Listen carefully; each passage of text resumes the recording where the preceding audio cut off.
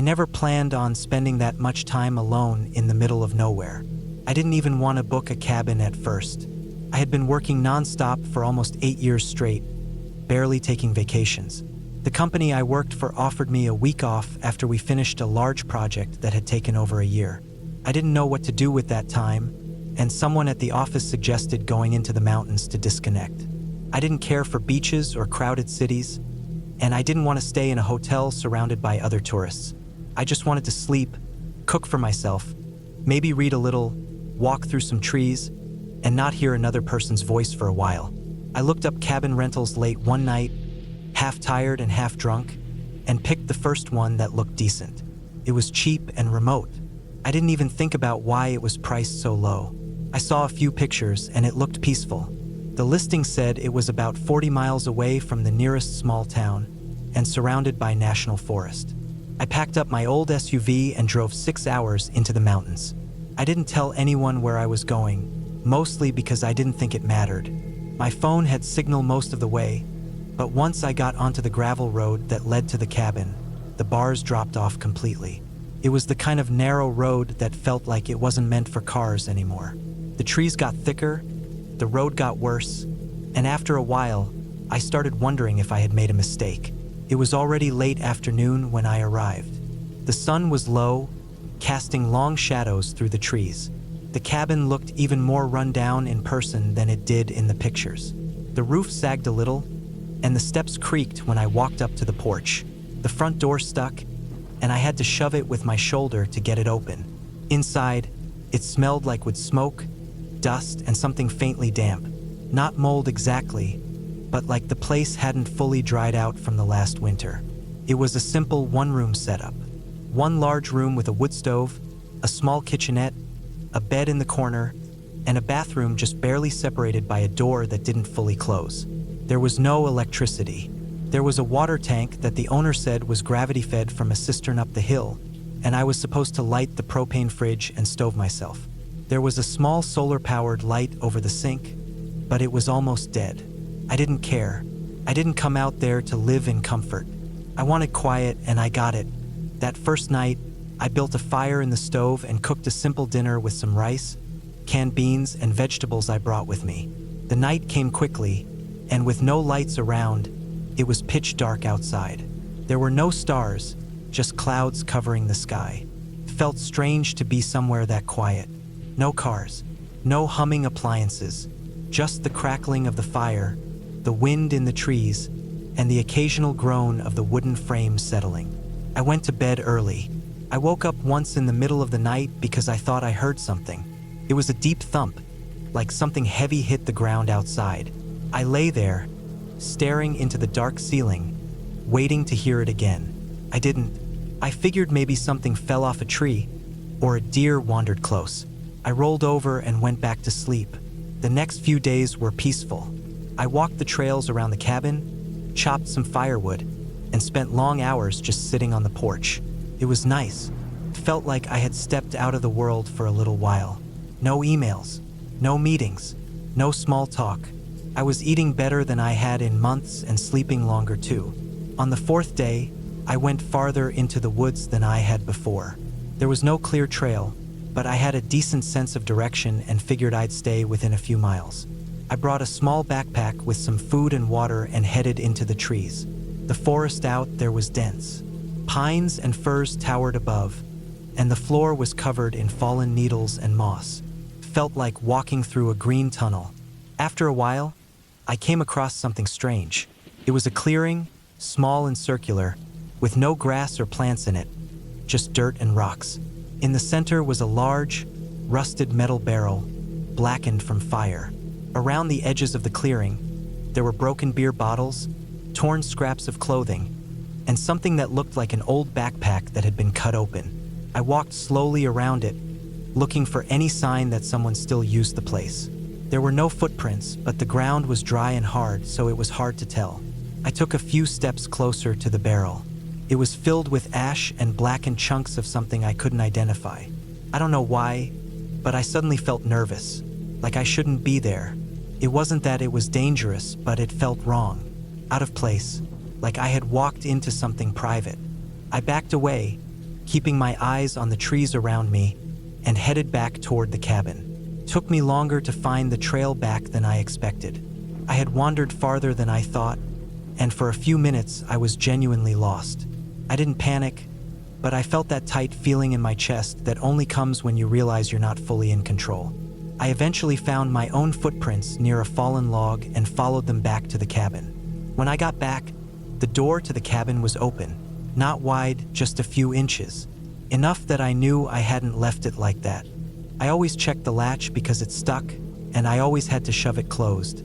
I stood still for a long minute on the porch, listening. I couldn't hear anything inside. I stepped in slowly, expecting to see a raccoon or maybe a bear had gotten in. Nothing had been torn up, nothing broken. The place looked exactly like I left it, except one thing was different. My backpack, the one I had left by the bed, had been opened, not just unzipped, opened and searched through. My food was still there, but some of my clothes had been pulled out and stuffed back in. My flashlight was lying on the floor, and the batteries had been taken out. I sat down on the edge of the bed and stared at it. I tried to tell myself maybe I had forgotten to close the pack. Maybe the batteries had just rolled out. But deep down, I knew someone had been inside while I was gone. I locked the door and sat by the window for the rest of the day, watching the trees. Every time I thought I saw movement, I tensed up. I didn't sleep that night. I sat with the fire burning low and an axe across my lap, listening to the wind outside and waiting for something to happen. Nothing did. The next morning, I walked the area around the cabin. I found a trail I hadn't noticed before. It was faint but definitely used. Bent grass, broken twigs, footprints half pressed into the ground. It didn't lead anywhere obvious. It curved around behind the cabin and vanished into the thicker woods. I followed it for maybe 20 yards before I lost it completely. I felt like someone had been watching me, like someone had been using that path to come and go without me seeing them. I wanted to leave, but I had 3 days left on my rental and nowhere else to go. I told myself I was being paranoid, that maybe a hiker or a hunter had passed through, seen the cabin and gotten curious. But I still moved all my supplies inside, barricaded the door with a chair under the knob, and kept the axe close. That night, I heard footsteps outside, slow, careful steps on the porch. Then the knob rattled just once. I froze, heart pounding, waiting for it to happen again. Didn't. The fire had gone low, and I didn't dare move to stoke it. I sat in the dark, listening, gripping the axe so hard my hands went numb. Eventually, after what felt like hours, the footsteps moved away. I didn't sleep. The next morning, I went outside and checked the area. The chair was still against the door, but on the porch there was a small piece of string nailed to the railing. It hadn't been there before. It was a warning, a marker, something to let me know someone had been there and that they could come back whenever they wanted. I packed everything I could, threw it in my SUV, and tried to leave. But the road was blocked. A large tree had fallen across it, freshly cut at the base. It hadn't just fallen. Someone had cut it and dragged it across the road to keep me from driving out. I stood there for a long time, staring at it. I didn't have a chainsaw or any way to move it.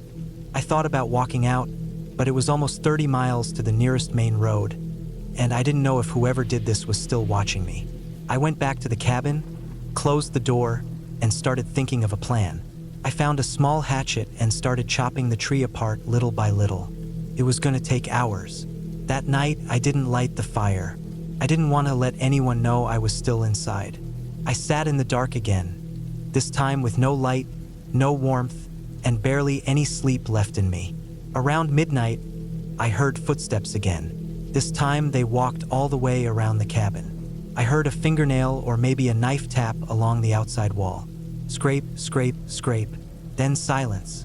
I stayed there all night, barely blinking, heart thumping in my ears. The next day, I didn't waste time. I went back to the tree and started chopping again, even though I was exhausted. I kept going until my hands were blistered and bleeding. By mid-afternoon, I had cleared enough to drive over the base of the trunk if I moved fast and didn't stop. I didn't pack the rest of my gear. I left my clothes, my food, everything. I just threw the axe and my backpack in the car and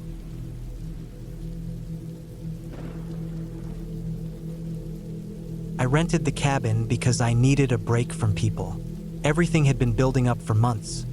Work, noise, traffic, social events I didn't care about, and just the pressure of being constantly surrounded by other people. I'm not antisocial, not really, but I've always been the type who feels better with space. I like quiet. I like solitude. So when I found the listing online for a small, off-grid cabin in the mountains of northern Washington, it looked perfect. No neighbors, no cell service, no distractions. Just trees, wind, and time alone. That's what I thought I needed. The pictures showed a plain wooden cabin. It was simple, not big, not fancy. Just one room with a wood stove, a bed, a table, and a small kitchenette.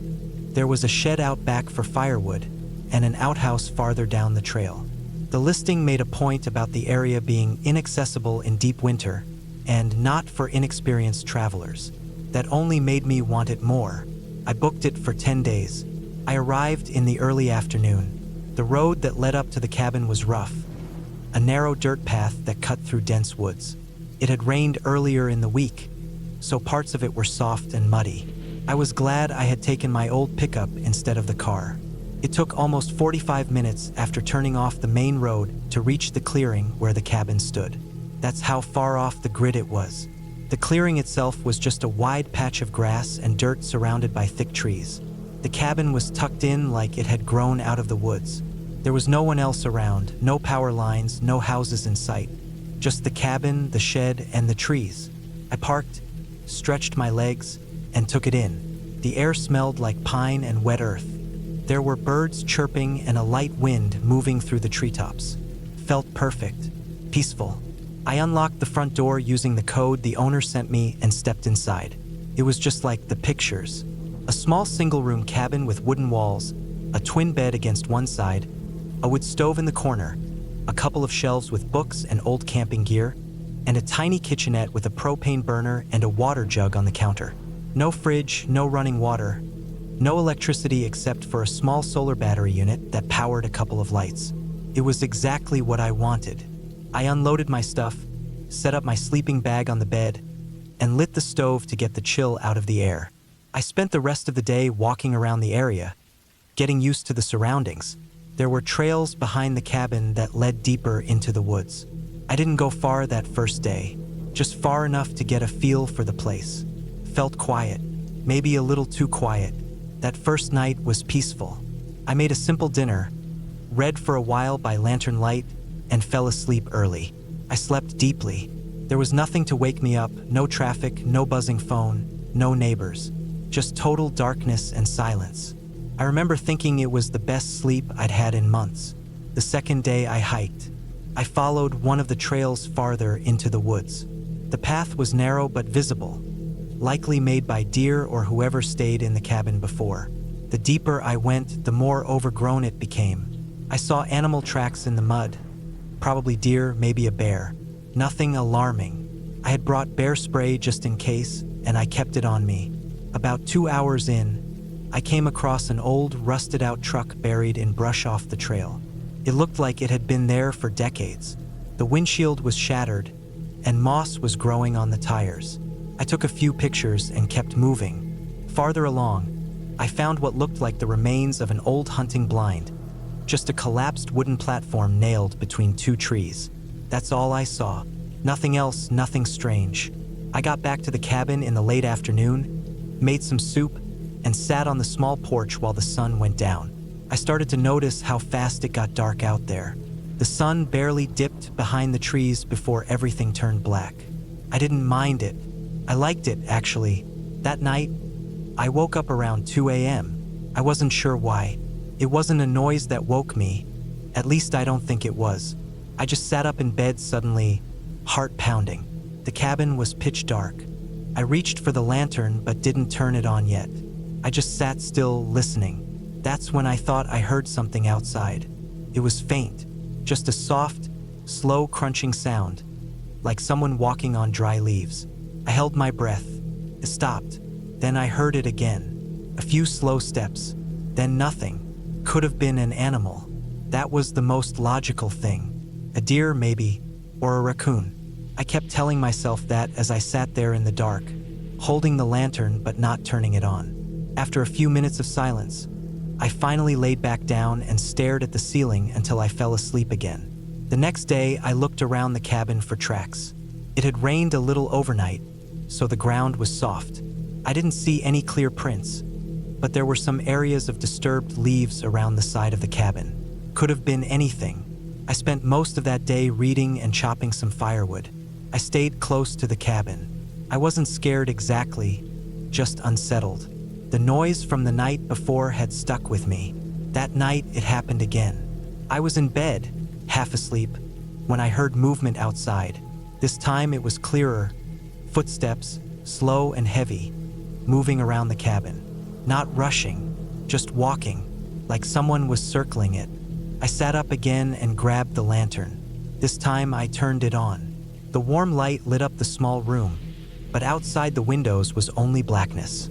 I stood still and listened. The footsteps stopped. Then I heard the faint creak of the porch boards. That wasn't an animal. I grabbed the small hatchet I kept by the door, mostly for splitting kindling. I held it tightly and stood there in the middle of the room, heart pounding in my chest. I didn't know what to do. I couldn't see outside clearly. I didn't want to open the door. After a minute or two, I didn't hear anything else.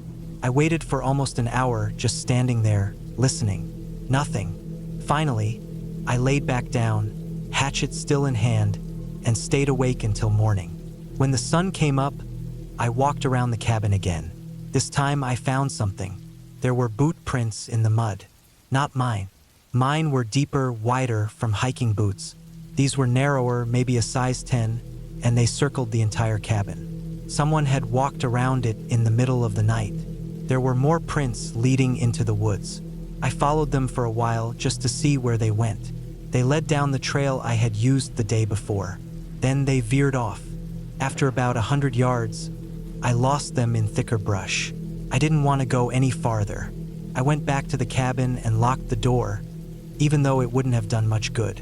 The lock was just a simple latch from the inside. The windows didn't have locks at all.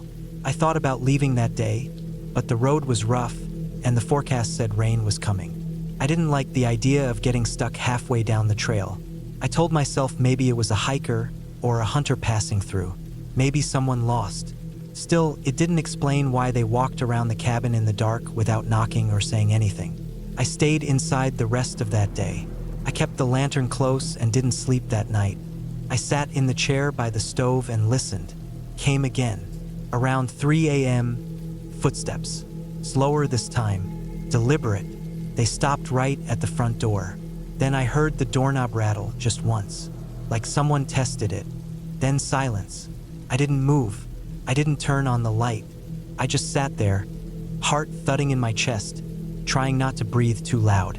After a long time, I heard the footsteps again, walking away, this time toward the shed. I waited until sunrise before I dared to open the door. The front porch had a muddy footprint, a clear one. The shed door was slightly open, even though I always kept it closed tight with the heavy latch. Inside the shed, some of the firewood had been moved. Not stolen, just shifted around, like someone had been searching for something. I didn't know what to think anymore. This wasn't random. Someone knew I was here. Someone was coming back. That was my last day there. I packed everything fast. I didn't bother cleaning or making sure the cabin was left nice. I threw my stuff in the truck and left as soon as the sun was fully up. The drive down that muddy road was rough, but I didn't stop once. My hands were shaking the whole time. I kept checking the mirror, expecting to see someone step out into the road behind me. I didn't see anyone. When I got back into cell service range, I called the property owner and told them everything. They sounded surprised, but not alarmed. They said no one else had a key and that it was probably a hiker or a hunter. I didn't argue. I didn't care. I just wanted to be away from there. I never went back. I still think about it sometimes, especially at night. It wasn't just the footsteps. It was the way they kept coming back. The way they never tried to speak. Just circled the cabin, tested the door, moved things around. Like they were waiting for something, watching, learning. I still don't know who it was, or what they wanted, but I know what I felt. I felt hunted, and I'm never going that far off the grid again.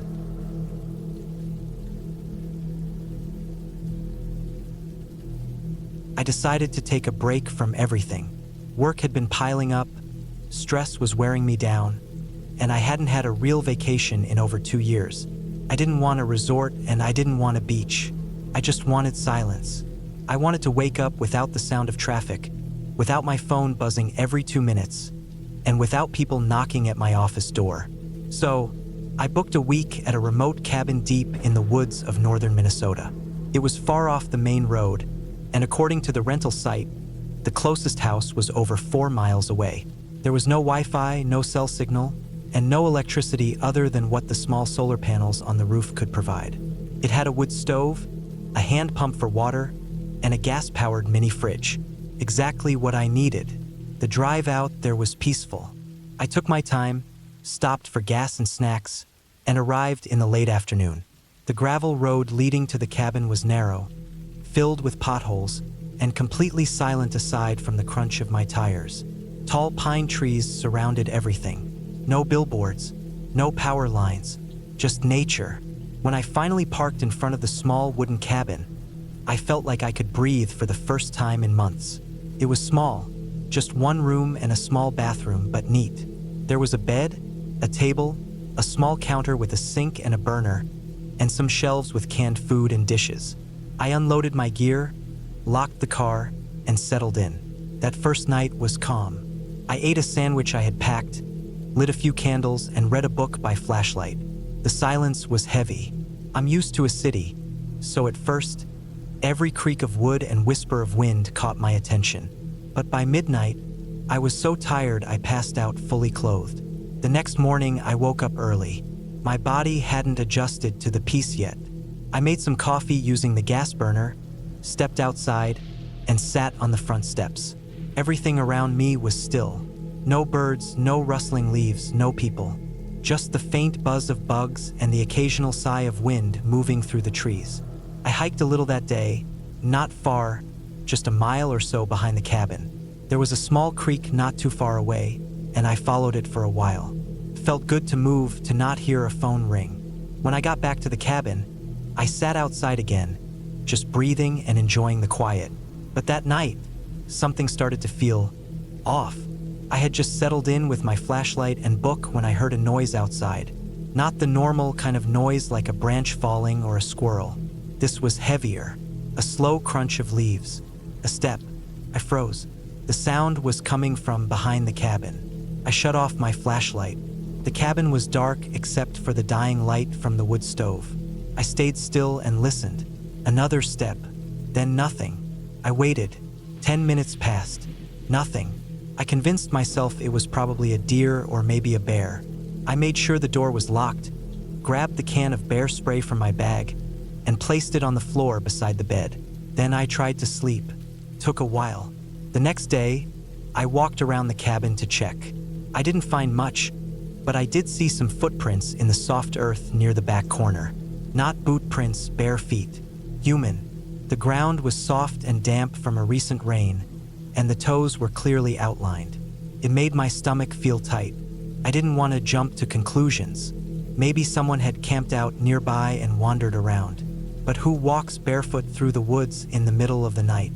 I didn't go far that day. I stayed close to the cabin, kept an eye on the woods, and tried to ignore the feeling that someone was watching me. That night, I locked the door early and kept the lights off. I sat in the dark, listening. Nothing happened. But the next morning, when I stepped outside, I noticed something strange. A pine cone had been placed on the front steps. Not dropped, placed, right in the center. I hadn't seen it the day before. It hadn't fallen from a tree. It looked like it had been set there on purpose. I picked it up, tossed it into the woods, and tried to shake it off. I told myself I was being paranoid, but I couldn't stop looking over my shoulder.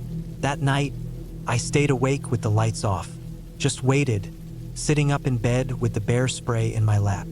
Around 1 a.m., I heard it again. Footsteps. Slow, careful.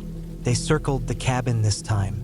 I could hear them on the gravel outside, then in the grass, then back on the gravel again. My heart pounded so loud I thought it would give me away. At one point, the footsteps stopped near the front steps. I sat still, holding my breath, and waited. I was sure I was going to see the doorknob turn, but nothing happened. The steps eventually faded into the woods. I didn't sleep at all that night. The next morning, I decided I needed to be sure. I walked a wide circle around the cabin, checking for tracks. I found some more bare footprints, along with something else, scraps of food, bits of dried meat, half a piece of bread. Not mine. It looked like someone had been staying nearby. I followed the trail for a while, deeper into the woods. I didn't know what I was looking for exactly, but I kept going. About half a mile out, I found it.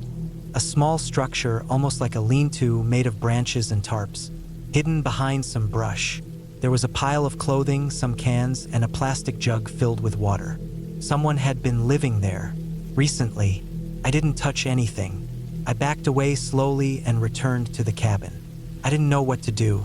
There was no cell signal, no landline. The car was still working, but the road out of the forest was long, and I didn't feel safe packing up and leaving in the dark. I decided I'd leave first thing in the morning. That night, I didn't sleep at all. I sat at the table with a knife in one hand and the bear spray in the other. Hours passed. I didn't hear anything, just wind and silence. Then, around 3 a.m., I heard the soft creak of the steps outside. I stood up, heart hammering in my chest. A shadow passed in front of the one uncovered window. Just a flash. Then I heard the knob rattle. It was locked, but the person tried anyway. Slowly, carefully, almost like they were checking to see if I had forgotten. Then footsteps again, circling, then silence. I waited another hour before I moved. I kept expecting them to come back, to try the window, to break in. But they didn't. At dawn, I packed everything. I didn't eat. I didn't clean up. I threw my bag in the car, locked the cabin, and started the engine. As I drove down the gravel road, I kept checking the rearview mirror. Every turn, every clearing, I looked for someone, but I saw no one. The drive back to the main road took nearly 40 minutes. My hands didn't stop shaking until I was back in a town with gas stations and people. I didn't report it. I don't know why. Maybe I just wanted to forget it. But a week after I got home, I got an email from the rental site. It said the cabin had been removed from listings due to multiple complaints about safety concerns. One person reported stolen food. Another heard voices at night. One guest said they saw someone watching them from the woods. I haven't gone back since. Sometimes, late at night, I still think about those bare footprints in the dirt. I still wonder how close they got to me while I was asleep. And I wonder what would have happened if I had forgotten to lock the door that night. I don't think I was just imagining it. Someone was living in those woods. Someone who didn't want to be found. And I don't think I was the first person they watched.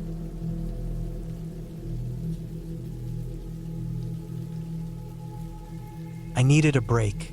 That year had drained me in every possible way. Between long hours at my job and the fallout of a breakup that dragged on for months, I had nothing left in me. My older brother, Nate, had a small cabin tucked away in the northern woods of Minnesota. He bought it a few years ago as a weekend getaway, but he barely used it anymore. He said he was always too busy to make the 5-hour drive up north. When I asked if I could stay there for a week to clear my head, he told me I could use it as long as I wanted. He just gave me a warning. There was no cell reception, no internet, and the closest store was a gas station about 20 miles out. It sounded perfect to me. I packed everything I needed: canned food, water, firewood, a good knife, flashlight, and even a shotgun Nate kept for protection, though I doubted I'd need it. I brought a couple of books, some old notebooks, and planned to spend the week hiking, writing, maybe fishing if I felt like it. I just wanted silence. I wanted space. I left early on a Sunday morning, drove north until the roads got narrow and the trees got taller. The air smelled like pine and dirt. The temperature dropped the farther I went, and by the time I hit the gravel road that led to the cabin, it was chilly enough to see my breath. The cabin was exactly how I remembered it from a trip 2 summers ago. Small, wooden, with a wraparound porch, and a tin roof that rattled when the wind kicked up.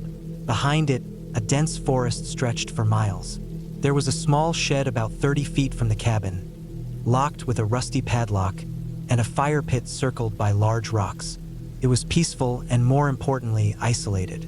I didn't see a single other house once I got off the main road.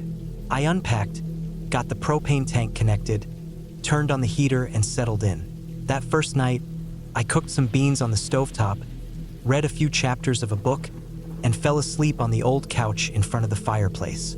I hadn't felt that relaxed in months. The first few days went exactly how I hoped. I hiked during the day, sometimes following game trails that twisted deep into the woods, other times sticking to narrow logging paths. I saw deer, squirrels, hawks. Once I even saw a fox dart across the trail. I didn't think much of the tracks I saw in the mud. Mostly deer or raccoon. One morning I saw a fresh set that looked canine but larger than normal. Maybe a coyote. Either way, I didn't worry. I had the shotgun back at the cabin. By the third night, things started to feel different. It started with the sounds. The forest makes all kinds of noise, and I was used to that. The distant cry of an owl, the wind rustling through dry leaves, branches snapping from animals passing through. But this was different. It wasn't just noise. It was the absence of it. That evening, just after the sun had gone down, the forest went completely silent. No wind, no animals, nothing. Just dead stillness. I stood outside on the porch with my flashlight and noticed that even the trees looked different in the dark. Thicker somehow. Closer. I told myself it was just my imagination, that I wasn't used to being completely alone for so long. But the stillness made me feel watched. I went back inside and locked the door. I stayed up late that night, reading by the fireplace, trying to ignore the weight in my chest. The next morning, I noticed something strange behind the cabin. I was stacking firewood near the shed when I saw something sticking out of the ground, about 30 yards into the woods. At first, I thought it was just a broken tree limb, but it looked too smooth. I walked out to it and realized it was a wooden stake, about 3 feet tall, stuck firmly into the dirt. It had been hammered down hard. No markings, no rope, just a wooden stake sticking out of the earth. I looked around but didn't see anything else unusual. Maybe someone used it to mark a trail years ago. Still, it felt strange. I didn't remember it being there the last time I visited with Nate. That night, the sounds came back, but this time they were wrong. Around 2 a.m., I was in bed when I woke up to a sound that didn't fit. It wasn't an animal. It was slow, heavy, like footsteps moving through the leaves. I froze, listening. The steps were steady, unhurried, and they stopped near the back of the cabin. I held my breath. Nothing moved for nearly a full minute. Then I heard it again, 3 more steps, crunching through the dry leaves, closer now. I got out of bed slowly and grabbed the shotgun from the wall. I crept to the back window and peeked out. I didn't see anything at first. The moonlight barely lit the woods, but I could make out shapes. Trees, rocks, the old shed. Then I saw something move. It wasn't clear, but it was tall, at least 6 feet. It stepped between 2 trees and then stopped. I blinked, trying to adjust my eyes, but it was gone. Nothing there. No sound. No more footsteps. I didn't sleep the rest of the night. The next day, I checked the area behind the cabin. I didn't find any footprints, but the leaves had been disturbed, flattened in a trail that curved around toward the shed. I walked out farther and noticed something new. Another wooden stake.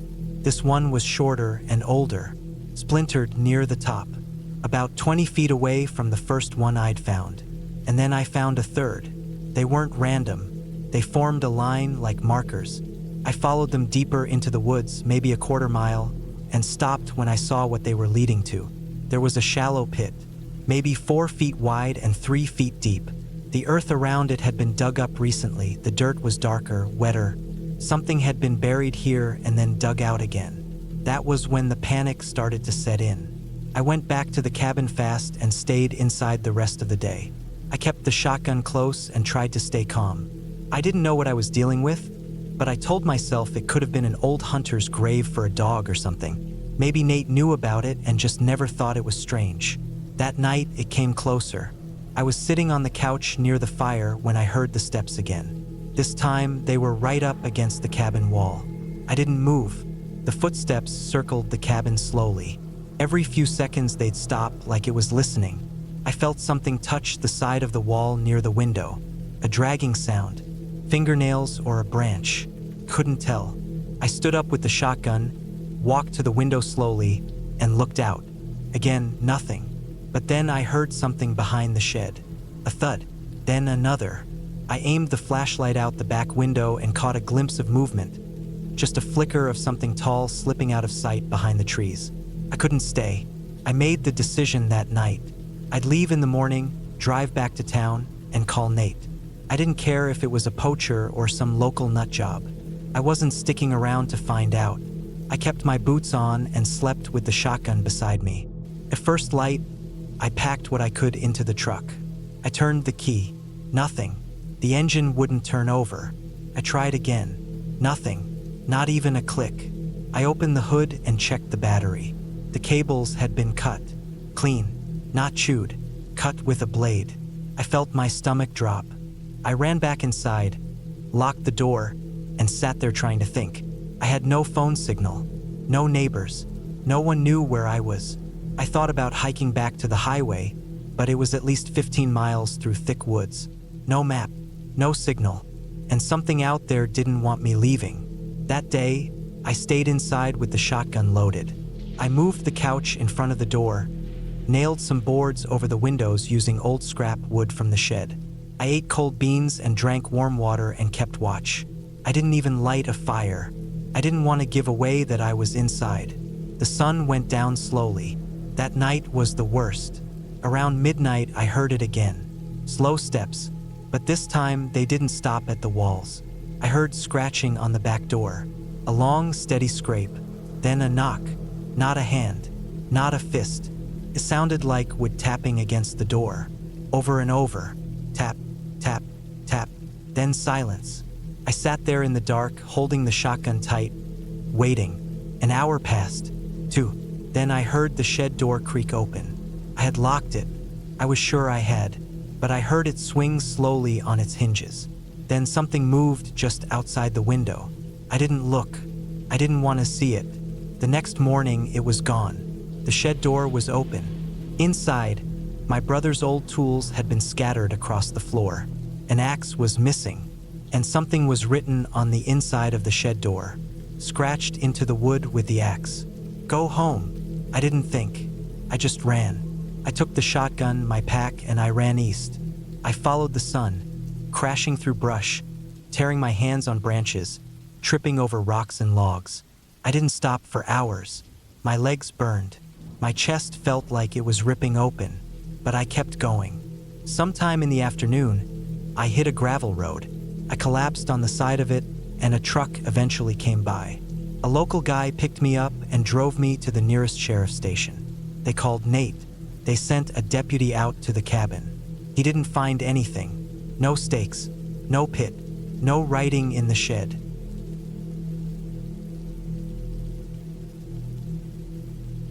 It was a last-minute decision to get away from everything. After a chaotic month of work stress, family issues, and just a general feeling of being overwhelmed, I needed to get out, away from the noise. A small, secluded cabin in the woods seemed like the perfect escape. I found it online. Nothing fancy, just a small 2-bedroom cabin with a wood-burning stove, a big front porch, and enough land around it to feel like you could breathe again. The drive up to the cabin was long, and the further I went, the more isolated it seemed. I was in the middle of nowhere, no towns or stores for miles. As I reached the final stretch, the trees closed in around the narrow dirt road. The sun had already dipped behind the hills, and the air felt cooler than it had just an hour ago. I arrived at the cabin just after dark, the headlights of my car cutting through the thickening dusk. The place was exactly as the listing described. Simple, rustic, but it had everything I needed, except for one thing: an unsettling quiet. The only sound was the wind rustling through the branches of the trees and the occasional creak of the cabin as it settled. After unloading my things and starting a fire in the wood stove, I stepped out onto the porch with a cup of tea, hoping the warmth would clear my mind. The view from the porch was beautiful but eerie. The forest stretched out in every direction, dense and dark. No other lights anywhere around, just the black void of trees and the occasional howl of something far off in the distance. I had a small radio with me, so I tuned it to the local station, hoping for some background noise. But as I sat back in the rocking chair, I felt the weight of silence pressing down on me. I had come here to escape, but something about the isolation was unsettling. I couldn't shake the feeling that I was being watched, even though I knew it was just my nerves. The night passed uneventfully, but as the days went on, strange things began to happen. At first, it was small stuff like the feeling of being watched, especially when I was outside. The hairs on the back of my neck would stand up for no reason, and I'd find myself glancing around, expecting to see someone standing at the edge of the trees, but there was never anyone there. The cabin itself started to feel a little off, too.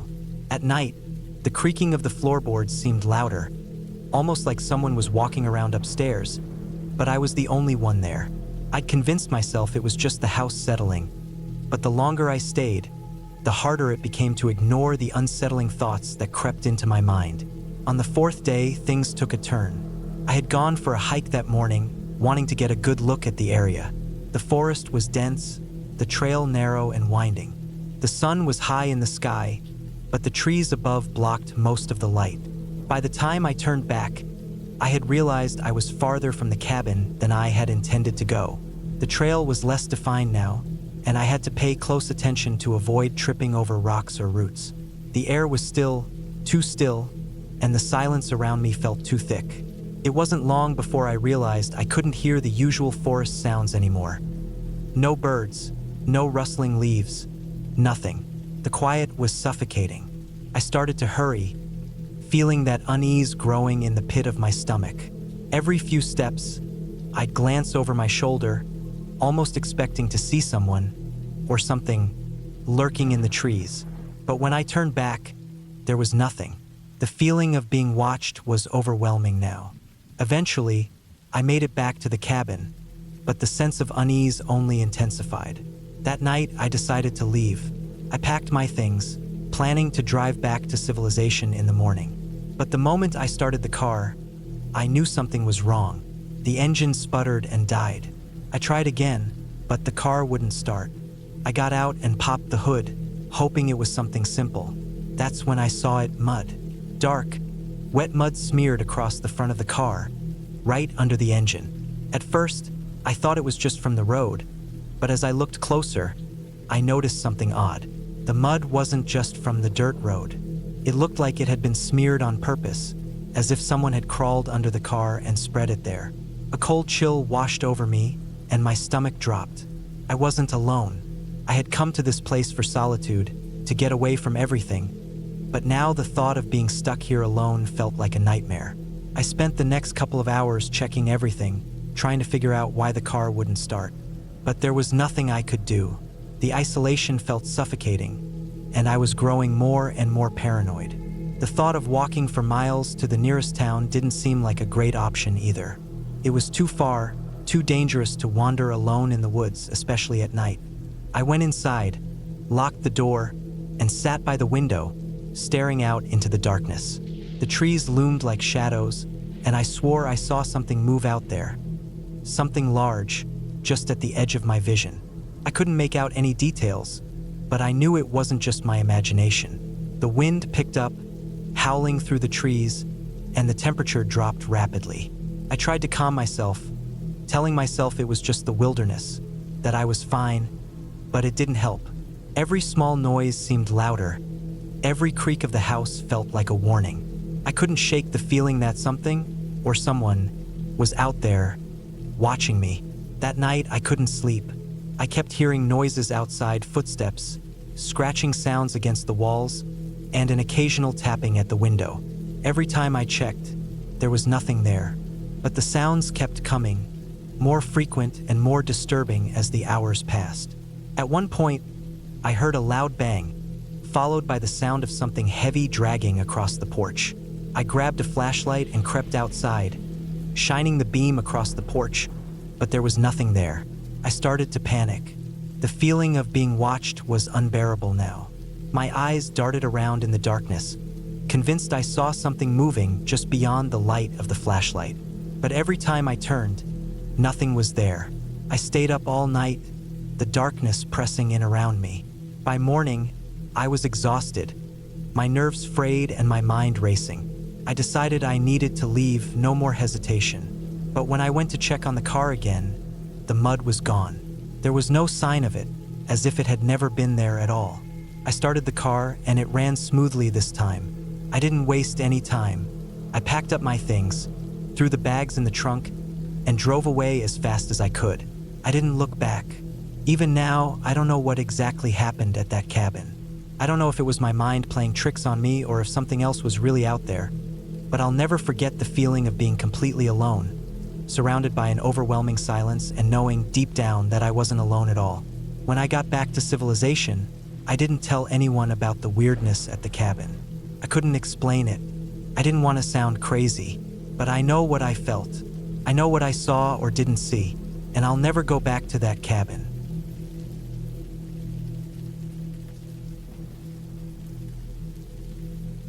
It was supposed to be a weekend getaway, a break from the chaos of everyday life, an escape into the quiet of the woods, the kind of retreat where you'd unplug from everything, breathe in the fresh air, and find solace in nature.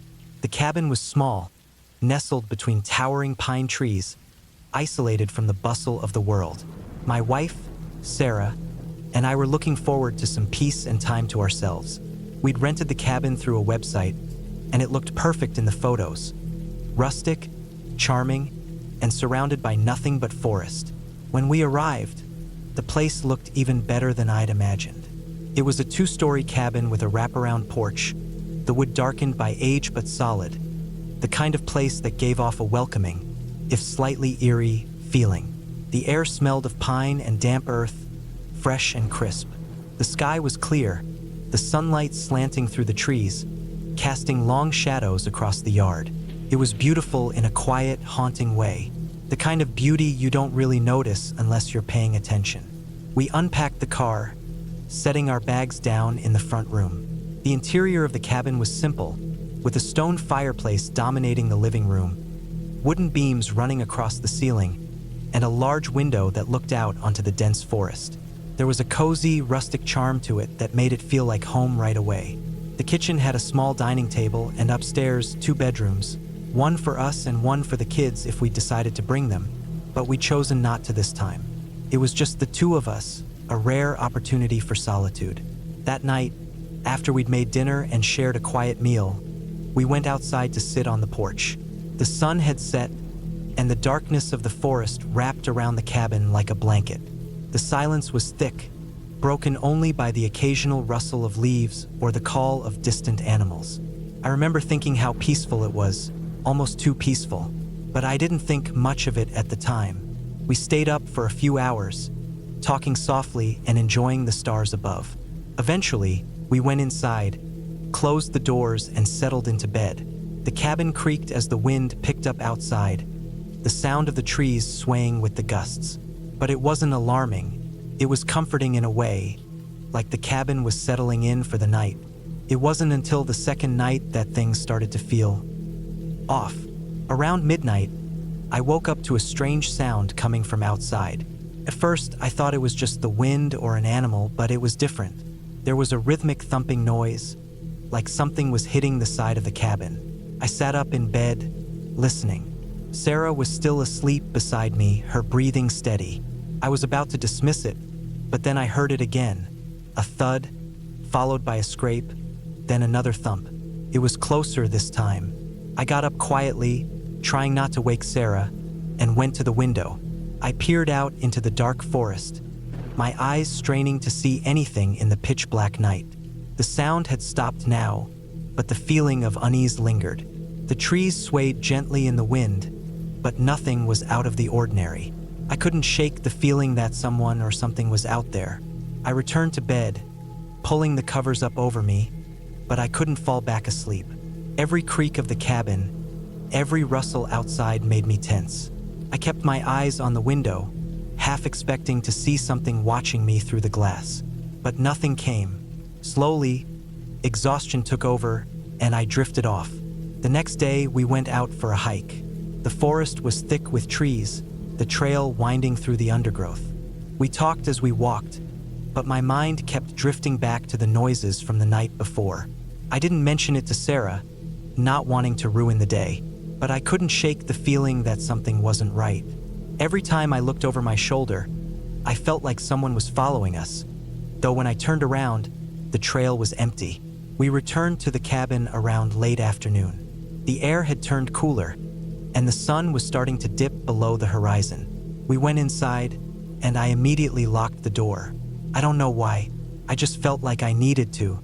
Something about the silence of the place, the isolation, had begun to gnaw at me. That night, things took a darker turn.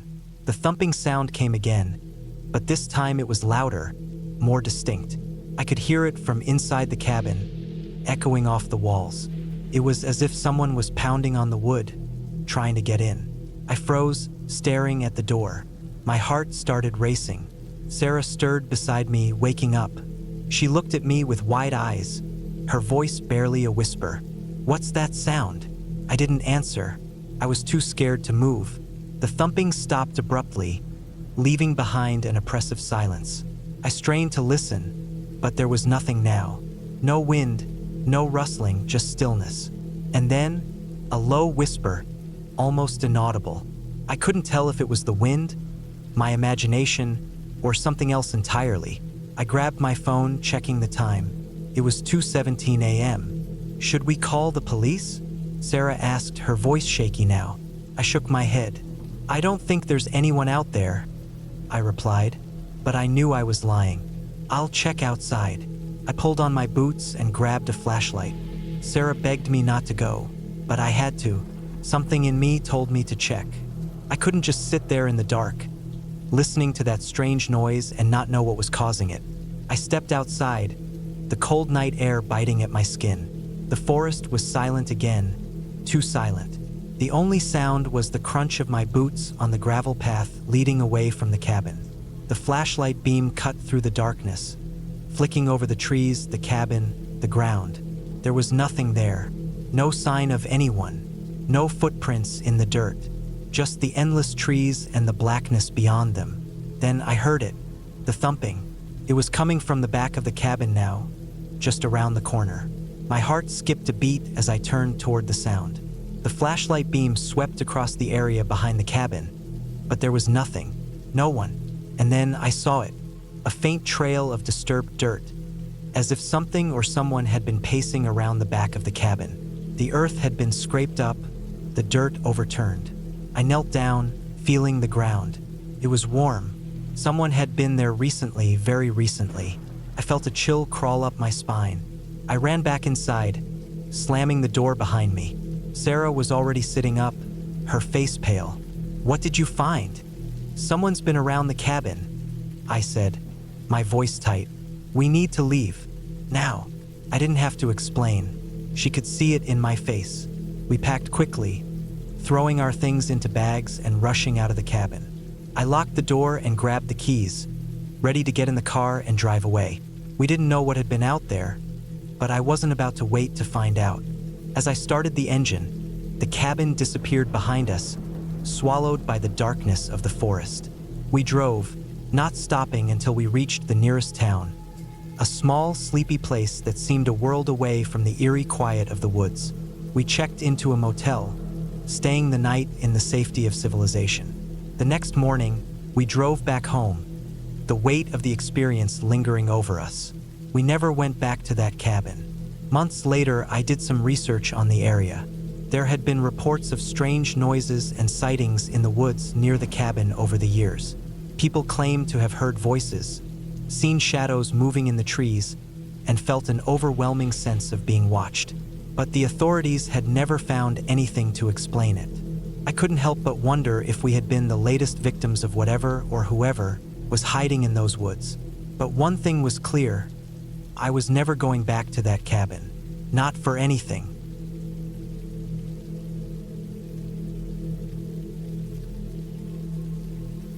It started with a plan to get away from everything. I'd been working too many hours at a job I didn't care about, stuck in a noisy city apartment where sirens and yelling were the soundtrack of every night. My head was always heavy, my eyes always tired. I knew I had to step away before something snapped inside me. So I rented a cabin deep in the woods, far off from the usual tourist spots. No service, no neighbors, no distractions. Just me, a few books, a week's worth of food, and the trees. I found the listing online. It didn't look fancy, just a plain wooden structure with a small deck, a basic kitchen, and one bedroom. The price was low, which should have been a warning sign, but I thought I was just getting lucky.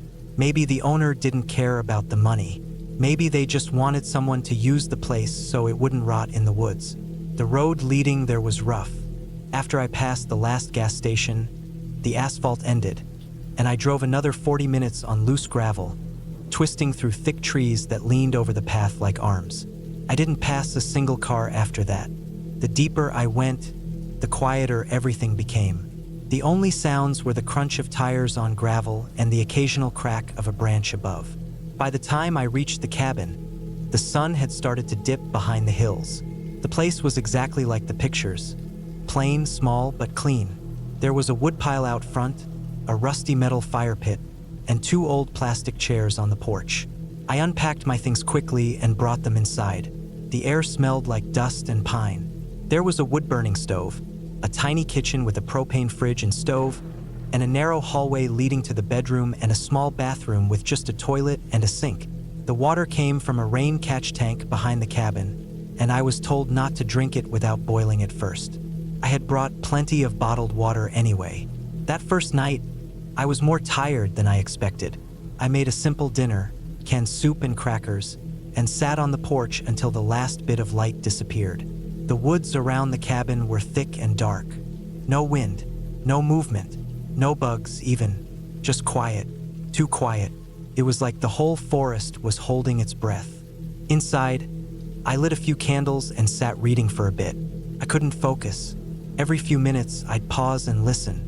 I told myself it was just nerves, the kind of unease that comes from suddenly having too much silence. But the feeling didn't go away. I lay in bed with the covers pulled up to my chin, listening to the stillness pressing in around me. At some point, I fell asleep, but it wasn't deep sleep. I kept waking up, my ears straining for any sound. But there was nothing, just the cabin creaking gently in the cold. The next day was better. I made coffee on the stove, then sat outside while the sun slowly rose over the treetops. I decided to take a short hike around the area just to get familiar with the place. I had brought a printed map that came with the cabin rental. There were no official trails, but the map showed some old logging roads that could still be walked on. I followed one of those paths for a couple miles, hearing nothing but my own boots on the ground and the rustle of birds now and then. About halfway through, I found something strange. Off the path, maybe 40 yards into the trees, I saw what looked like a pile of debris. At first, I thought it was just branches and junk, but when I walked closer, I saw it was the remains of a small campsite. A torn tent, half buried in leaves. A dented camping stove, empty cans. A rotted backpack that had been ripped open, its contents scattered and chewed. Everything was sun-bleached and moldy, like it had been there for a while. But what made me stop cold was the shoe. Just one. A man's boot, sitting upright like someone had placed it there on purpose. But it was filled with dirt, and something about it felt wrong. I didn't touch anything. I just stared for a minute, then turned back the way I came. As I walked, I kept checking over my shoulder, not because I heard anything, but because the quiet had shifted. The birds had stopped. Back at the cabin, I sat on the porch with a bottle of water, staring out at the trees. I kept thinking about that campsite. Why was it left like that? Who had been there? Had they just walked away and left everything behind? I considered reporting it, but I had no cell signal, and the nearest ranger station was at least an hour's drive back the way I came. I told myself I'd drive into town in a couple days if it still bothered me. For now, I was here to rest. That night was colder. I lit a fire in the stove and wrapped myself in a blanket. I tried to read again, but my mind wouldn't stay on the page. I kept thinking about that lone boot. The silence outside felt heavier than the night before. like it was pressing up against the walls. I locked the door, even though I doubted anyone was out here. I even pushed one of the chairs against it. At around 3 in the morning, I woke up to a sound. Not loud, not sharp, just soft and strange, like a footstep on leaves. I froze in bed. My heart started pounding. I held my breath, listening. The sound came again. Not right outside, but not far. Maybe just past the clearing. A slow crunch, then silence, then another crunch. It didn't sound like an animal. It was too heavy, too slow. I stayed in bed, clutching the blanket like it was armor. I didn't have a weapon, not even a proper knife. The cabin had no phone. No one knew exactly where I was. If something happened, no one would know. The sounds stopped after a few minutes. Or maybe they didn't. Maybe I just fell back asleep from exhaustion. The next morning, I told myself it had been a deer or a raccoon. The woods are full of animals, after all. I went out and walked around the cabin, looking for tracks. I found nothing. The leaves were damp, but undisturbed. Still, the tension in my chest wouldn't go away. I stayed close to the cabin that day. I didn't hike. I read, made food, cleaned a bit. I started to notice small things I hadn't the first day, like how the window in the bedroom didn't latch properly, or how the back door had scratch marks low on the frame, like something had clawed at it years ago. I told myself it was old damage, just wear and tear. That evening, I started a fire in the pit outside and sat watching the flames. The light made me feel a little safer, but the woods around the fire looked darker than they should have. Every few minutes, I'd hear a crack or a soft rustle and twist around. Nothing there, just trees and black. I didn't sleep much that night either. The next morning, I made a decision. I was gonna pack up and leave a day early. It wasn't worth the stress. The peaceful isolation I had wanted was now making me jumpy, paranoid. I missed the sound of cars and people, even the noise I used to hate. At least in the city, I knew what was around me. I started packing that afternoon. I folded my clothes, emptied the fridge, double-checked that I hadn't left anything behind. I kept hearing things, quiet things, outside. Once I thought I saw movement near the tree line, but when I looked, there was nothing there, just shadows. Around dusk, I heard something that made the hair on my neck rise. A knock, not loud, just 2 soft knocks on the wall of the cabin. Not the door, the wall. I froze where I stood. The stove was off. The room was dim. I hadn't lit any candles yet. I stood there in the half-light, listening. Nothing. I crept to the front window and looked out. No one there. I walked to the back window, holding my breath. I looked through the glass into the woods. I couldn't see far, but nothing moved. Then came another knock, this time from the opposite wall. It felt deliberate, slow, like whoever or whatever was doing it wanted me to move, to go from one window to another. I didn't. I just sat down on the floor in the center of the room, holding my backpack like it would help. I didn't move for what felt like hours. No more knocks came, no more sounds, just stillness. The night passed slowly. I didn't sleep. At first light, I grabbed my things, locked the cabin behind me, and started the car. I didn't eat. I didn't check anything twice. I just drove. The gravel road felt longer than before. I kept checking the rearview mirror, half expecting to see someone standing in the road behind me. But there was nothing, just trees, dust, and light cutting through the fog. I didn't stop until I reached the gas station near the main road. I filled up, then sat in the parking lot, hands shaking on the steering wheel. I finally got a signal. I called the sheriff's office, not emergency, just the local number listed online. I told them about the abandoned camp I found, about the boot. I didn't mention the knocks. I didn't think they'd believe me. A deputy called me back later. He said they'd checked the site. Nothing unusual. No signs of foul play, just trash left behind by careless campers probably years ago. He thanked me for the report. I tried to forget about it. I threw away the cabin map, deleted the emails, never left a review. I went back to work, back to city life, and tried to move on. But I still think about that cabin, the boot, the knock.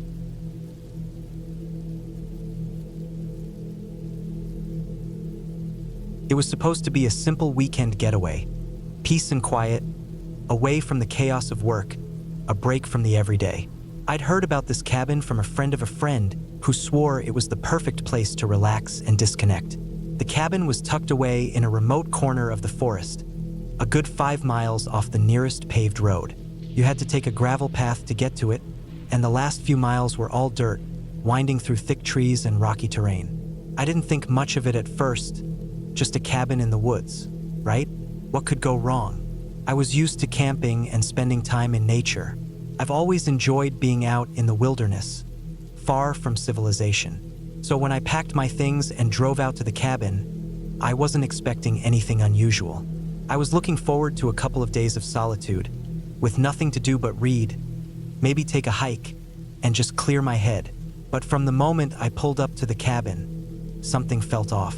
At first, it was subtle, a strange heaviness in the air. It was almost like a sense of stillness, but it wasn't peaceful. It felt like something was waiting, like the trees around the cabin were watching me, keeping an eye on my every move. It was an unnerving feeling, but I shook it off. It was probably just me being anxious about being alone in the middle of nowhere. The cabin itself looked fine.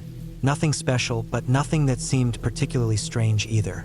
It was a small wooden structure, 2 stories, with a slanted roof and a big porch that faced the forest. The wood had that old, weathered look to it, like it had been there for decades. The kind of place you could easily picture being in a horror movie. But again, I wasn't about to let my imagination run wild. I unloaded my car and moved everything inside. The inside was simple, furnishings that looked like they'd come from a thrift store or were leftovers from someone's old family cabin. There was a small living area with a couch, a couple of chairs, a wood-burning stove in the corner, and a rustic dining table. Upstairs was a bedroom with a queen-sized bed covered in an old quilt and a dresser that was missing a few knobs. I had already planned to spend most of my time outside, but that evening, I decided to get comfortable inside. I lit the stove, made myself some coffee, and settled into the chair with a book.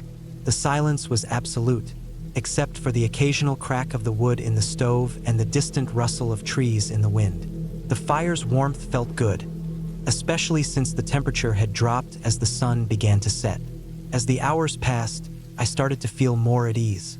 I made a simple dinner of soup and crackers, then sat by the fire again, reading. But something about the silence began to gnaw at me. It was almost too quiet. There were no sounds of animals in the distance, no birds calling, no wind rustling the leaves, just this heavy silence. When I finally decided to go to bed, I turned off the lights and climbed under the thick quilt. It felt good to be off the road and away from everything, so I quickly drifted off to sleep. But as I lay there in the darkness, I couldn't shake the feeling that I wasn't alone in the cabin. I heard something. At first, it was faint, a scratching noise from somewhere in the walls. I lay there for a few moments, straining my ears, trying to convince myself it was nothing. Mice, maybe, old house sounds. But then I heard it again. Louder this time, a dragging sound, like something was moving along the inside of the walls. My heart started to race. I sat up and listened, but the noise had stopped. I waited, and for a while there was nothing. The silence returned, thick and suffocating. But the moment I lay back down, it started again. This time I couldn't ignore it. I got up, grabbed a flashlight, and began looking around. I checked the walls and even the floorboards. Nothing. It was dead quiet again. But I couldn't shake the feeling that something was wrong. I tried to convince myself it was just my imagination, that maybe it was just the house settling or some animals outside. But I couldn't get the feeling of unease out of my head. I didn't want to stay awake all night, so I finally just forced myself to lie down, and eventually, I fell asleep again. The next morning, I woke up with a headache, feeling groggy. I didn't want to dwell on the strange noises from the night before, so I decided to go out for a hike and clear my mind. The weather was overcast, but it wasn't raining, so I threw on my jacket and boots and set off. The hike was peaceful, the kind of walk that usually clears the head, but something was still bothering me. It wasn't just the cabin. There was something about the woods themselves, something about the way the trees were spaced, the lack of wildlife, and the absence of the usual sounds of nature. felt empty, like the forest had been drained of life. After a few hours, I made my way back to the cabin, trying to shake off the creeping sense of unease. But the moment I stepped inside, I felt it again, that weight in the air, as if the cabin itself was holding its breath. It wasn't until the second night that I realized what was wrong. I woke up suddenly, my heart pounding in my chest. I had no idea what had woken me, but something felt horribly out of place. The fire had long gone out, and the house was cold. I pulled the blanket tighter around me and tried to shake the fear that had gripped me, but it wouldn't let go. I lay in the dark, listening, but there was no sound. Then, in the far corner of the room, I heard it, a slow, deliberate scratching. This time, I knew it wasn't in the walls. It was somewhere in the cabin itself. Something or someone was moving around.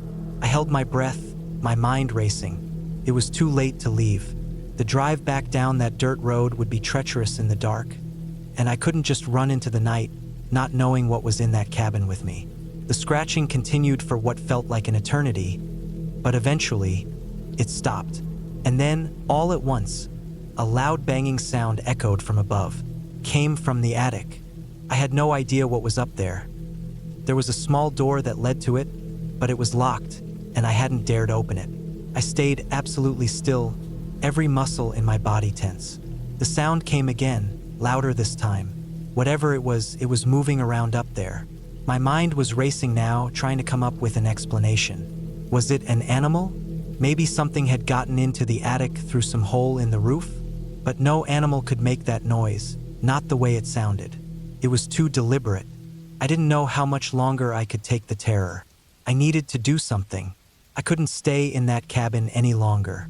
I grabbed my flashlight, a knife I had in my bag, and quietly made my way to the door that led to the attic. My heart was pounding in my chest as I slowly turned the handle. It creaked open, and there it was, an old, narrow staircase leading up into the pitch-black attic. Every part of me screamed to run, but I had to know. I had to see what was making that sound. As I ascended the stairs, the temperature dropped even further. The air was thick, suffocating, and the darkness seemed to swallow everything around me. I crept up slowly, the sound of my breathing the only noise in the stillness. Then, suddenly, I saw something move in the corner of the attic. It was a figure, crouched low to the ground, its face obscured in the darkness. I froze, my heart hammering in my chest.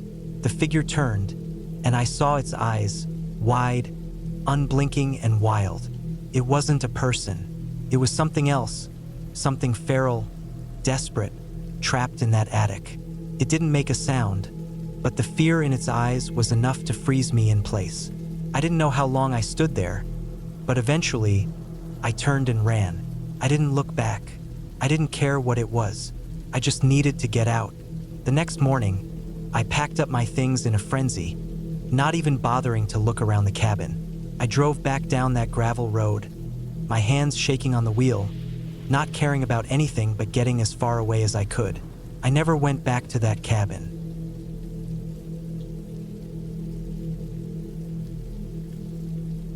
I'd never been one for isolation. It wasn't that I hated being alone, but the idea of being miles away from anyone, stuck in the middle of nowhere, felt unsettling. But when my friends invited me to a cabin in the woods for a weekend getaway, I figured I could handle it. It was supposed to be a weekend of fun, drinking, hiking, and maybe a bit of fishing. The cabin wasn't too far out, just far enough that we wouldn't have to deal with the noise of the city. The perfect escape, they said. I didn't expect the weekend to end the way it did.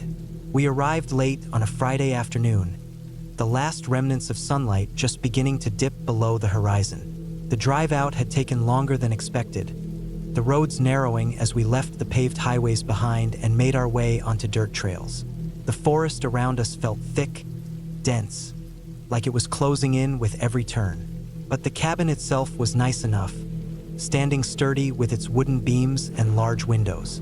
It had the rustic charm you'd expect from a cabin in the woods, old, but well kept. Inside, the place was cozy. A stone fireplace was the centerpiece of the living room, and the whole house smelled faintly of pine and wood. There were 5 of us in total: me, Jake, Sarah, Emily, and Ben, and we quickly claimed our rooms. We unpacked our bags, grabbed a couple of beers, and settled in around the fireplace. The night was supposed to be easygoing. The first few hours were filled with laughter, stories, and a couple of board games. The night air outside was cool, and every so often, a gust of wind would rattle the windows. But as the night deepened, I couldn't shake this sense of unease. Maybe it was the fact that the woods felt so vast and empty, or maybe it was the way the trees seemed to stretch up toward the sky like fingers.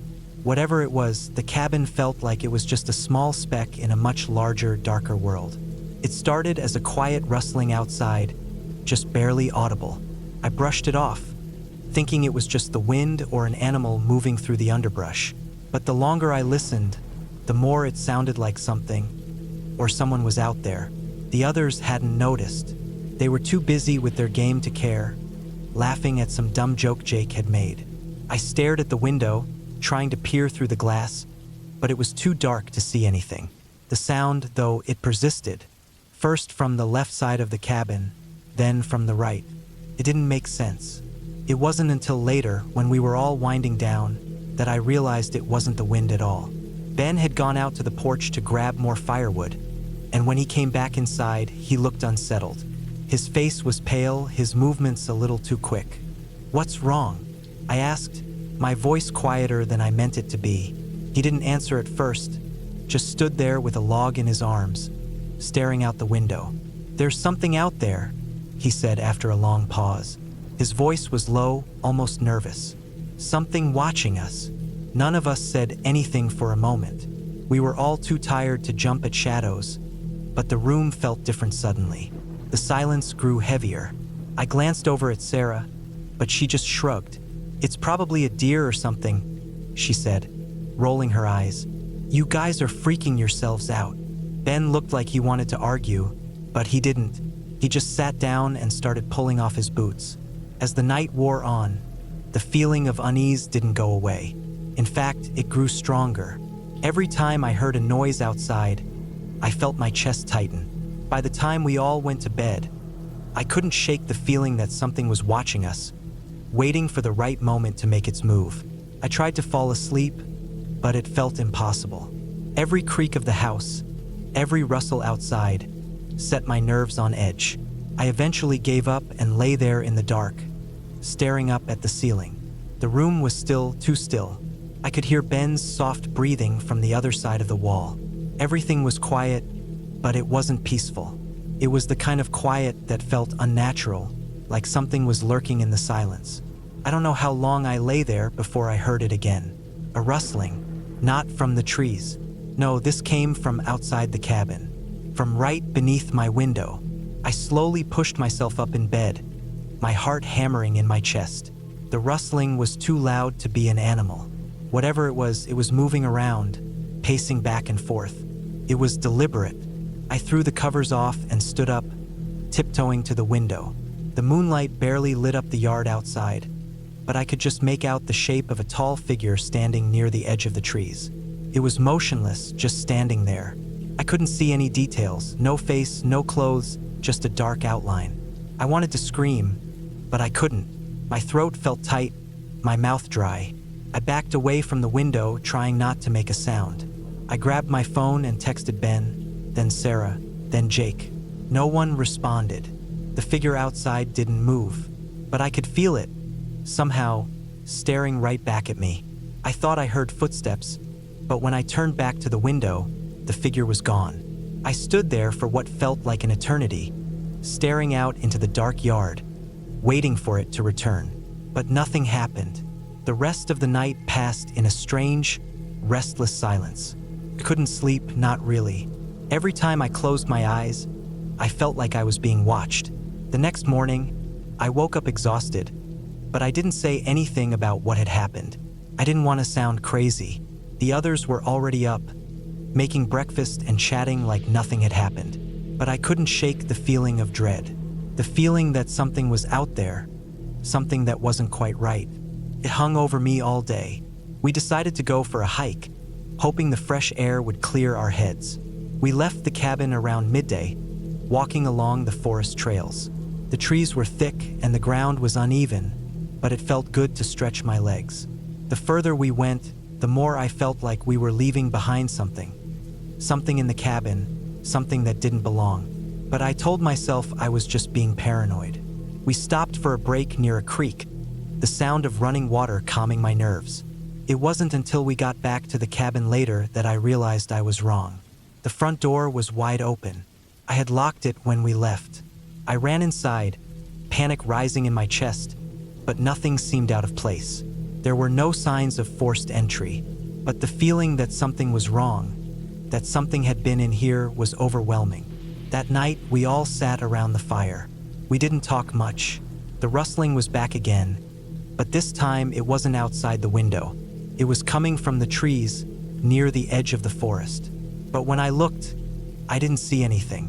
That was when I heard it again, louder this time, unmistakable, the unmistakable sound of something scraping against wood.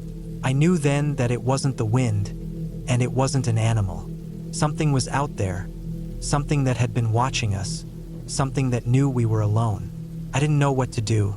I didn't know how to stop it. But when I turned to my friends, I saw that I wasn't the only one who knew something was wrong. They had all felt it too. The night passed slowly. The sounds didn't stop, but eventually, they faded. In the morning, we packed up and left without another word.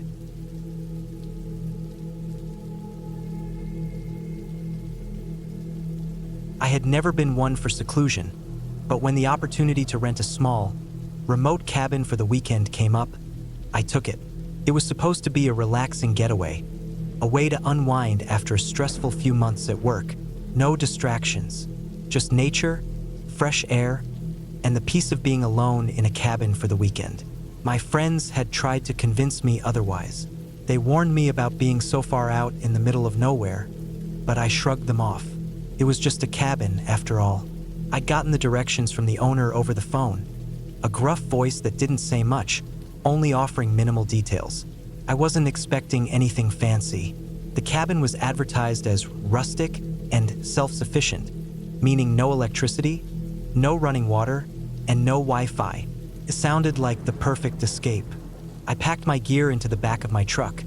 Sleeping bag, extra clothes, a lantern, some canned food, and a few books. I wasn't expecting to do much other than relax, read, and maybe take some hikes through the woods if the weather was good.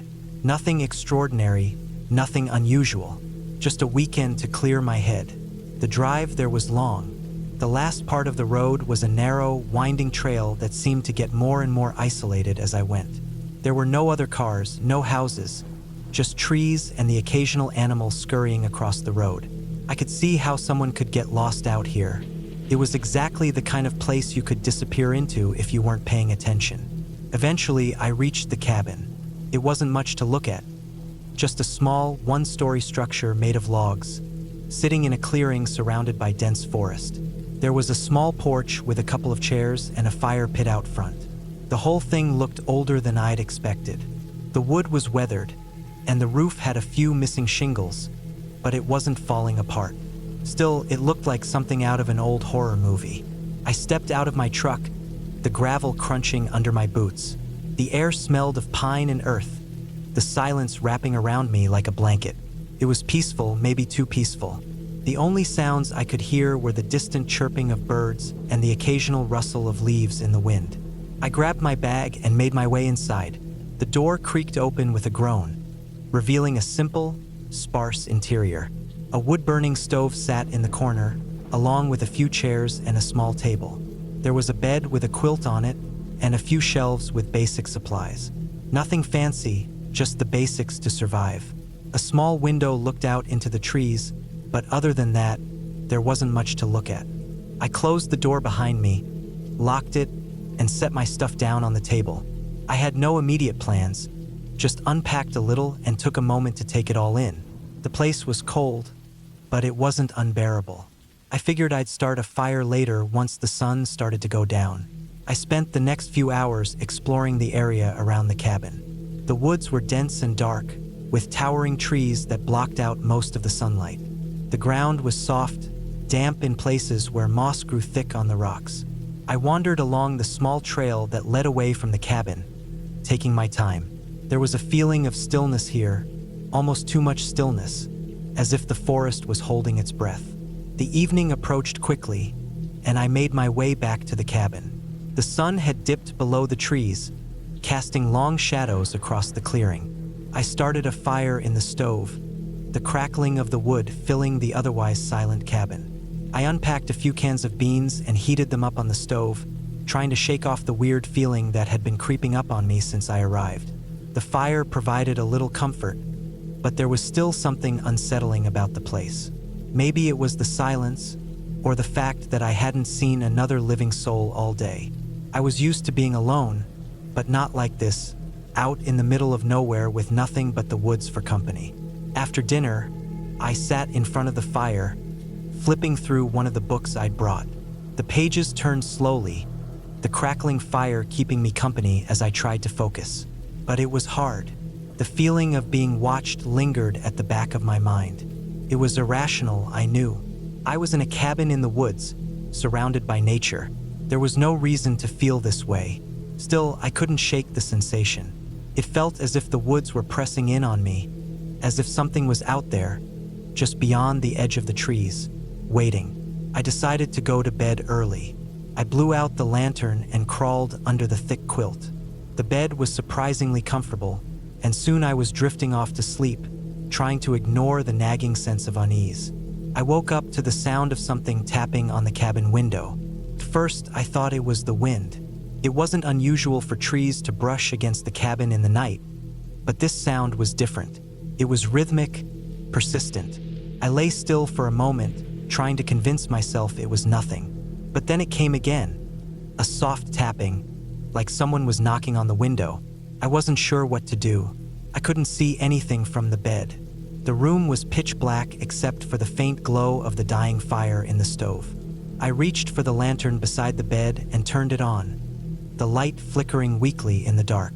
The tapping stopped, and the silence returned, thick and suffocating. I sat there for a long time just listening. There was nothing, not even the wind. The forest outside felt unnervingly quiet. I told myself it was probably an animal, maybe a raccoon or something, but the fact that it had stopped so suddenly unsettled me. I lay back down, trying to ignore the feeling crawling up my spine. The rest of the night passed without incident. The fire eventually died, and the cold crept into the cabin, but I slept through it, waking only when the first light of dawn broke through the window. The next day was uneventful at first. I spent most of it outdoors, hiking around the forest and trying to shake off the unease I had felt the night before. The weather was nice, cool but not too cold, and the woods were peaceful, almost welcoming. But as the sun began to set again, I couldn't ignore the gnawing feeling that something wasn't right. That night, I heard it again, the tapping. This time, I couldn't ignore it. I got out of bed, grabbed the lantern, and cautiously approached the window. I peeked out into the darkness, my heart pounding in my chest. There was nothing there, no one, just the trees swaying gently in the wind. I told myself it was just my imagination, the isolation getting to me. Maybe a branch had tapped the window or something had fallen. But deep down, I knew that wasn't it. There was something about this place that felt wrong. The tapping stopped after a few minutes, and the rest of the night passed quietly. Couldn't sleep, though. I spent hours staring out the window into the dark woods, feeling a chill crawl up my spine.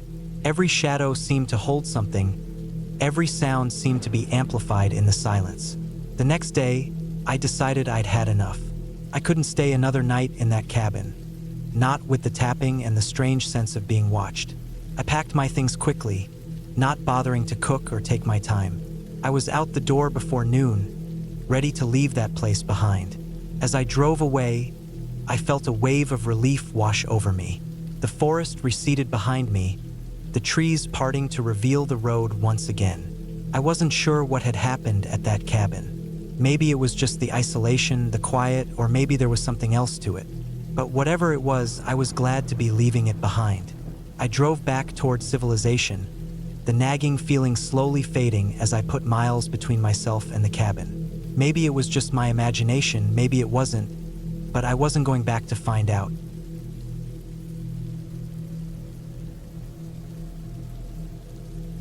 had never been one for cabins in the woods. The idea of being secluded, with no one around for miles, never sat right with me. But when my brother, Jason, invited me to spend the weekend at a cabin he'd rented out in a remote part of the forest, I agreed. I needed a break. My life had been chaotic lately, work had been overwhelming, and I hadn't had much time to myself. So, when Jason mentioned the idea, I thought it might be a good chance to get away from everything. I was wrong. The drive there was longer than I expected. Jason had given me the directions, but I found myself taking winding back roads, deeper into the woods. The trees seemed to close in around me, and I could barely see the sky through the dense branches. There were no other cars around. I kept glancing at my rearview mirror, half expecting someone to be following me, but I saw nothing. When I finally arrived, it was late afternoon. The sun was already starting to dip behind the trees, casting long shadows that stretched across the dirt driveway. The cabin itself was small, made of wood, with a stone chimney protruding from the roof. It looked old, though well-kept, with a porch that had a couple of rocking chairs. Jason was already outside, unloading his truck. He waved when he saw me, a wide grin on his face. "Welcome to the cabin," he said as I stepped out of the car. I smiled back, trying to hide the unease I felt. "It's nice," I said, even though something about the place gave me a strange feeling. The air was thick with the scent of pine, and the sound of birds and wind through the trees was the only noise. The silence was almost too much. "Let me show you around," Jason said, leading me inside. The interior was cozy but simple. Wooden beams crisscrossed the ceiling, and a large stone fireplace dominated one wall. The furniture was old, mismatched, but comfortable enough. The smell of wood and something earthy filled the air, making it feel like we were a million miles away from civilization. "I thought we could relax here for a couple of days. No distractions," Jason said, tossing his bags down on one of the chairs. "What do you think?" I nodded, though I couldn't shake the feeling that something wasn't quite right. It wasn't the cabin itself, well, not entirely, it was the isolation. We were so far from anything, and the woods seemed to stretch endlessly in every direction. The idea of being so far from help made me feel uneasy. The evening passed uneventfully. We sat on the porch, had a few beers, and talked about everything and nothing. Jason was in his element, enjoying the peace, but I couldn't relax. As the night wore on, the forest grew darker, and the quiet became oppressive. It was the kind of quiet that made you hyper-aware of every little sound, the rustling of leaves, the crackling of the fire. The trees seemed to loom even closer, and I kept expecting to hear footsteps behind me. But each time I turned around, nothing was there. When we went inside, Jason started a fire in the living room, and we sat in front of it for a while, watching the flames dance. The warmth from the fire felt good, but it didn't do much to ease the strange tension I felt in my chest. There was something about the cabin, the stillness of the place, that made me feel like I was being watched. "I'll grab some more firewood," Jason said, standing up and heading out the back door. I was left alone in the dim light of the fire. As the door closed behind him, I sat in the silence, trying to ignore the creeping unease settling in my stomach. The wind had picked up, howling through the trees, and the sound of it rattling the windows made my skin prickle. I heard the sound of something scraping against the wooden floor, a soft but deliberate noise, like someone, was moving just outside the cabin. I froze, heart hammering. The sound stopped. I told myself it was just the wind, but my instincts told me it was something else.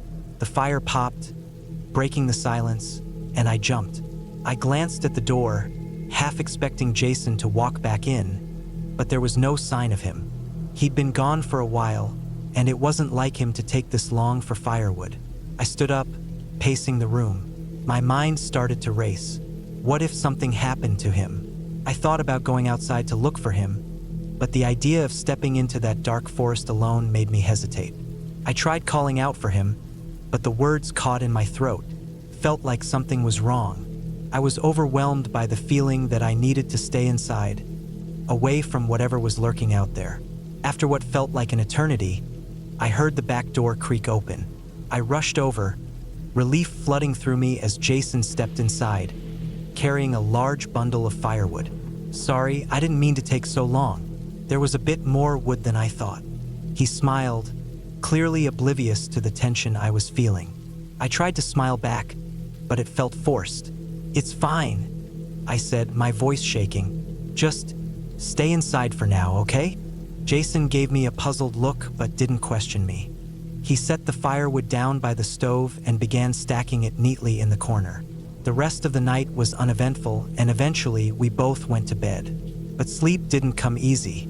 The bed felt strange beneath me, and every creak of the cabin sent me into a state of alertness. I lay there for hours, staring up at the wooden beams above, listening to the wind rattling the windows and the distant sounds of animals in the forest. At some point, I must have drifted off because I woke up to the sound of something tapping on the window. My eyes shot open, and I sat up, my heart thundering in my chest. The tapping was light, almost rhythmic, like someone was gently knocking. I told myself it was just the branches of a tree brushing against the window. But when I looked out, there was nothing.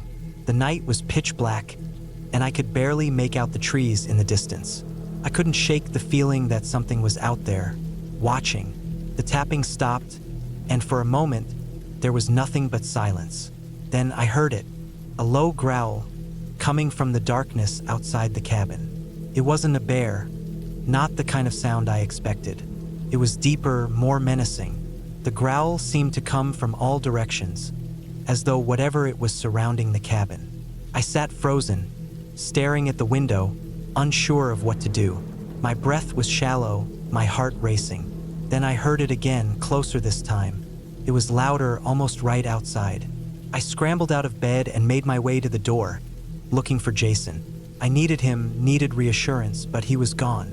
I grabbed my flashlight and headed toward the door, the growling still echoing around the cabin. I opened the door slowly, hoping to catch a glimpse of Jason. But the moment the door creaked open, the growl stopped, replaced by a deafening silence. The wind had died down completely. I stepped outside cautiously, flashlight in hand, scanning the darkness. The trees were thick, their shadows stretching across the ground. I turned around, trying to shake the feeling of being followed. Suddenly, I heard footsteps behind me. They were heavy, deliberate, and closer than I expected.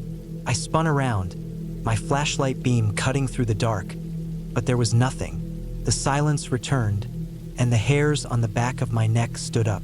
I felt like I was losing my mind. I slammed the door shut and locked it, breathing hard, unsure of what to do next. But then, something happened that I didn't expect. The growling stopped. The silence that followed felt like a warning that whatever was out there had lost interest, or worse, was waiting for me to make the next move. The rest of the night passed in a blur. Couldn't sleep. Every sound, every creak of the cabin made my blood run cold. I kept thinking of the growl, of the strange, unsettling feeling that something was watching me. And then I thought of Jason. Where had he gone? Why wasn't he back yet? As morning broke, the sky lightened just enough to reveal the forest in the distance. It looked peaceful, but I knew better. I couldn't shake the feeling that the woods were hiding something that had been watching us since we arrived. The sound of Jason's voice calling from outside snapped me from my thoughts. I ran to the door, but when I opened it, there was no sign of him. The growl echoed once again, deep from the woods. I didn't need to see Jason to know what had happened. I had to leave, and this time there would be no coming back. I grabbed my things and drove away, not looking back, not once.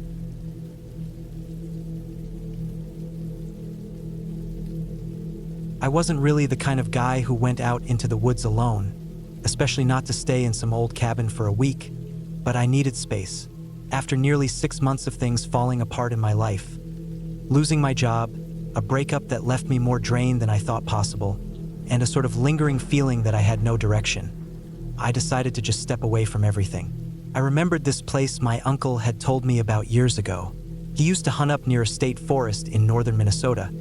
Said there was a spot near a place called Split Rock where he used to stay when he needed to clear the junk out of his head.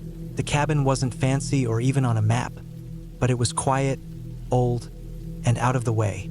I found it listed on a barely functioning website full of remote rentals and managed to book it for 7 days. The pictures showed a weathered, single-story structure with a steep roof, a stone chimney, and a view of a small lake. It was about 15 miles down a logging road from the nearest town. No running water, no power, no internet, and no cell service. Just propane for cooking, a wood stove for heat, and a hand pump well out front.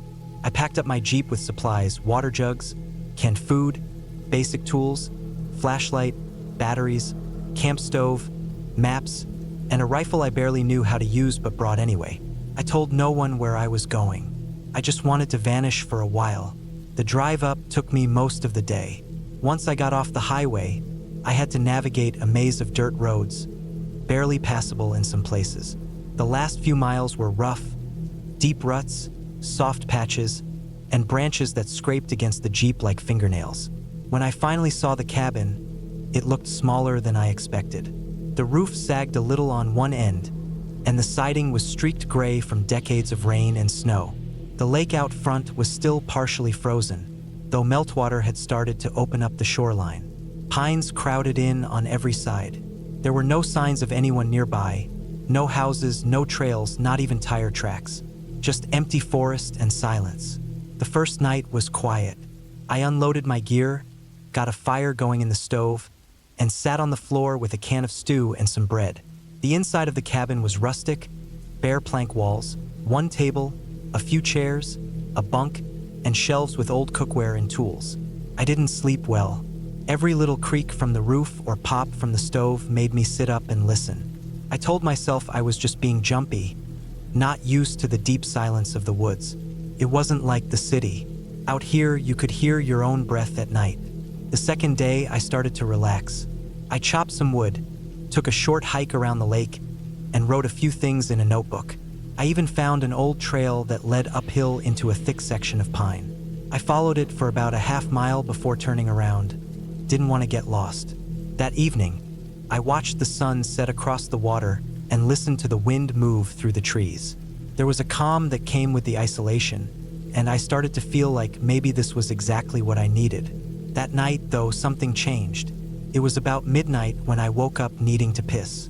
I put on boots and a coat and stepped outside. It was colder than I expected, and the moonlight was strong enough to cast shadows across the clearing. I walked out toward the trees to relieve myself and noticed something odd in the dirt near the well. At first I thought it was an animal print, but when I crouched down, it looked more like a boot track. Just one. Deep, long heel, clearly defined tread. It didn't match my boots. The edges were fresh, not washed out by rain or softened by time. I stood there staring at it for a long time. I hadn't seen a single person since I arrived. Not one vehicle. Not a single other footprint, either near the cabin or around the lake. Just this one track, close to where I'd walked several times already. It wasn't there earlier. I told myself I was just being paranoid. Maybe I missed it somehow. Maybe it was mine and just looked different in the dark. I went back inside, locked the door, and sat awake until the stove burned out. I didn't sleep much. On day 3, I spent most of my time walking the perimeter of the cabin. I looked for more prints but didn't see any. I circled the lake again and checked the trail up the hill. No signs of people. No broken branches, no cigarette butts. Nothing that looked out of place. I wanted to believe I had imagined it. That night, I barricaded the door with a chair and stacked a few pans near the window in case someone tried to climb through.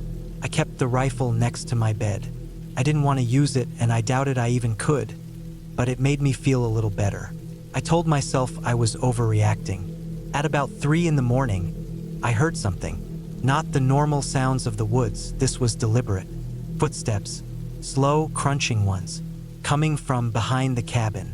I sat up, heart pounding. I didn't move. The steps came closer, stopped for a moment, then started again, this time toward the front. I thought I heard breathing, then nothing. I waited. 5 minutes passed. Then I heard the sound of someone trying the door handle. Quiet, steady pressure. Not rattling, just testing. I held my breath. The door didn't open. After a while, the sound stopped. More silence. I stayed frozen under the blankets, every nerve tight. I don't know how long I sat there like that, but I eventually passed out from exhaustion. When morning came, I checked the door. The handle had a smear of dirt on it that hadn't been there before. There were no new tracks, but the ground was frozen hard. I scanned the trees. Nothing moved. I felt like I was being watched. That day, I packed up most of my things and put them by the door. I considered leaving early but knew I had at least a full day's drive ahead of me and didn't want to chance the rough roads in the dark. I told myself if I could make it through one more night, I'd leave at first light. That evening, I didn't light the stove. I didn't want to give off smoke. I didn't light the lantern either. I sat in the dark with the rifle across my lap. I waited. I didn't have to wait long. Around 10, I heard it again. Movement, this time from the edge of the lake. Something, or someone, was walking along the shoreline toward the cabin. No flashlight, no talking, just footsteps, the crunch of leaves, a splash of water. Closer, closer. I stayed still. Then came the sound of slow, deliberate steps circling the cabin. I stayed frozen. I could feel the weight of every breath I took. The footsteps stopped directly outside the back window. Then I heard a single knock. Not loud, not aggressive, just one slow knock on the wood siding. I didn't move. Minutes passed. Then footsteps again, heading away. I waited another hour before moving.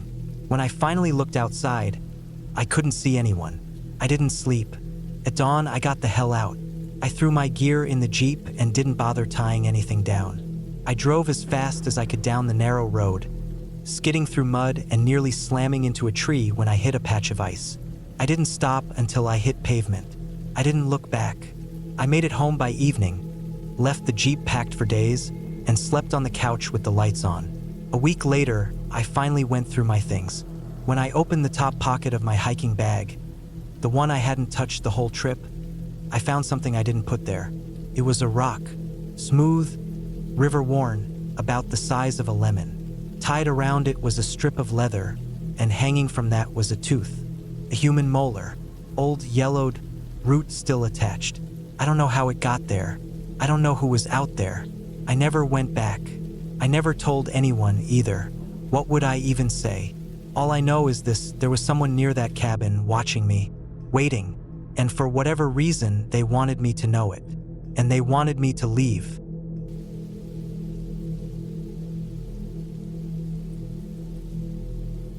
It was supposed to be a simple getaway, a quiet weekend retreat to escape the noise of the city, to clear my head and relax. Just me, the woods, and a small, secluded cabin. The kind of place that seems perfect for unwinding. Isolated, surrounded by nothing but trees and a few narrow, winding roads. No phone service, no distractions. Just the sounds of nature and a warm fire. I had booked it online after some quick research. The pictures showed a rustic but comfortable cabin, tucked away deep in the woods. The reviews were good. People seemed to enjoy the solitude and peace. So I thought, why not?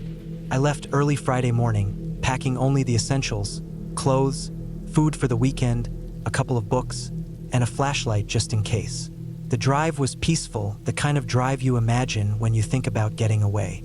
Rolling hills, small towns that looked like they belonged in the past, and the occasional deer grazing near the edge of the road. But as I neared my destination, the feeling shifted. The roads became narrower. The trees grew taller, casting shadows that seemed to darken the whole world. The GPS had given out hours ago, and my phone wasn't showing any signal. It didn't worry me at first. I had the address, and the directions were simple enough. But as I kept driving, the road began to wind more sharply, and the signs became sparse. Eventually, there was nothing but trees on both sides, the path barely wide enough for my car to fit. I drove on for what felt like an eternity before finally spotting a small wooden sign that read, Cabin 9, in faded paint. A narrow gravel driveway led off the road, snaking through a thicket of trees. I turned off the main road and followed it down. As I pulled up to the cabin, I couldn't help but feel uneasy. The place didn't look like it had been lived in recently, despite the listing saying it was available for rent. The windows were dusty. The porch seemed to sag under the weight of time, and there was a distinct musty smell in the air. Still, it was what I expected, old, a little run down but cozy. The kind of place you'd find in a movie, right before something bad happened. I grabbed my bags, stepped out of the car, and looked around. The woods were dense, the trees towering over the cabin like they were guarding it. The silence was almost oppressive. There were no birds chirping, no wind rustling through the leaves, just stillness. I shook it off, reminding myself that it was probably just because of how isolated the cabin was. Unlocking the door was easy enough. Inside, it was cold, but the place seemed fine. There was a stone fireplace in the corner, a couple of worn-out chairs, and a long, rustic table. A stack of firewood sat beside the hearth, waiting to be used. The kitchen area had all the basics: a stove, fridge, and a few cabinets stocked with old, mismatched dishes. After lighting the fire, I unpacked and set up my things. The cabin wasn't much, but it had a certain charm. Felt like it was waiting for me. I made myself a simple dinner and settled in, the crackling fire the only sound. The night dragged on slowly, but I didn't mind. It was exactly what I needed: peace, quiet, and no one around to disturb me. But as the night deepened, something changed. It wasn't anything you could really point to, just a vague sense of discomfort. A prickling feeling at the back of my neck, like someone was watching me. I shook it off and tried to focus on the fire, but the silence in the cabin was so absolute that it felt unnerving. Around midnight, I decided to go to bed. I grabbed the flashlight from the drawer in the kitchen and headed upstairs. The bedroom was basic, just a bed, a dresser, and an old rocking chair in the corner. I set the flashlight on the nightstand, turned off the lights, and crawled under the thick, heavy blankets. The wind started to pick up outside, and the trees creaked in the distance. The house settled with a low groan, the floorboards shifting beneath me. At first, it was just the usual sounds of an old cabin, but as the hours went by, the noises became more pronounced. I could hear what sounded like footsteps creaking across the floor below, the heavy tread of boots, slow and deliberate. I froze. It wasn't a neighbor.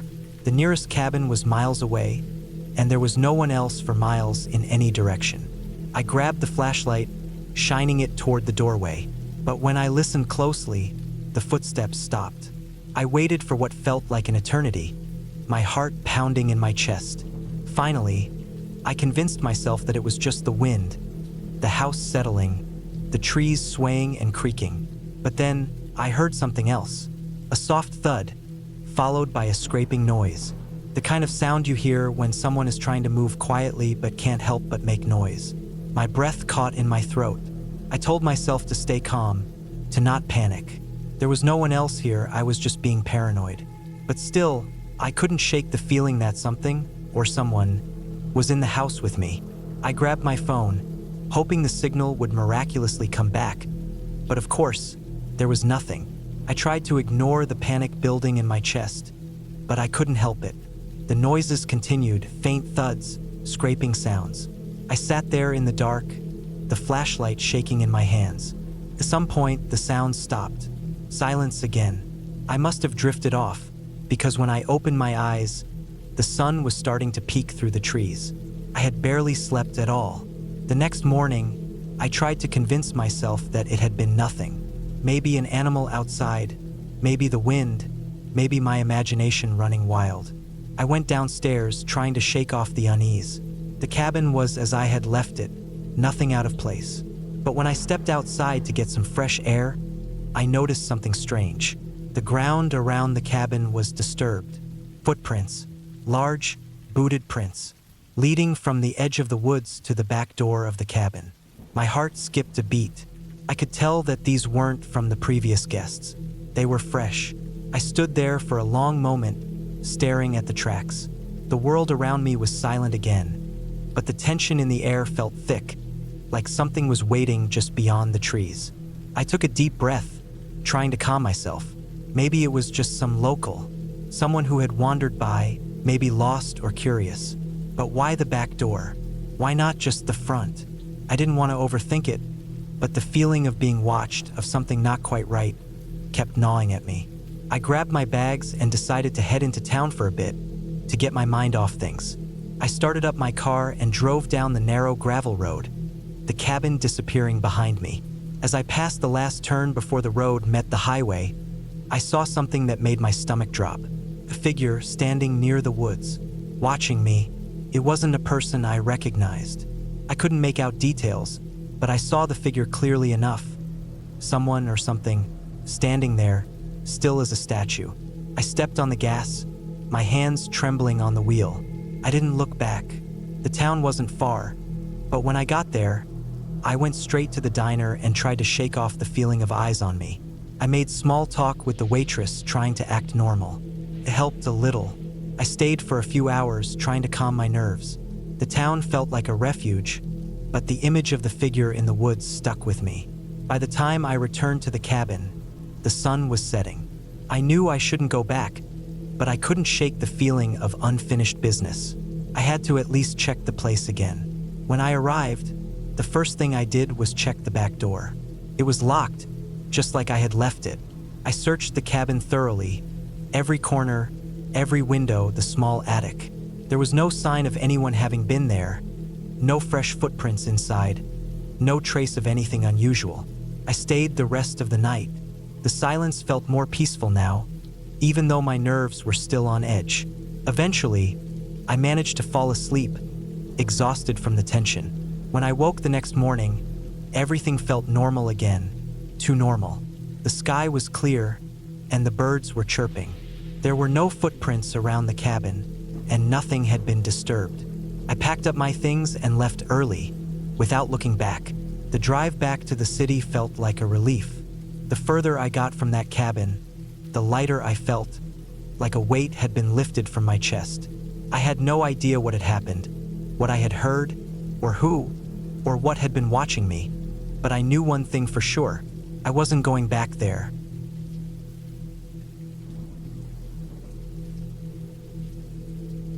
It was early October when I decided I needed a break from everything. Work had been piling up. My apartment felt more like a prison cell than a home, and I couldn't remember the last time I had a full night's sleep without waking up in a panic. I didn't want to talk to anyone or be around people. I just wanted to be alone somewhere quiet. A cabin deep in the woods seemed like the best option. I rented a small place through a website I found. It wasn't fancy or even that well reviewed, but it was cheap and out in the middle of nowhere in northern Michigan, just inside the Huron-Manistee National Forest. The photos showed an old wooden cabin next to a lake, surrounded by trees. There was a wood stove, a small kitchen, a bedroom, and an outhouse a few feet out back. The idea of no internet or cell service sounded perfect. I packed up a few clothes, canned food, some tools, and left early in the morning. The drive was long, mostly back roads, winding through thick trees and tiny towns with gas stations and diners that looked like they hadn't been touched since the 60s. I stopped for gas about an hour before reaching the cabin, bought some water, filled up a thermos with coffee, and made sure I had everything I needed. The last stretch of road turned into a narrow gravel path, barely wide enough for my truck, and after about 15 minutes of bouncing along uneven dirt, I saw the cabin tucked between tall trees. It was smaller than I expected. The wood was weathered and gray, and moss covered parts of the roof. The windows were dirty but unbroken. There was a tiny porch with a bench and some firewood stacked off to the side. Everything around the cabin was dead quiet. No birds, no wind, just the distant sound of water hitting the lake's edge. I got out, stretched, and started unloading. Inside was simple. One large room with a wood stove in the center, a small table, a couple chairs, and a bed in the corner. The kitchen had a sink, a tiny propane stove, and shelves with dusty cups and plates. I unpacked, set up the bed, and swept the floor. There was no electricity, only a few lanterns hanging on hooks. I chopped some firewood for later and took a short walk down to the lake. The water was clear, flat like glass, and cold to the touch. I sat on a rock for a while, not thinking about anything, just listening. The first night was peaceful. I made soup on the stove, read by lantern light, and went to bed early. I had a fire going in the wood stove, and the crackling helped me sleep. I didn't hear a single noise all night. The second day, I went for a long hike through the woods behind the cabin. The trees were dense and the trail was barely visible in places. I marked my path by carving small notches in trees with my pocket knife. After a few hours, I circled back and made it home just before dark. I ate again, sat by the fire, and wrote in a notebook for a while. I'd forgotten how quiet things could be when you were alone like that. On the third day, things started to feel different. I noticed something strange when I went out back to use the outhouse in the morning. There were boot prints in the dirt. Not mine. They were bigger, wider. They led from the edge of the woods to the side of the cabin, circled around it, then disappeared back into the trees. The ground was soft from a light rain overnight, and the prints were fresh. I hadn't heard anything during the night. I stood there for a long time, trying to figure out if maybe I'd somehow made them myself, but I knew I hadn't. I walked around the whole cabin slowly, heart pounding, checking for anything else. Nothing was missing, nothing broken. I kept telling myself it was probably a hunter passing through. Maybe someone saw the cabin and just wanted to check it out. Still, I felt uneasy. I kept the hatchet close that day. I tried to go about things like normal, but I kept looking over my shoulder. The woods didn't feel as calm. That night, I locked the door, more out of habit than anything, since it was just a sliding bolt, but I also pushed the table and one of the chairs in front of it. I kept the lantern lit longer than usual and listened for sounds. Stayed quiet. The fourth morning, I found more prints, this time closer to the lake. I'd left my folding chair and thermos out there, and someone had clearly moved them. The chair had been folded up and leaned against a tree, and the thermos was gone. I scanned the tree lean, half expecting to see someone watching me, but there was no one. That day, I stayed close to the cabin. I tried to read, but I kept looking out the windows. I didn't hike, didn't even go far to get firewood. I didn't want to leave the cabin for more than a few minutes at a time. I kept going over things in my head, trying to rationalize it all. Maybe a forest ranger? Maybe someone lived nearby and didn't like me being there. But why move my things and leave no note or sign? That night, I barely slept. I kept the fire going and stayed in bed with the hatchet beside me. I thought about leaving in the morning, but hated the idea of giving up early. I told myself I'd give it one more day. On the fifth day, I found the thermos. It was sitting on the porch step, clean, upright, like someone had returned it. I froze when I saw it. I scanned the woods again. The air felt heavier. Still no noise, not even the breeze. I picked it up and took it inside, locked the door, and didn't leave again. Something felt wrong now. I started writing everything down. Every detail, every footprint, every noise. I checked my notches in the trees out back and realized one of them had been carved deeper, almost reshaped. Someone had seen them. Someone had followed the same path. That night, I moved the table, the chairs, and even the mattress to the door. I stayed up with the fire and the lantern and didn't sleep. Around 3 in the morning, I heard footsteps outside. They were slow, crunching through the leaves. Then silence. Then more steps closer to the cabin. I held the hatchet so tight my hand went numb. The steps moved around the cabin, circled it, then stopped near the front. I didn't breathe, didn't move. Then I heard something drag across the wood of the porch. Not heavy, just a soft scrape. Then silence again. I didn't open the door, didn't even get near it until morning. When I did, I saw long scratches across the porch floorboards.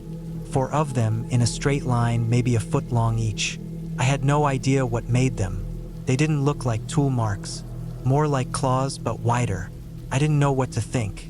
I packed everything up as fast as I could, loaded the truck, and left. I didn't care about the rental agreement. I just drove. I didn't stop until I hit the highway. I didn't sleep that night either. I stayed in a motel in town, double-locked the door, and left the light on. When I got home, I looked up the cabin again. The listing was gone. Not just unavailable, but completely gone. No address, no contact info. I even checked Google Maps for the location. It showed the lake, the trees, the path, but no cabin. Just a blank space where it should have been. I don't know what that means. I don't know if it was ever really listed properly. But I haven't gone back. I haven't gone into the woods since.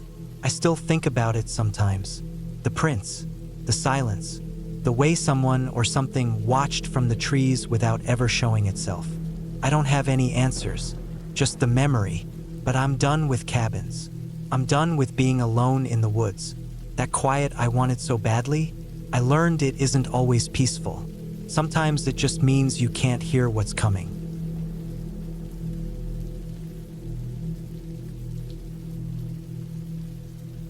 I needed to get away from everything for a while. Life had been stressful for months. Work deadlines, bills piling up, and my sleep had been terrible.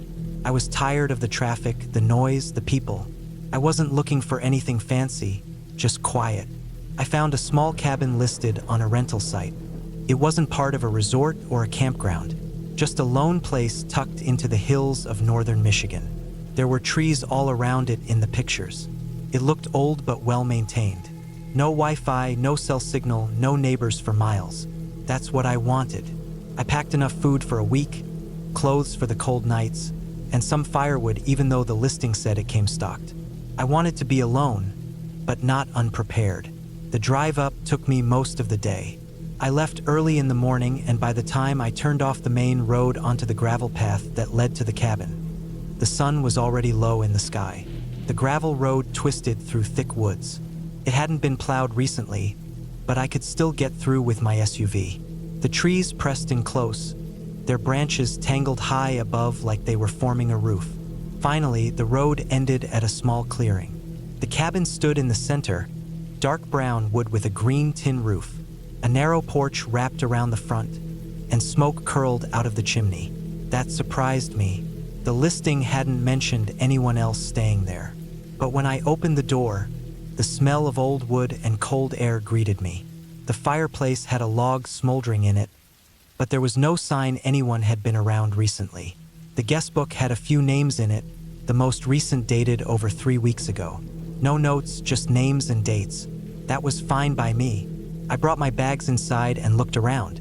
The cabin was small but enough, 1 bedroom, a small kitchen, the main room with the fireplace and an old couch, and a bathroom with a composting toilet. No electricity. A few solar-powered lanterns hung from the walls.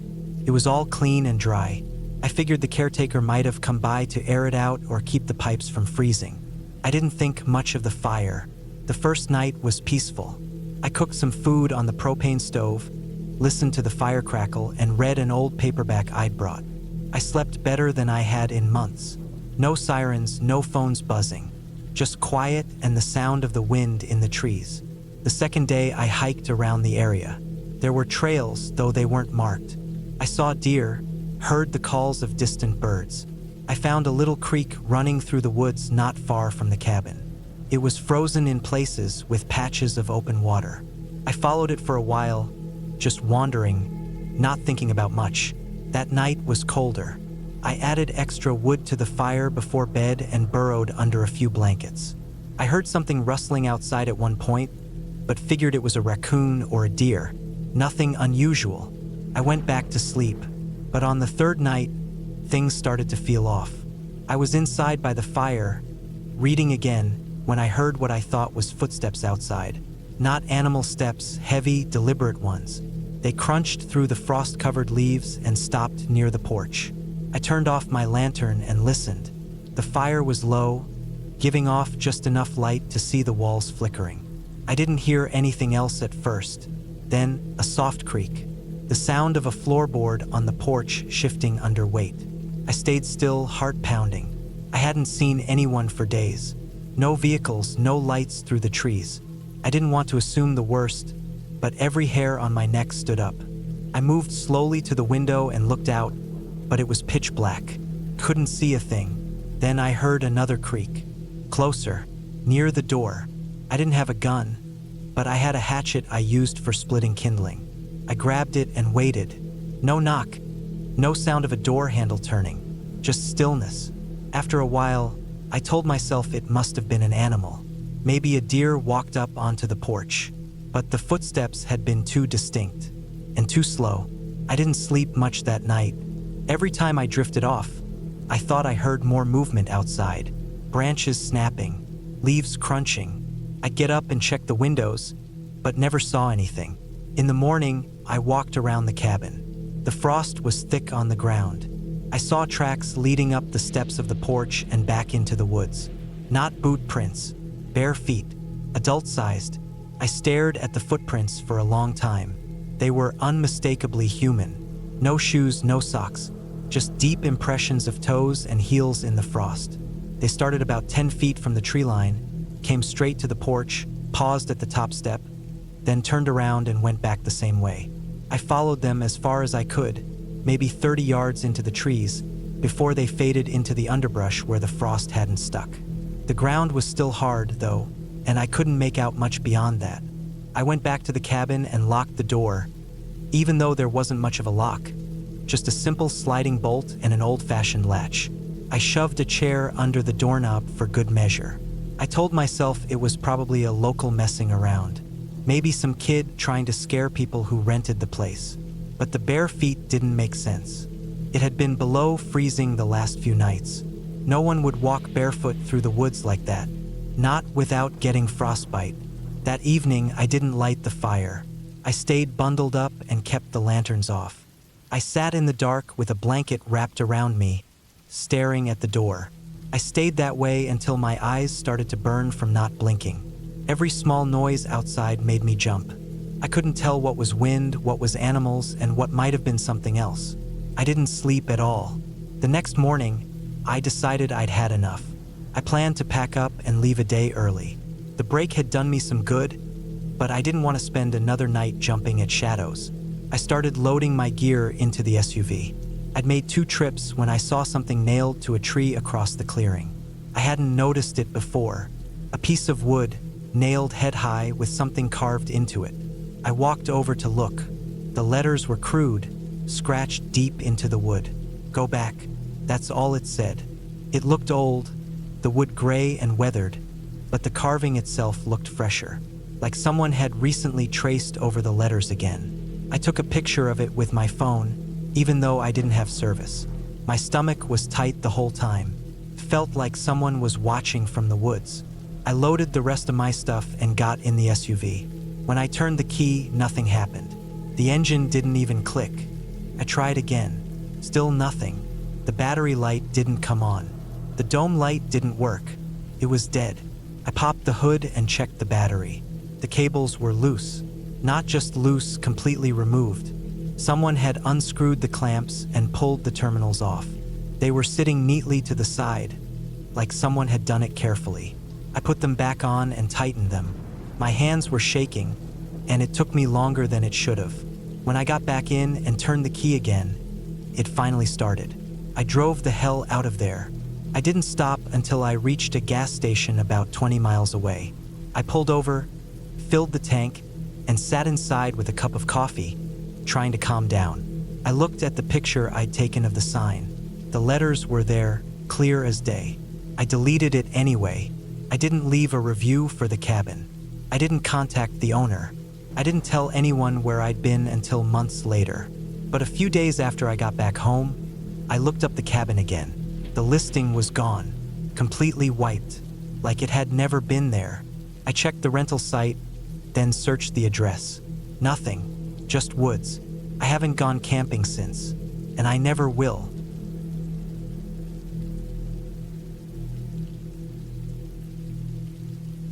It was early November when I decided to get away from everything. The stress at work had been building for months, and I hadn't taken a real break in over 2 years. I didn't tell many people where I was going. Just left a message with a friend that I'd be in northern Michigan for a week or so, trying to clear my head. I found a rental listing online for a small, isolated cabin near the edge of Huron National Forest. It was affordable, came with no internet, no cable, and spotty cell service. That was exactly what I wanted. Peace and quiet. No distractions. Just me, some books, a few supplies, and the cold, quiet woods. The drive up was long and mostly uneventful. The roads got smaller the further I went, until I was on a narrow 2-lane highway surrounded by endless trees. Eventually, I turned off onto a gravel road that twisted through the forest for a few miles. The last stretch felt almost like I wasn't supposed to be there. No houses, no mailboxes, no tire tracks. But then the road opened into a small clearing with the cabin right in the center. It looked old but sturdy, made of weathered logs and sitting on a raised stone foundation. There was a narrow porch with a wooden chair and a small stack of chopped firewood beside the door. Behind it, the forest was thick and dark, the tree trunks black with early frost. It was already colder than I'd expected, the wind biting through my coat. The inside of the cabin was small and simple. A main room with a wood-burning stove, a worn couch, a tiny table with 2 chairs, and a kitchenette with an old gas stove and a tiny sink. The bedroom was barely big enough for the full-size bed and a wooden dresser. The bathroom was even smaller, but it had hot water thanks to a propane heater. I unpacked quickly and set up some food in the pantry: cans, box goods, instant coffee. I'd brought enough supplies to last the week, plus a small cooler with a few things that needed to stay cold. The first day and night were quiet. I read, made some tea, and sat outside for a while, just watching the trees move. At night, the silence was almost overwhelming.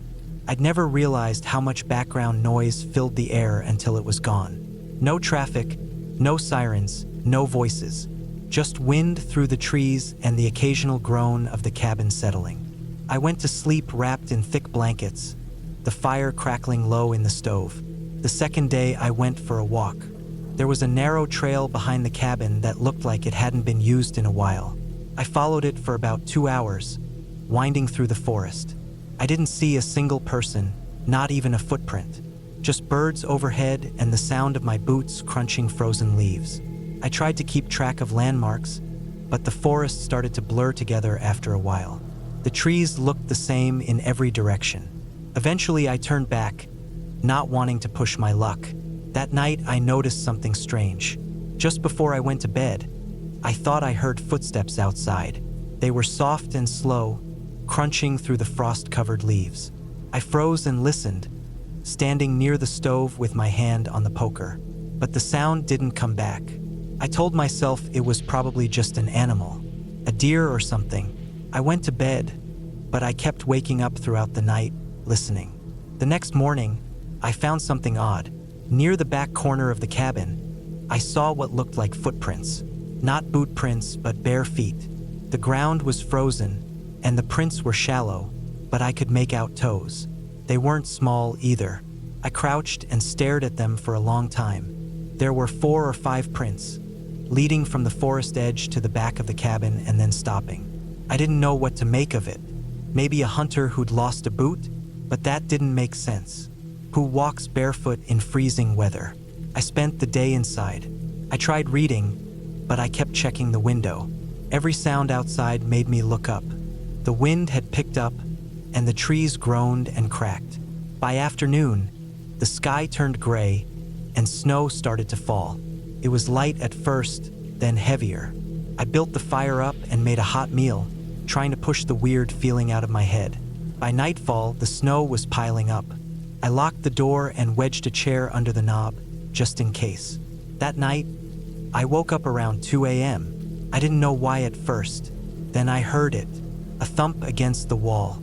Not loud, but heavy, like someone bumping into it. Then silence. I held my breath. Another thump, this time near the front of the cabin. I got out of bed slowly and went to the stove. I grabbed the fire poker again and stood still, listening. The wind was howling outside now, and I couldn't be sure if I was hearing things or not. I stayed up for almost 2 hours before I went back to bed. The next morning, I found something else. On the porch, just in front of the door, was a single handprint in the snow. A full, open handprint. No glove, no mitten. Just a bare hand pressed into the snow.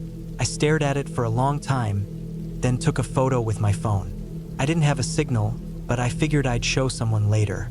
I didn't know if it was a prank or something else, but I was starting to feel watched. I thought about leaving that day, but the snow hadn't stopped.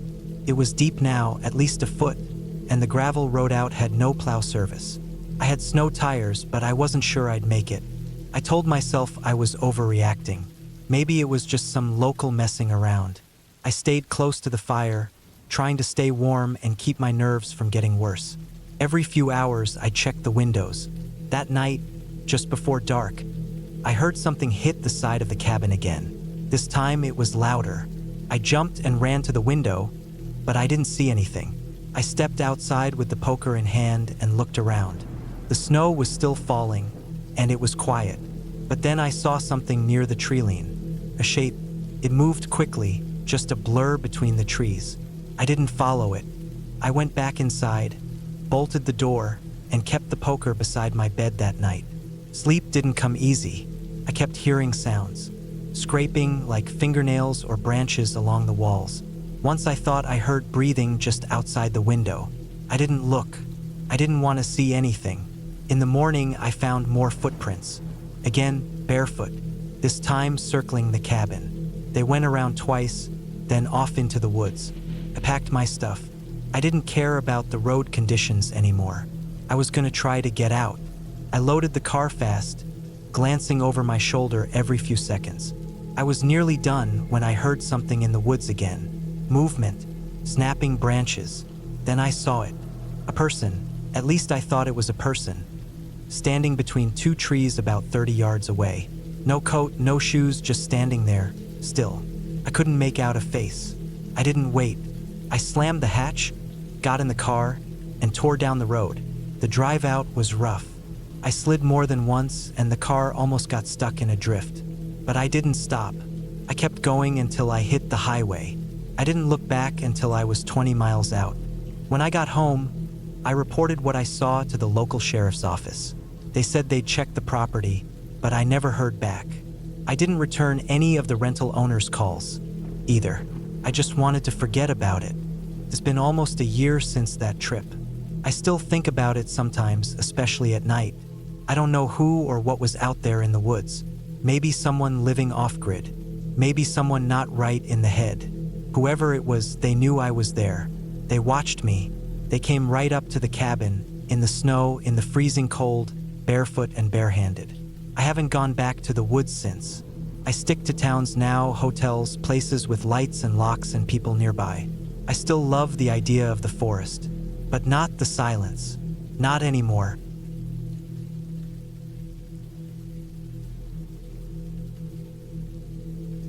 It was the middle of October when I decided to get away for a week. I'd been working nonstop for months at my job in the city, staring at screens for hours every day. I was tired, burnt out, and I needed to feel like a real person again. I didn't tell anyone exactly where I was going, just that I was heading upstate for some quiet. I found a small, private cabin on a rental site, tucked deep in the woods about 4 hours from where I lived. It didn't have Wi-Fi or a TV. Just a wood stove, a bed, a kitchenette, and some old furniture. That's exactly what I wanted. I left early in the morning and drove with the windows cracked, letting the cold air sting my face. The roads grew narrower and more winding the closer I got. Eventually, the pavement turned into gravel, then into a dirt trail barely wide enough for my car. The trees closed in around me like walls. When I finally pulled up to the cabin, I had to park in a clearing and walk about 20 yards to the front door. It was quiet, too quiet. I could hear my own breathing louder than anything else. The place looked worn but sturdy. The dark wood exterior had weathered over the years, and the porch creaked under my boots. I stepped inside and took a look around. It was simple. One room plus a tiny bathroom. There was a fireplace in the middle, a bed in the back corner, a wooden table with 2 chairs, and a counter with a sink and a couple of cabinets. The air inside smelled like old pine and smoke. I spent the first few hours unpacking and stacking firewood. The place got cold fast once the sun started to drop. By nightfall, the temperature had dipped into the 30s. I got a fire going and sat in the one armchair by the hearth. I didn't do much that night, just stared into the flames and let my mind settle. It felt good to hear nothing but the crackle of the fire. I had no phone signal out there, so I left my phone in my bag and didn't bother with it. The first 2 days were peaceful. I slept better than I had in months. During the day, I went on hikes, cooked simple meals, read old paperbacks I'd brought with me, and just sat outside watching the trees. It had been a long time since I'd spent this much time alone. I started noticing little things. The way the light shifted through the branches. The way the wind moved like waves through the canopy. I even started keeping a little notebook, jotting down things I observed. But by the third night, something started to feel off. It wasn't anything dramatic. It was just this slow-growing tension in the air. I noticed it when I stepped outside to use the bathroom. The cabin's toilet worked, but I liked walking into the woods to pee at night. That night, though, the woods felt different. It was dead silent, not just quiet silent. No insects, no birds, no rustling leaves. Nothing. I stood there for a few seconds longer than I should have, trying to figure it out, but the hair on my arms started rising and I turned back quickly. Inside the cabin, the fire was low. I added more wood and sat there thinking. It was probably just my imagination. I had read too many horror stories and now my brain was playing games. Still, I couldn't shake the feeling. I slept restlessly that night, waking up more than once to the sound of something outside. Not footsteps, just something moving, like a heavy shuffle or maybe something brushing against the cabin wall. Every time I got up and looked through the window, there was nothing there, just darkness and the faint reflection of my own face. The next day, I hiked further than usual. There was an old trail I hadn't explored yet, so I followed it. It was barely visible, just a narrow path where the ground seemed slightly more worn. After about 30 minutes of walking, I came across an old hunting shack. It looked abandoned. The roof had collapsed in one corner, and the door was hanging off its hinges. I walked around it, looking for signs of animals or people. It didn't look like anyone had used it in years. There were empty cans inside, broken glass, and an old cot with a torn sleeping bag on it. I didn't stay long. The whole place felt forgotten, like it belonged to a different time. When I got back to the cabin, the sun was already low. I made dinner, canned soup and crackers, and sat outside while I ate. That's when I noticed something strange. The path leading away from the cabin, the same one I had come in on, had new tracks. They weren't tire tracks. They looked like boot prints. At first, I figured they were mine from earlier. But when I looked closely, I saw that they overlapped mine. They were newer. Someone else had been here. I stood still for a while, staring at those prints. I told myself it could have been a hunter or someone hiking, but I hadn't heard a single car or person since I arrived. The area was remote. The nearest neighbor was at least a mile away, and it wasn't hunting season yet. I tried to shake it off, but my stomach was tight the rest of the night. I kept checking the windows. I locked the door and put the fire out early. I didn't want to attract attention. I didn't sleep much.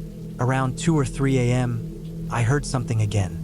This time it was a faint knock. Not on the door, on the wall. A soft tap. Then another. I sat up, heart pounding, and listened. Nothing for a minute. Then another knock. Closer to the window. I didn't move. I just sat there in the dark, trying to breathe quietly. I waited for what felt like hours. Eventually, the sky started to lighten and the sound stopped. When it was fully morning, I went outside. There were new prints, clearer this time, boot prints, deep ones like the person had been standing still for a while, right outside the window. Whoever it was had come back. I felt sick. I packed my bag right then and there. I had planned to stay the whole week, but I couldn't. I had to leave. I made sure everything was put out and locked up, then hiked back to my car. The drive out was slow. The dirt trail felt longer than before. Every time I looked in the rearview mirror, I expected to see someone standing behind me, but there was no one, just trees. When I got home, I didn't tell anyone the full story. I said I cut the trip short because of the weather. I didn't want to sound paranoid, but I know what I saw. I know someone was out there watching, and they never said a word. They never showed themselves, but they were there, and that silence was worse than anything else. A few weeks later, I looked up the area online. There were a couple of vague stories, missing hikers, abandoned campsites. Nothing specific, nothing confirmed, but enough to make me realize I wasn't the first person to feel unsafe there. I haven't gone back. I don't think I ever will. It's not because I'm scared of the woods. I still love being alone in nature. I still hike, still camp, but I pick my places more carefully now. I always tell someone where I'm going. I make sure there's a way to reach help if I need it. And I never, ever stay somewhere that doesn't have cell service. That trip taught me something. Sometimes the scariest things aren't the stories we tell around a fire. Sometimes it's just another person, out in the middle of nowhere who isn't supposed to be there. Someone who doesn't make a sound. Someone who waits in the dark. And sometimes you don't get an answer why. You just have to leave and be glad you did before it was too late.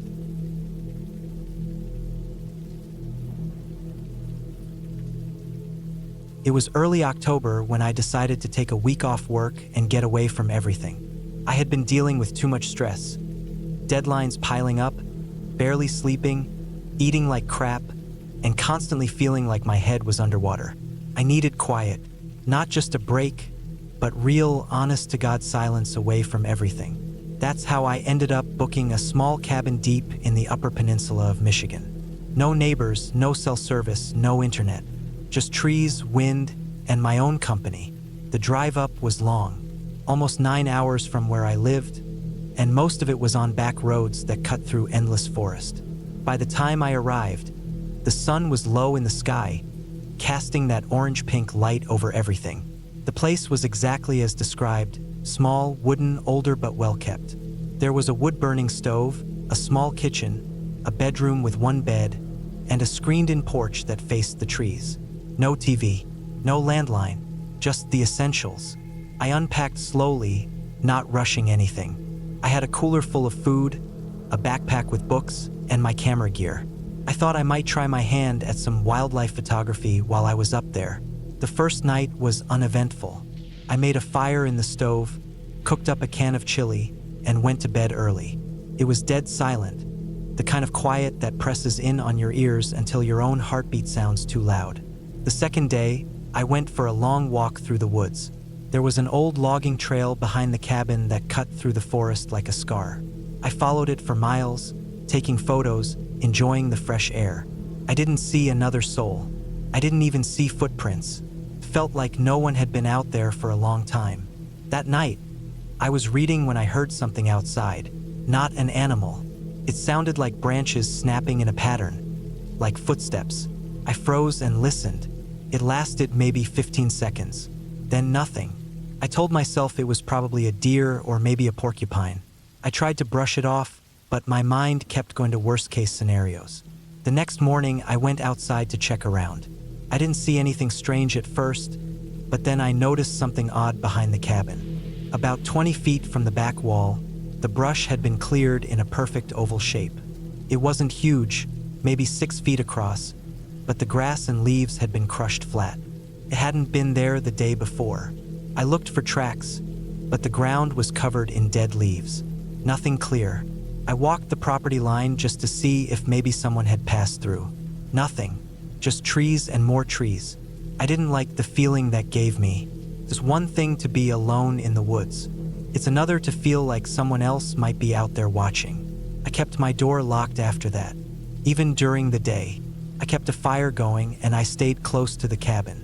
I only left to go gather more wood. I didn't sleep well. Every creak, every gust of wind felt like something more. 3 nights in, I woke up to the sound of tapping. It was slow, steady, and coming from the porch. I lay there, not moving, barely breathing. The tapping kept going, like someone was gently knocking on the screen. Then it stopped. A minute later, I heard footsteps walking away. I didn't get up to look. Couldn't. My heart was pounding so hard it hurt. In the morning, I checked the porch. Nothing had been moved, but I saw it again, another one of those cleared spots in the brush. This one was closer, just 10 feet off the side of the cabin.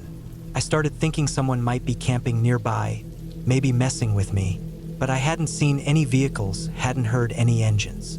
No tire tracks. Whoever it was, if it was someone, they were on foot, and they knew the area better than I did. I wanted to leave. I thought about packing up, but I kept telling myself it could be nothing, just paranoia. Maybe I was overreacting, but I still moved a chair under the doorknob that night. I kept a hatchet next to the bed. I didn't sleep much at all. The 5th day, I noticed something that finally pushed me over the edge. I had a trail cam set up in the woods, one of those motion-activated ones you strap to a tree. I had placed it on the 2nd day about a 1/4 mile down the trail. I went to check the memory card, hoping I might have caught a deer or some foxes. When I looked through the images on my laptop, I saw something that stopped me cold. Dozens of pictures, all from the night before, taken between 2 and 3 a.m. The camera had gone off again and again, capturing a figure walking just out of the center of the frame. The person was tall, wearing dark clothes. No flashlight, no face visible, just walking slowly through the trees. They were out there. They had been walking near the cabin while I slept. I packed up as fast as I could, tossed everything into the truck without organizing it. I didn't even eat breakfast. I just left. The road was bumpy and long, and I kept checking my rearview mirror, half expecting to see someone step out onto the road behind me. Once I had signal, I called the owner, told him what had happened.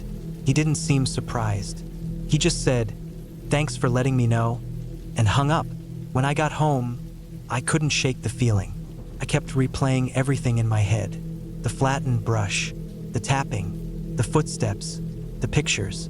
A few weeks later, I tried to look up the property. Found a few mentions of the area on old hiking forums. One post stood out. It was from 3 years ago. A guy had stayed in the same cabin and described the same things. Noises at night, strange clearings, someone walking around while he slept. He had left early too. No one had ever reported anything to the police. There were no news stories, just scattered accounts from people who passed through. Not enough to raise any alarms, but enough to know I wasn't the only one.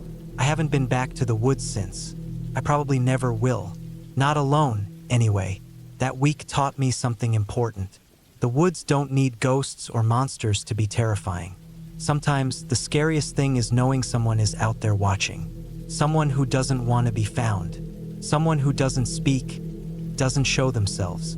Someone who waits, night after night, in the silence. And sometimes you only get one chance to leave before they stop letting people go.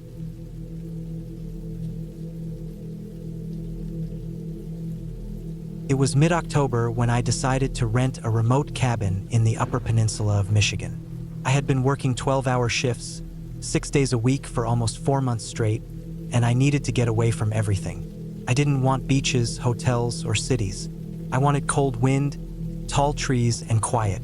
I looked online for something far from the usual tourist spots and found a small cabin listed on a hunting forum. The pictures weren't great, and the place looked rough, but it was surrounded by forest and the nearest town was over an hour away. That was perfect for me. I packed my truck with warm clothes, food for a week, my hunting gear even though I didn't plan to hunt, and a few basic tools just in case. I didn't expect the place to have reliable electricity, let alone internet. The guy who rented it to me said there was a generator and a wood stove for heat. That was good enough. The drive up was long and empty. Once I passed the last small town, the paved road turned to dirt, then narrowed as it wound deeper into the woods. I lost signal completely. There were no signs, just GPS dots and hope. It took me about 6 hours to reach the cabin from home. Most of that time spent slowly navigating the last few miles. The cabin sat at the end of a barely visible dirt road, tucked into a clearing with tall pines and old birch trees all around. It looked older than the pictures. The paint was peeling, the metal roof was rusted, and the windows looked like they hadn't been cleaned in years. There was a short wooden porch, a single door, and 2 small windows on either side. Out back was a shed and a rusted-out water pump. Inside, the place smelled like old wood and dust. The furniture was basic: a small table, 2 chairs, a worn couch, and a cot with a thin mattress.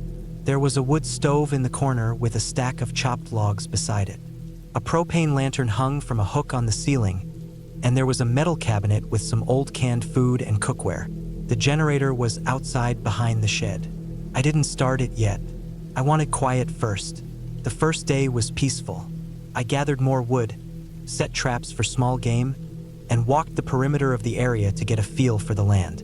I didn't see or hear anyone. No cars, no planes, no voices, just wind through trees and the occasional crack of a branch. At night, the cold crept in fast.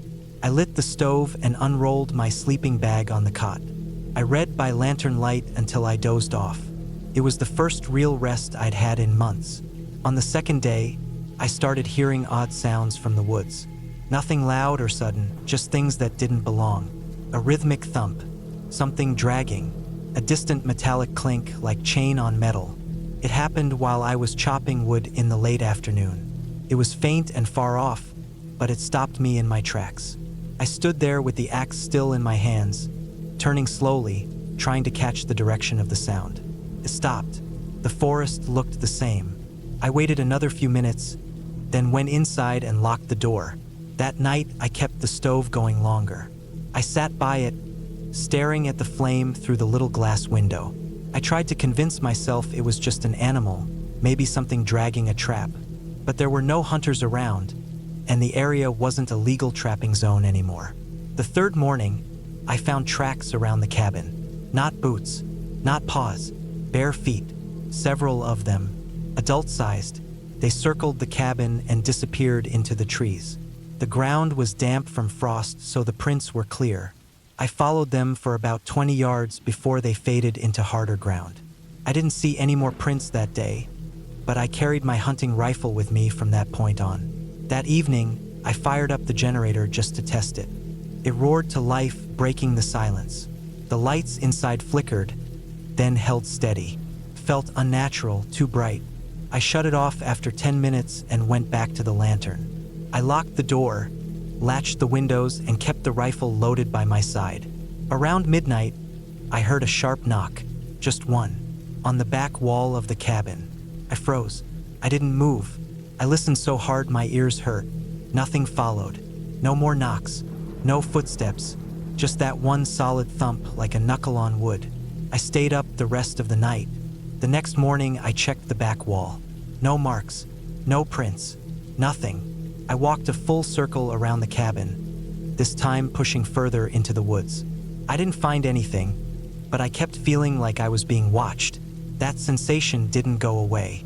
On the fifth day, I saw something hanging in a tree about 30 yards from the cabin. I had walked that path before and hadn't noticed anything unusual, but this time, I saw it immediately. A bundle of sticks and twine, tied up with what looked like deer sinew or old rope. It had feathers sticking out of it and something dark and crusted at the base. I knocked it down with a stick and left it on the ground. I didn't bring it back. I wanted nothing to do with it. That night, the generator wouldn't start. I checked the fuel, it was fine. I checked the choke and plug, both good. I tried again. Nothing. It just clicked. I left it and went back inside. Then I heard something slam against the front door. I grabbed my rifle and stood there, heart pounding. There were no more sounds after that. No footsteps running away. No retreating figure. Just the echo of wood against wood still vibrating in my ears. I didn't sleep at all that night. At sunrise, I opened the door slowly, rifle raised. Nothing. No prints. No marks. But the bundle I'd knocked down from the tree was now sitting on the porch. That was enough. I packed up everything that morning, threw my gear in the truck, didn't bother organizing it. I left the remaining food, the firewood, and even my jacket. I just wanted out. The drive back was worse than the drive in. It had rained lightly overnight, and the dirt road was slick. I skidded twice and nearly slid into a ditch once. I didn't stop until I hit the main road 2 hours later. Once I had signal, I called a friend just to hear a normal voice. I never went back. I never contacted the guy who rented it to me, never asked about the tracks or the bundle or the sounds. I didn't want answers. I just wanted to leave that place behind. A few weeks later, out of curiosity and maybe a little regret, I searched for the cabin listing again. It was gone. No post, no photos, nothing, like it had never been listed to begin with. Even now, sometimes I'll hear something in the woods behind my house, a thump or crack late at night, and I'll get that same cold feeling I felt in that cabin. But I know better now. I don't go looking for quiet in places that are too quiet, and I never ignore the first sign that something isn't right again.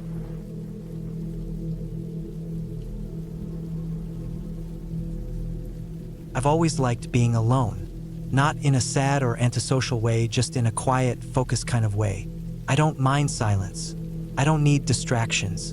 In fact, I write better when I'm completely cut off from everything else. That's why I rented a remote cabin deep in the Upper Peninsula of Michigan for the entire month of October last year. I was behind on the draft of my second book. The first one had done all right, nothing huge, but enough to get me a modest advance for the next. Problem was, I had been stuck in a cycle of distractions and small family issues that kept me from getting any real work done at home. That's why the cabin seemed perfect. No cell service, no neighbors, no internet. Just me, my laptop, a wood stove, and 1,000 trees around me. The cabin was a 5-hour drive from my place near Grand Rapids. I loaded up my Jeep with everything I needed for the month. Clothes, firewood, food, some bottled water, a couple gallons of gas for the generator, and all my writing gear. I even brought a box of books to read in the evenings. The drive started smooth, but the last hour was rough. The paved road turned into a gravel path, then narrowed into a muddy, uneven trail through dense woods. I drove slow, trying not to bottom out. By the time I reached the cabin, the sun was low, casting long shadows across the clearing. The place was about what I expected. An old wooden structure, small porch, wood piles stacked on the side, and a rusted metal chimney poking out of the sloped roof. There was a shed behind it and a shallow well pump out front. It looked solid, though. Nothing fancy, just quiet, cold, and still. The first night went fine. I started a fire, heated some soup, and unpacked a bit. I didn't even bother checking out the whole property until the next day. I slept surprisingly well. The bed was stiff but clean, and the blankets were heavy. In the morning, I walked the perimeter. The shed was locked with a rusted padlock, the key nowhere to be found. Behind the cabin was a slight hill that led into thick woods. There was no driveway, no mailbox, no signs of anyone else around. Just trees and silence. It was exactly what I'd hoped for. The first week was productive. I stuck to a simple routine. Wake up early, make coffee on the propane stove, write until noon, eat, go for a walk, write again until sunset, dinner, then read or write in a notebook by lamplight. I stayed warm with the wood stove and wore thermal gear most of the time. I even got used to the mice. I could hear them skittering in the walls at night, but they never came out while I was awake. I swept often and kept food sealed. By day 10, things started to feel off. I wouldn't call it fear at that point, more like unease. I started noticing small things out of place. A log from my woodpile on the ground. My axe moved a few feet from where I'd left it. Once I found the back door slightly ajar, though I was sure I'd locked it. I chalked it up to my own forgetfulness. Still, I started double-checking the doors before bed. A few nights later, I woke up to a loud thud outside. I lay still in bed, heart racing, straining to hear more. Nothing followed, just the wind rustling the leaves. I told myself it was a branch falling or maybe an animal knocking something over. In the morning, I found my trash bin tipped over. Raccoons, probably, but I couldn't shake the feeling that someone might be watching the cabin. That's when I started carrying my hunting knife during walks. I wasn't a paranoid type, but I figured it wouldn't hurt. I also kept my revolver under the mattress, something I hadn't even unpacked until then. It wasn't loaded. I didn't want any accidents, but I knew where the ammo was if I needed it. Then came the footprints. It had rained one night, and the ground was soft with mud the next morning. As I stepped out onto the porch, I saw them. Clear prints, boot prints, not mine. These were wider and deeper, and they circled the cabin. They came from the trees, passed near the back door, then looped around toward the shed before disappearing into the woods again. That was the moment the unease turned into something heavier, something real. I loaded the revolver that morning. I spent the rest of the day inside, listening. The woods are noisy, but there's a pattern to it. Wind, leaves, distant birds, sometimes the crunch of a squirrel. That day, I kept thinking I was hearing something else. A deliberate step, a snap of a branch not far off. I sat near the window with my laptop but got no writing done. I didn't sleep well that night. Every creak in the floorboards made me flinch. I'd look at the door, expecting the knob to turn, but nothing happened. Just silence and the stove's soft crackle. The next morning, I found something that shook me. A pile of stones stacked neatly on the porch. 6 smooth, flat rocks arranged in a cone shape. I stared at it for a long time. It wasn't there the night before, and it wasn't random. It looked placed, intentional. I kicked it over and walked the clearing, but found nothing else. That afternoon, I drove down the muddy trail to the nearest general store, 40 minutes away. I didn't tell the clerk anything, but I stocked up on more canned food, an extra lock for the door, and batteries. I also bought a second flashlight and a whistle, just in case. Back at the cabin, I noticed something else strange. My notebook was open on the table. I hadn't left it like that, and one of the pages was torn out, just gone. I searched under the table, around the room. Nothing. I kept everything locked while I was gone. I knew I had. I didn't eat that night. I sat in the corner of the cabin with my back against the wall and my gun on my lap. At some point, I must have nodded off because I woke with a stiff neck and the fire out. The following days blurred together. I tried to leave early, but the trail had flooded from a sudden downpour and was too muddy to drive. I'd have to wait until it dried out. That only fed the anxiety. I kept thinking whoever had been around might come back. I slept with earplugs before, but I stopped using them. I wanted to hear everything now, and I did. One night, I heard the back door rattle. Not just the wind. It moved like someone was testing it. Light pushes, slow and quiet. I crept over with my revolver, heart pounding so loud I could hear it. I held my breath and waited. Then silence again. No footsteps, no breaking in. Nothing. I waited until dawn before opening the door. No footprints that time. No damage. But the door frame had a new scratch about eye level, like something metal had pressed against it. The next day, I walked a wide loop into the woods. I was looking for anything, trash, signs of a campsite, maybe a trail camera. I found none of that, but I did find a tree with bark peeled off in long strips, like someone had used a knife. It didn't look natural. On the walk back, I felt watched. It was like a pressure behind me. I'd stop and listen, turn around.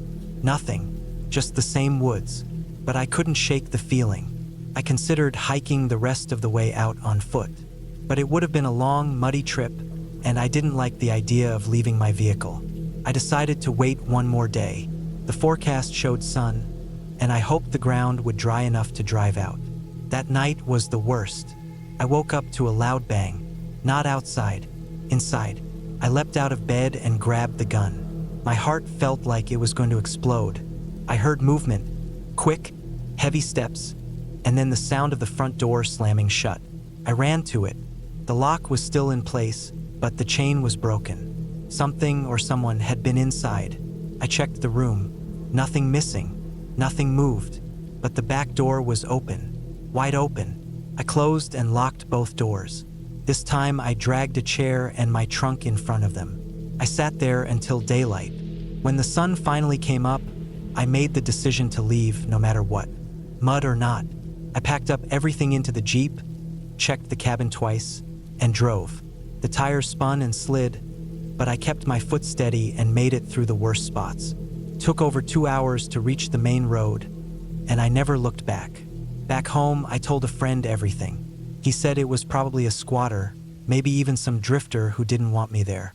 Maybe someone who had been using the cabin before me. I don't know. I called the owner and told him I left early because of safety concerns. He didn't ask questions and refunded me the last week without much fuss. That made me wonder if it wasn't the first time someone complained. I never found out who it was.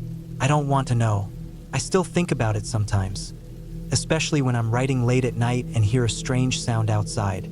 I didn't go back to a remote cabin after that. I still write, but now it's from home. I keep the doors locked and the lights on. I work during the day and don't push myself through the night anymore.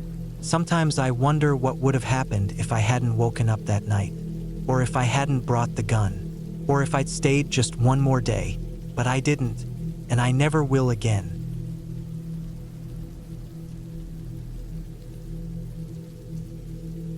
It was the middle of October when I decided to take a week off and head out to a remote cabin in northern Minnesota. I had been working long shifts and weekends at the auto shop for months, and my body was starting to feel it. My back ached all the time, I was drinking too much coffee to stay awake, and my mind just felt foggy all the time. I needed the break. I didn't want to go anywhere with cell service or people. I found a listing for a privately owned cabin about 4 hours north of Duluth. No internet, no neighbors, no distractions. Just trees, a lake, and time to myself. The drive up there was long and quiet. The further north I got, the fewer cars I saw.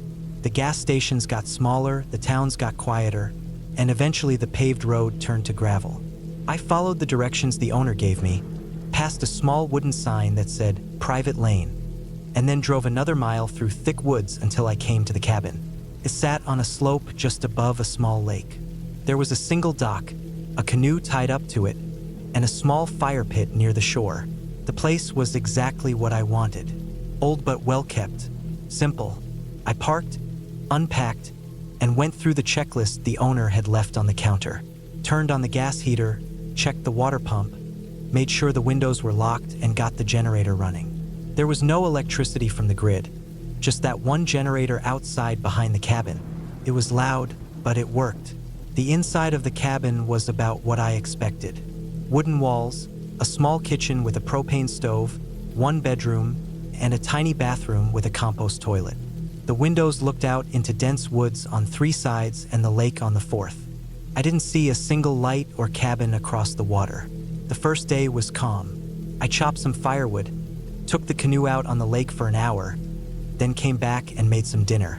The night was silent except for the wind through the trees. No traffic, no voices, no hum of the city. Took some getting used to, but I liked it. I fell asleep early and slept hard. The next day, I took a longer trip across the lake and hiked into the woods on the other side. The leaves were bright red and orange, and they crunched under my boots with every step.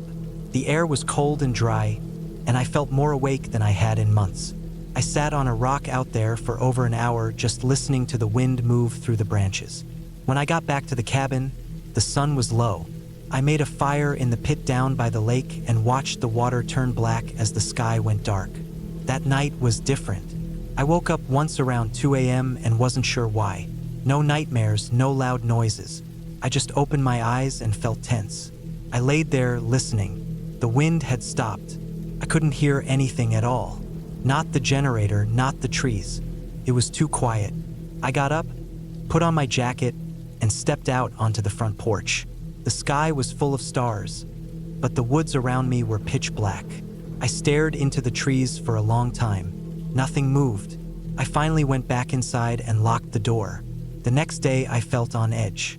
I couldn't shake the feeling that something was off. The woods didn't feel peaceful anymore. I walked around the cabin, checked the generator, and looked for animal tracks, but didn't see anything strange. Still, that night I brought the hatchet inside and left it leaning against the wall by my bed, just in case. The next few nights were quiet again, but that same feeling came back every night. Waking up suddenly, no noise, just a kind of pressure, like someone was standing outside watching. I started leaving the lantern on through the night. On the 5th day, I woke up to find the back door wide open. The wind was howling outside, and it had blown leaves and dirt into the kitchen. I was sure I had locked it the night before. I checked it again. It wasn't broken or busted open, just unlocked. I told myself I had forgotten, that I was tired or distracted. Still, I started double-checking all the locks after that. I even moved the table in front of the back door before going to bed. Later that day, I was chopping wood when I heard a crack from deeper in the woods. Not just a branch falling. It sounded like something heavy had stepped on a dry log. I stood there for a while, axe in hand, staring into the trees. I couldn't see anything, but I felt like something was behind the tree line, watching. I stayed outside for maybe 10 more minutes, then went back inside and shut the windows. That night, I didn't sleep much. Every sound made me sit up. The creak of the walls, the wind against the siding, the faint rumble of the generator outside. Around 3 a.m., I heard what I thought was gravel crunching out by the car. I crept to the window and looked out, but it was too dark to see anything. My heart was racing. I stayed there for an hour, just staring into the dark, waiting to see movement. There was nothing. In the morning, I walked out to the car. There were no footprints, but the back bumper had a smear on it. Something had rubbed against it, maybe mud or grease. I tried to tell myself it was from the drive up, but it looked fresh. That day, I didn't leave the cabin. I kept the axe by the door and a heavy flashlight in my coat pocket. That night, I turned the generator off. I didn't want it masking other sounds. I lit a few lanterns, kept the axe close, and stayed up late reading. Around midnight, I heard a noise out back, like something brushing against the wall. I stood up, heart thudding, and waited. Then I heard the sound of a footstep, just one, on the back porch. I didn't move. I barely breathed. I stood there for what felt like an hour. Eventually, I turned off the lantern and stood in the dark, waiting. Nothing happened. At sunrise, I opened the back door. The table I had wedged in front of it was shifted, just a little, but enough to notice. I stepped outside. The dirt just beyond the porch had a mark in it. Not a footprint, but like something had been dragged. It went off into the woods. I followed it for about 20 feet, but then it vanished into the undergrowth. I packed that day, threw everything in the car, locked the cabin, and left. I didn't bother cleaning or putting anything back. I just wanted to get out of there. About an hour down the road, I pulled into a small gas station to fill up and use the bathroom. I must have looked pretty bad because the guy behind the counter stared at me as I came in. I washed my face, grabbed some coffee, and kept driving. A few weeks later, the owner of the cabin messaged me to ask if I had left early. I told him yes. I didn't explain. I didn't want to talk about it. But he told me something that still sticks with me. He said, "You're not the first one.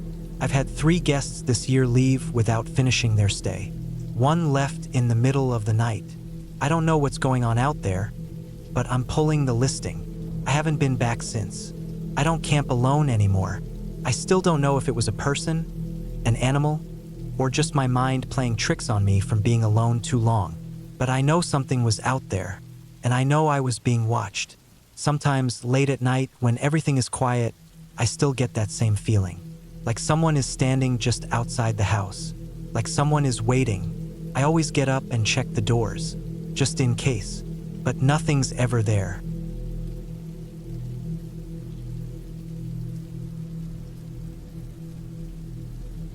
I booked the cabin in early September, about a month before I actually went. I'd been needing a break from everything: work, the noise of the city, people always asking me for things, needing things. I just wanted space. I found this place through a small rental site, not one of the big ones. It was a private listing, and the photos showed an old wooden cabin, basic but solid, tucked deep into the woods of northern Michigan. No neighbors in sight, no Wi-Fi, no TV, just a bed, a wood stove, and a kitchen. That's exactly what I wanted. Just quiet. It took me about 6 hours to drive up from Indianapolis. The further north I went, the more the landscape changed. The trees grew thicker, the roads narrower, and the towns fewer. I stopped for gas just outside a small town called Iron River. After that, it was another 45 minutes of winding gravel roads. My GPS lost signal halfway through, but I had written down the directions beforehand. By the time I pulled up to the cabin, it was already late afternoon. The sun was starting to sink behind the trees, casting long shadows across the clearing. The cabin looked exactly like the pictures. Old pine logs darkened from age and weather, a metal roof, a front porch with a sagging wooden swing, and a stack of firewood off to the side. The air smelled like damp leaves and pine needles. I unpacked quickly, brought in my cooler, sleeping bag, and a box of books. Inside, the place was simple.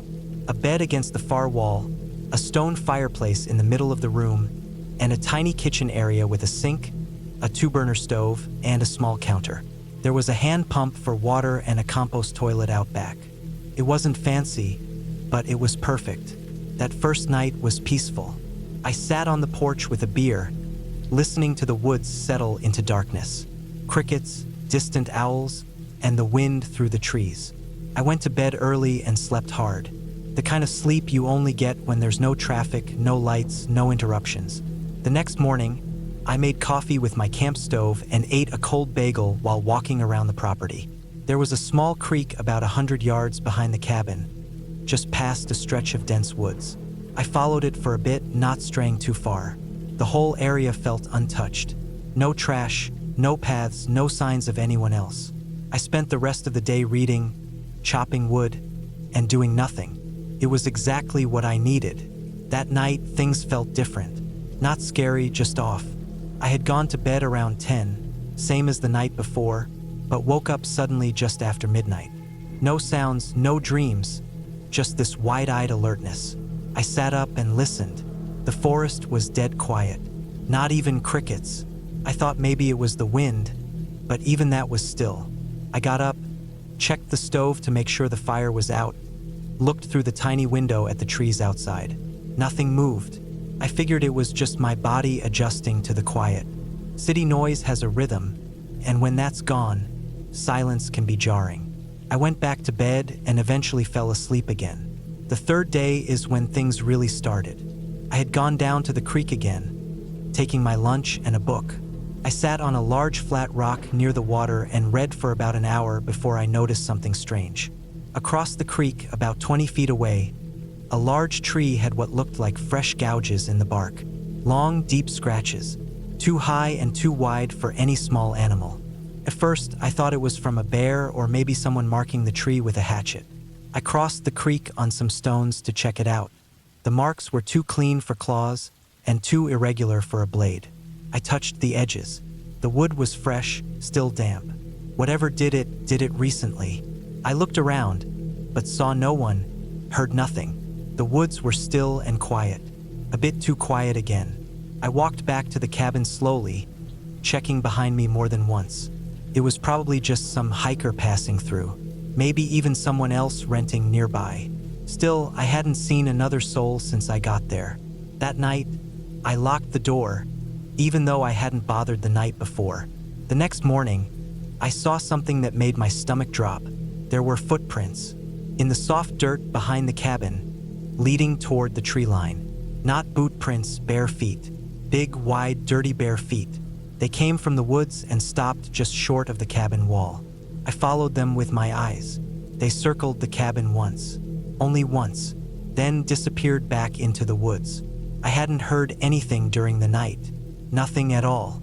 I walked the perimeter of the cabin slowly, heart racing. Nothing else seemed out of place. No signs of a break-in. Nothing missing. But someone or something had come right up to the walls. I didn't know what to do. I didn't have cell service, and the nearest town was nearly an hour away. I considered packing up and leaving right then, but I told myself it might have been some local messing around. Prank, maybe. Still, I stayed inside most of that day. Read by the fireplace, kept my hatchet within reach. I didn't relax. Not really. That night, I barely slept. Every creak of the wood, every pop from the fire made me sit up and listen. I started to think about the scratches on the tree, the footprints. I felt watched, like something was just out of sight, just beyond the tree line, waiting. Around 3 a.m., I heard something. A soft, slow thumping. Not loud, but steady. It was coming from the back of the cabin. I froze, holding my breath. Then it stopped. A minute later, it started again. Thump, thump, then silence. Then a dragging sound. I didn't move. I sat in the corner of the room, eyes locked on the door. I waited. After what felt like an hour, the sound stopped. The forest stayed quiet. I stayed up until dawn. When the sun came up, I finally stepped outside. There were more footprints, deeper now, muddy, and something else. Near the compost toilet, I saw drag marks, like someone had pulled something heavy. The tracks led into the woods and disappeared. I didn't follow them. I packed everything. I didn't care about the rest of my rental days. I loaded the car in 10 minutes. As I was about to leave, I looked back one more time. Up in the trees, above the creek, I saw something hanging. I walked over slowly, against every instinct. It was a deer, gutted, cleaned, and strung up by its hind legs. Fresh. The ground below it was soaked. That was it. I got in the car and drove. I didn't stop until I reached a gas station 2 hours south. I used their phone to call the county sheriff, told them what I saw. They took my statement but didn't seem too concerned.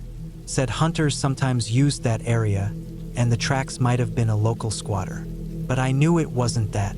The way the footprints circled the cabin, the silent nights, the deer strung up like that with precision, not just gutted but almost displayed.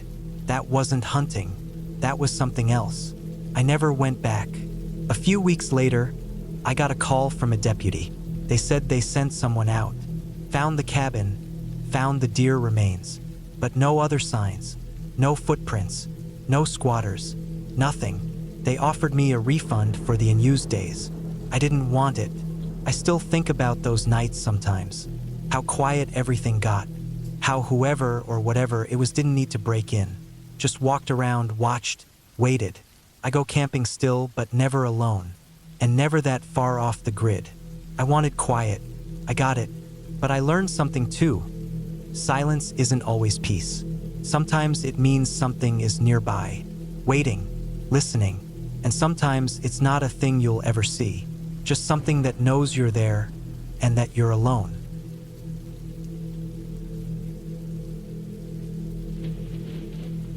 I don't know what I was trying to prove by going up there alone. Maybe it was the stress.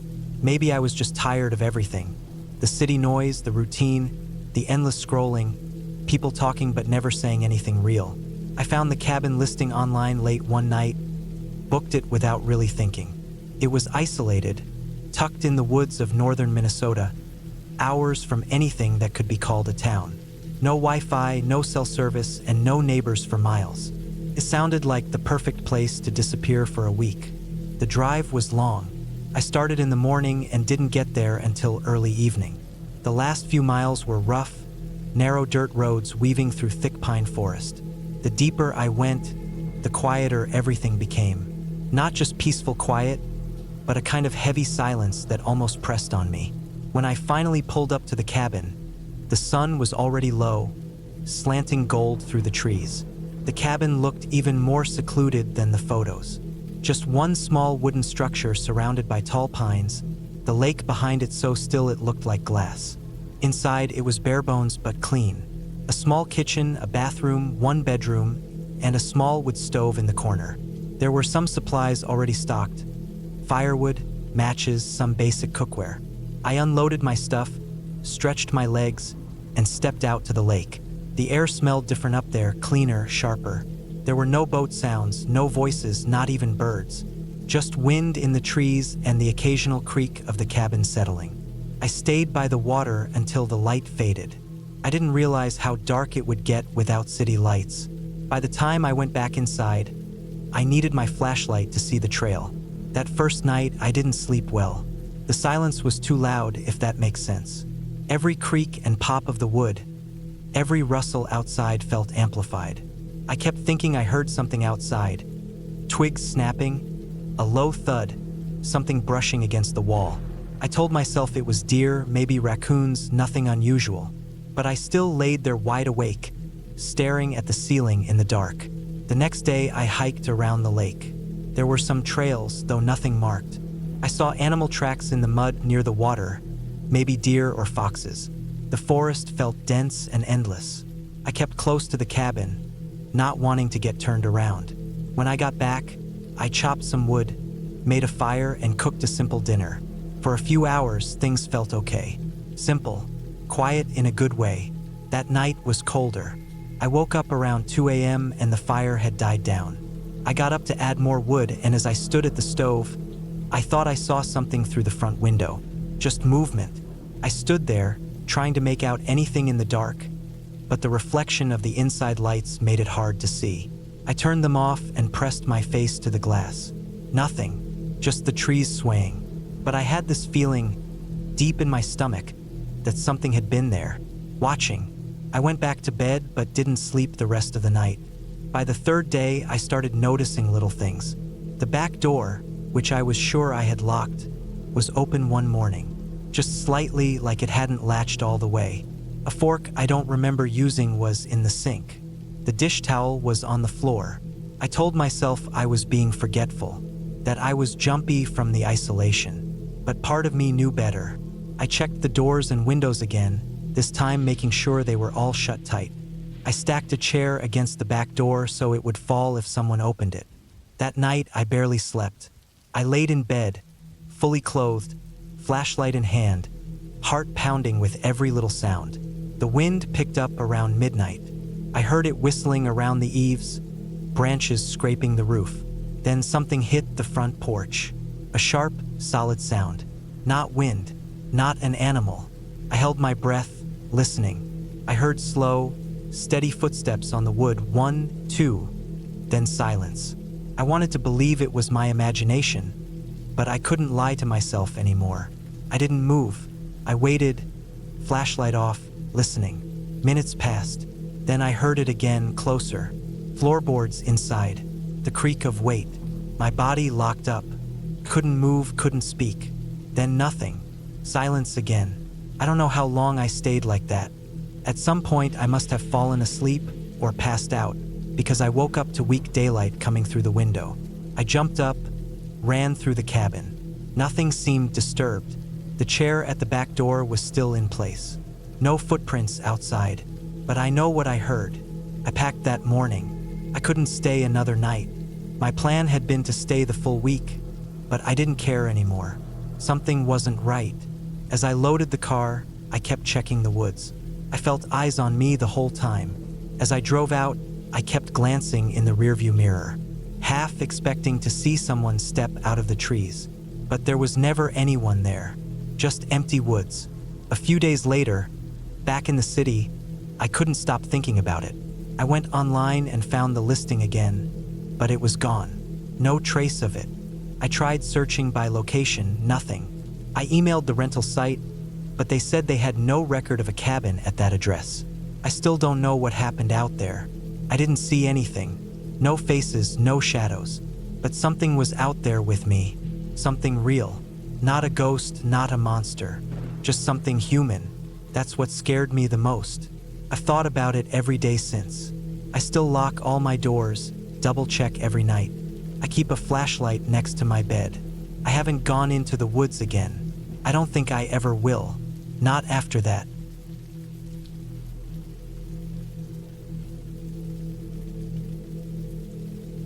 It had been a long, grueling day of hiking, and by the time I reached the cabin, the last slivers of sunlight were just beginning to fade behind the treetops. The woods around me were thick, so dense that even the moonlight struggled to find its way through the heavy canopy. My legs were sore from the hike, and the quiet of the forest made everything feel so much more intense. Every snap of a twig underfoot, every rustle of a leaf, felt louder than it should have been. I was grateful to finally see the cabin in the distance, nestled at the edge of a small clearing. I hadn't planned on staying in a cabin. The trip was supposed to be a solo camping retreat, but after a sudden, unexpected downpour earlier in the day, I realized I needed shelter. My tent was soaked through, and I knew it would only get worse as the night wore on. When I stumbled upon the cabin, the door had been slightly ajar. A quick knock revealed no one inside, so I decided to settle in for the night. I wasn't one to feel afraid in the woods, but there was something about this place that made my skin prickle. The interior was small but surprisingly well kept. A stone fireplace took up one wall, a rough-hewn wooden table sat in the center, and a couple of mismatched chairs were scattered around. A few old, faded paintings hung crookedly on the walls. The place smelled musty, like it hadn't been used in a while, but there was also the faint scent of pine, which gave it a somewhat comforting feel. Despite its simplicity, the cabin had a quiet charm, like a place where time had slowed down and forgotten how to move forward. I set my pack down near the door and began to unpack. The storm outside raged on, the wind howling through the trees. I decided to start a fire in the hearth, hoping the warmth would dry out my damp clothes and lift my mood. The logs inside the cabin were dry enough, and within minutes, the fire crackled to life, casting flickering shadows on the walls. The rain had become heavier, and the sound of it pounding on the roof was almost deafening. The warmth of the fire felt good, but the silence of the cabin began to weigh on me. There was something about being so isolated, with no one around for miles, that made everything feel off. I shook the feeling away, chalking it up to fatigue. I set up a small bed on the floor, using my sleeping bag and a couple of spare blankets. There was no way I was going to sleep on the creaky wooden bed frame in the corner. It looked like it hadn't been slept in for years, the mattress sagging and covered in dust. I wasn't exactly thrilled about the idea of spending the night in such an unfamiliar place, but the thought of the rain outside made it impossible to leave. As the hours passed, the fire began to die down, and I found myself staring into the dying embers. The storm outside had picked up, and the wind now howled like some wild animal. It was hard to imagine anyone else being out in this, let alone staying at a cabin this far out. My thoughts drifted, and I couldn't help but think about the strange sensation I'd had since arriving, like I wasn't alone. But that didn't make sense. I had seen no signs of life, no footprints in the mud outside, no fresh tire tracks. The cabin was, at least for now, mine. Still, the silence in the air felt thick, suffocating almost. I tried to shake it off, blaming my jumpy nerves on the isolation. But the feeling only grew as the night dragged on. I moved to stoke the fire, and that's when I noticed it. Something was different. It was a noise, faint but unmistakable. It came from outside, just on the edge of the clearing, a soft rustling sound, like someone was moving through the brush. I stood still, holding my breath, trying to listen. The wind made it hard to tell for sure, but I was sure I heard footsteps crunching through the wet leaves. My heart started to race. I waited, but the sound didn't come again. I convinced myself it was nothing, maybe an animal, the kind of wild creature that roamed these woods. But the unease never left. I sat by the fire, trying to keep my mind occupied, but the quiet creaked in the back of my mind. The feeling of being watched was almost overwhelming now. I kept glancing at the door, half expecting it to swing open at any moment, though I hadn't heard a sound. The storm had picked up, and now the occasional crack of thunder added to the tension in the air. Time seemed to stretch. I tried to read, to distract myself, but every rustle of the wind outside made my skin crawl. It wasn't long before the fire had burned down to a few glowing embers, and the cabin was filled with shadows.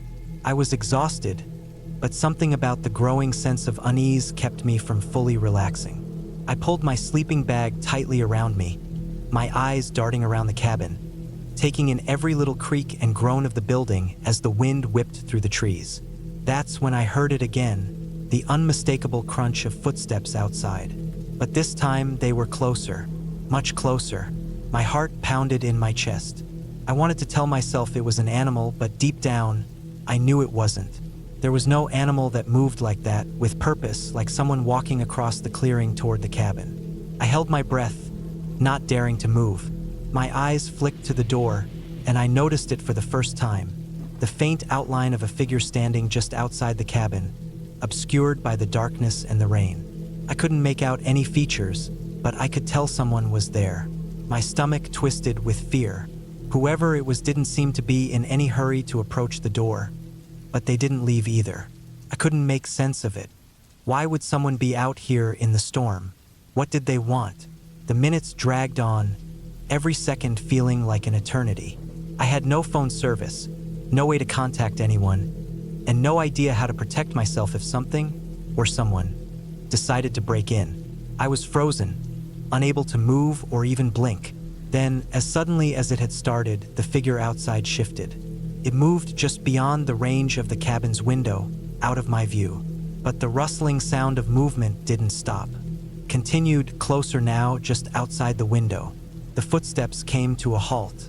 The silence that followed was deafening. My heart raced, and I could feel sweat gathering on my palms. I wanted to scream, but I couldn't make a sound. Finally, after what seemed like forever, I heard the unmistakable sound of a door creaking open. My breath caught in my throat. Someone had entered. The sound of soft footsteps echoed in the cabin. My mind raced, trying to figure out what to do, but there was no plan. I had no escape, but when I finally forced myself to look, there was no one there. The door was still closed, the way I had left it. The room was empty. The tension broke as I slowly let out a breath I hadn't realized I was holding. Was I imagining things? Had the isolation and the storm gotten to me? It had been a long, tiring day, and I was alone in a cabin in the middle of nowhere. But the feeling of being watched never truly left. When the storm finally passed and the first rays of sunlight peeked through the trees, I left that cabin in a hurry. As I made my way back to civilization, the unsettling feeling lingered. I kept looking over my shoulder, expecting to see someone or something following me, but there was nothing. By the time I reached the main road, I realized that whatever had happened that night, whatever I had heard and felt, had changed me. I wasn't the same person I had been when I arrived. The woods, the storm, the feeling of being watched, nothing about it had been right. But I survived, and I knew that I would never forget the fear, the tension, the overwhelming feeling that something wasn't quite right in that cabin. And I knew that no matter how much time passed, I would never go back to that place.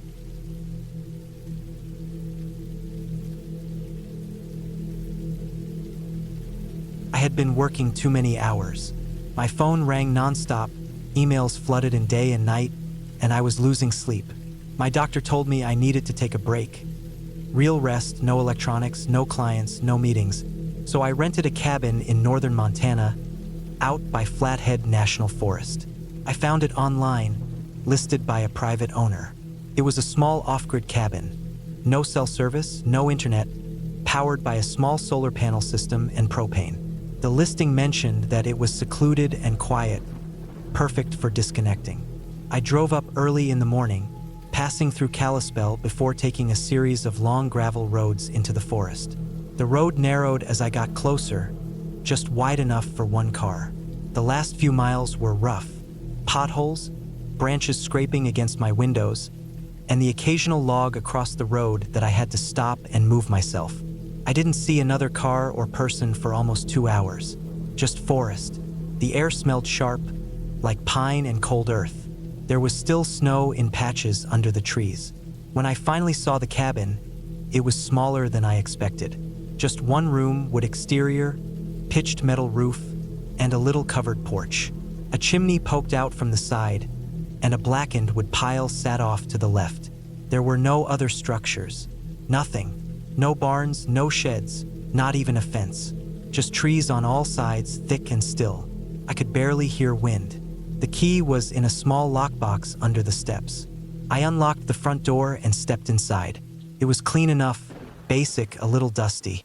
There was a small kitchen counter, a propane stove, a table, a chair, a cot with a thin mattress, and a cast iron wood stove in the corner. A little shelf near the bed had a few old books and some maps.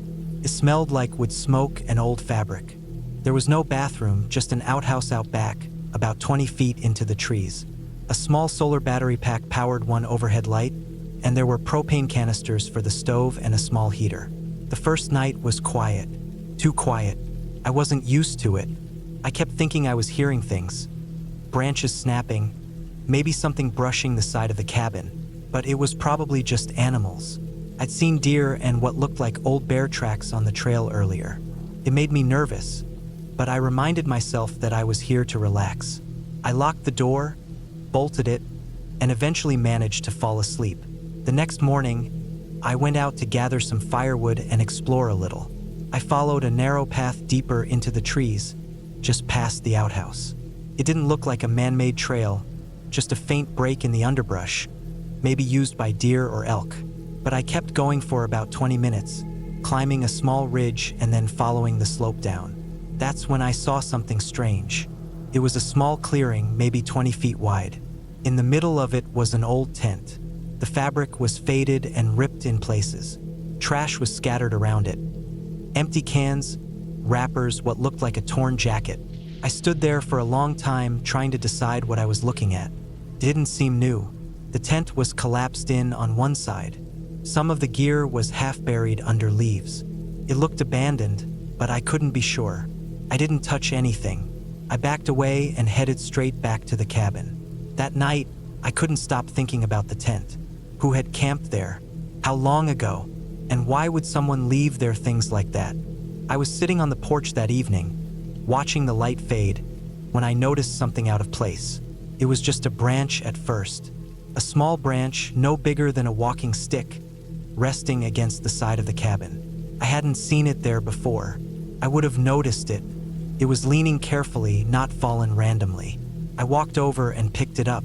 The bottom end was smooth, like it had been whittled or scraped. I tossed it into the woods. That night I heard footsteps. Not animals, not deer, human footsteps, crunching slowly through leaves and sticks, maybe 30 feet away from the cabin. I froze. I had no gun, no cell service, just a fire poker and a knife in the kitchen drawer. I turned off the light and stood by the window, staring into the dark. The footsteps stopped.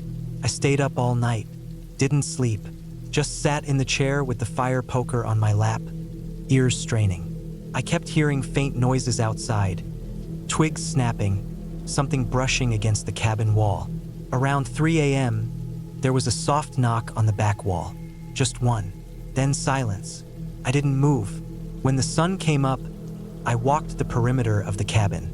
I didn't see anyone, but I did find something that made my skin crawl. Boot prints. Big ones. Not fresh, but not old either. Maybe from the night before. They circled the cabin and then vanished into the trees. I told myself someone had passed through, maybe a hunter, but it didn't explain the knocking, or why the person would walk all the way around the cabin without making themselves known. That day, I packed some food and hiked back to the tent. I wanted to know more. I brought a small flashlight and a walking stick. When I got to the clearing, I took a closer look. The tent was moldy. The zipper was stuck open. Inside, I saw a sleeping bag, torn in places, and some old clothes. There were boots outside the flap, water damaged and stiff. I looked around at the trash and found something that made my stomach twist. There was a small notebook. The cover was warped from water. I picked it up and flipped through it. The pages were mostly blank, but one entry stood out. It was scrawled in shaky handwriting. He comes at night, every night, doesn't say anything, just walks around. I don't sleep anymore. I put the notebook down and backed away. I didn't like the feeling in my chest. Felt like I was being watched. I went back to the cabin, locked the door, and stayed inside the rest of the day. That night, I didn't turn the light on. I sat by the window again, staring out into the trees. Just before midnight, I saw movement. A figure, at the edge of the trees. Not close, but close enough to make out the shape of a man. He wasn't carrying anything, just standing still, staring at the cabin. I didn't move. He didn't either. I don't know how long I stared. It felt like hours. Eventually, he stepped back into the dark. I packed everything at first light. I threw my gear into the car, skipped breakfast, and drove fast. I didn't look back. I didn't stop until I hit pavement again, and even then I didn't relax. When I got home, I tried to find the listing again. It was gone. No listing, no owner, no history. I called the number from the email confirmation. Disconnected. I searched the area's property records. Nothing came up for that cabin. I even looked on Google Earth. The spot where the cabin should have been just showed dense forest. No structure. I don't know who built that cabin. I don't know who left that notebook. And I sure as hell don't know who was standing out there in the woods every night, watching the cabin without saying a word. But I think someone's still living out there, watching, waiting. I haven't gone back to the woods since, and I never will.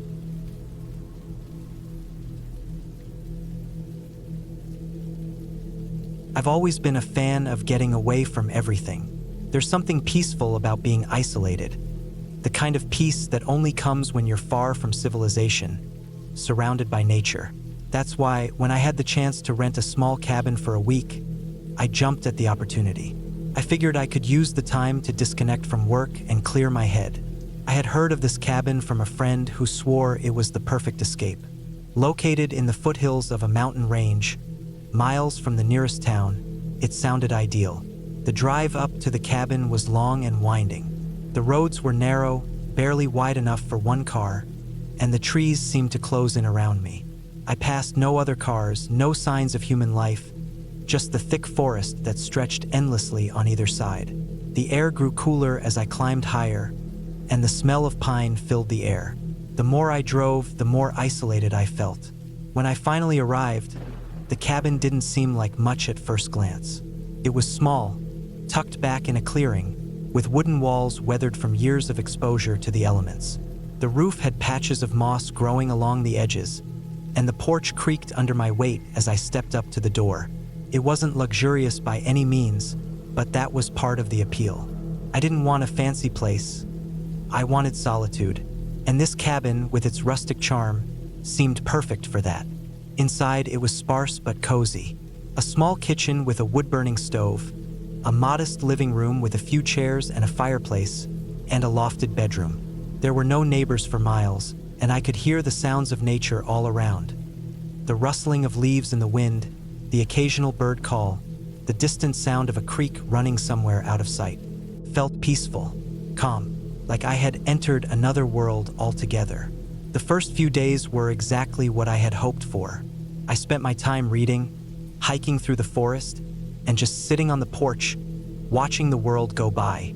The days were long and quiet, with the sunlight filtering through the trees in golden beams. Evenings were spent in front of the fire, listening to the crackling of the wood and enjoying the warmth. At night, the stars were so bright that it felt like I could reach up and touch them. I slept soundly, undisturbed by anything, or so I thought. On the fourth night, things started to feel off. It was late, well past midnight. I had just finished reading a book and was about to go to bed when I heard it.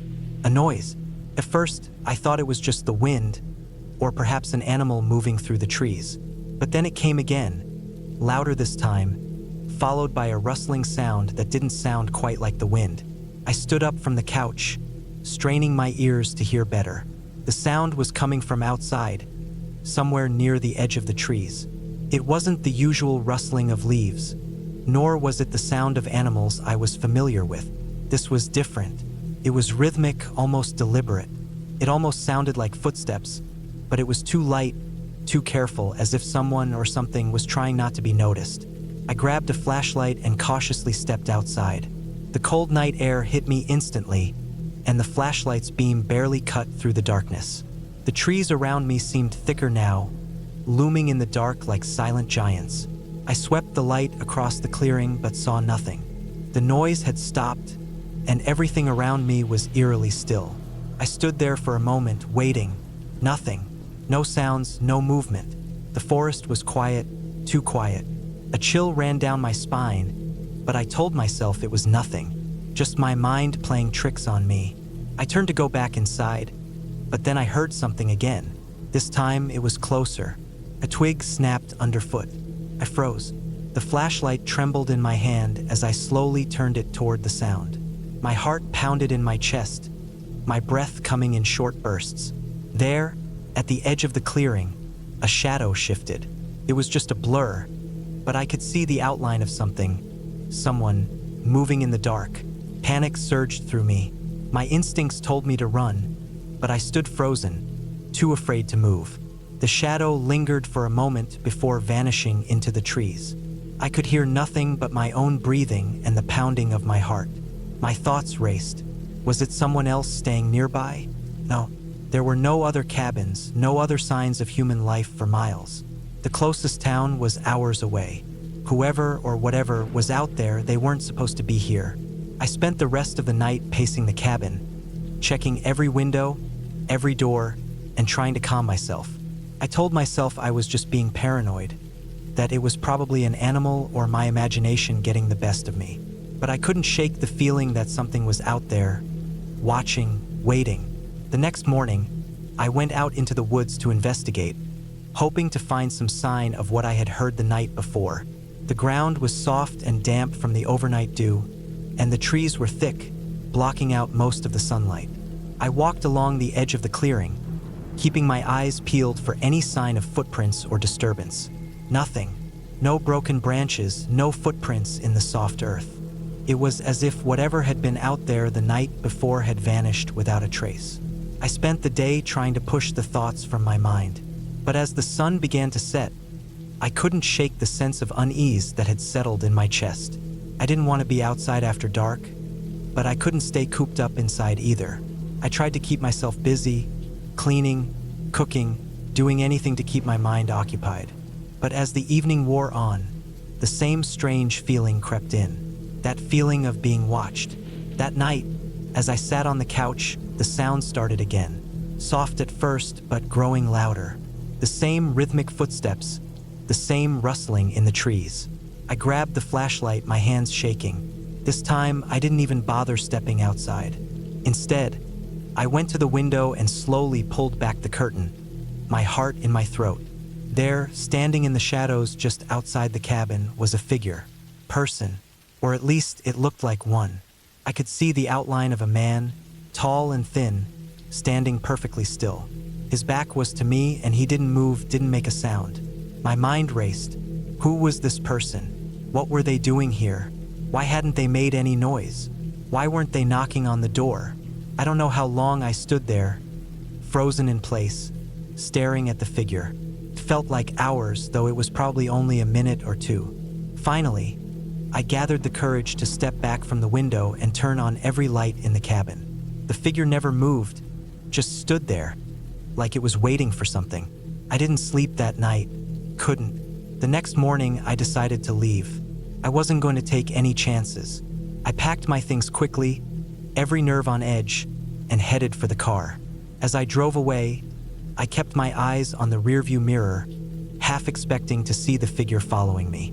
But there was nothing. The road behind me was empty. When I got back to the town, I called the property owner to tell them what had happened. They seemed surprised but told me the cabin had been rented out for years with no issues. They suggested maybe I had been imagining things, that the isolation could play tricks on the mind. But I knew what I had seen. Whatever had been out there wasn't just my imagination. I never went back to that cabin. Maybe it was just an odd encounter, maybe it wasn't. But sometimes, when I think about it, I can still feel that eerie presence lurking in the trees, waiting for me to return.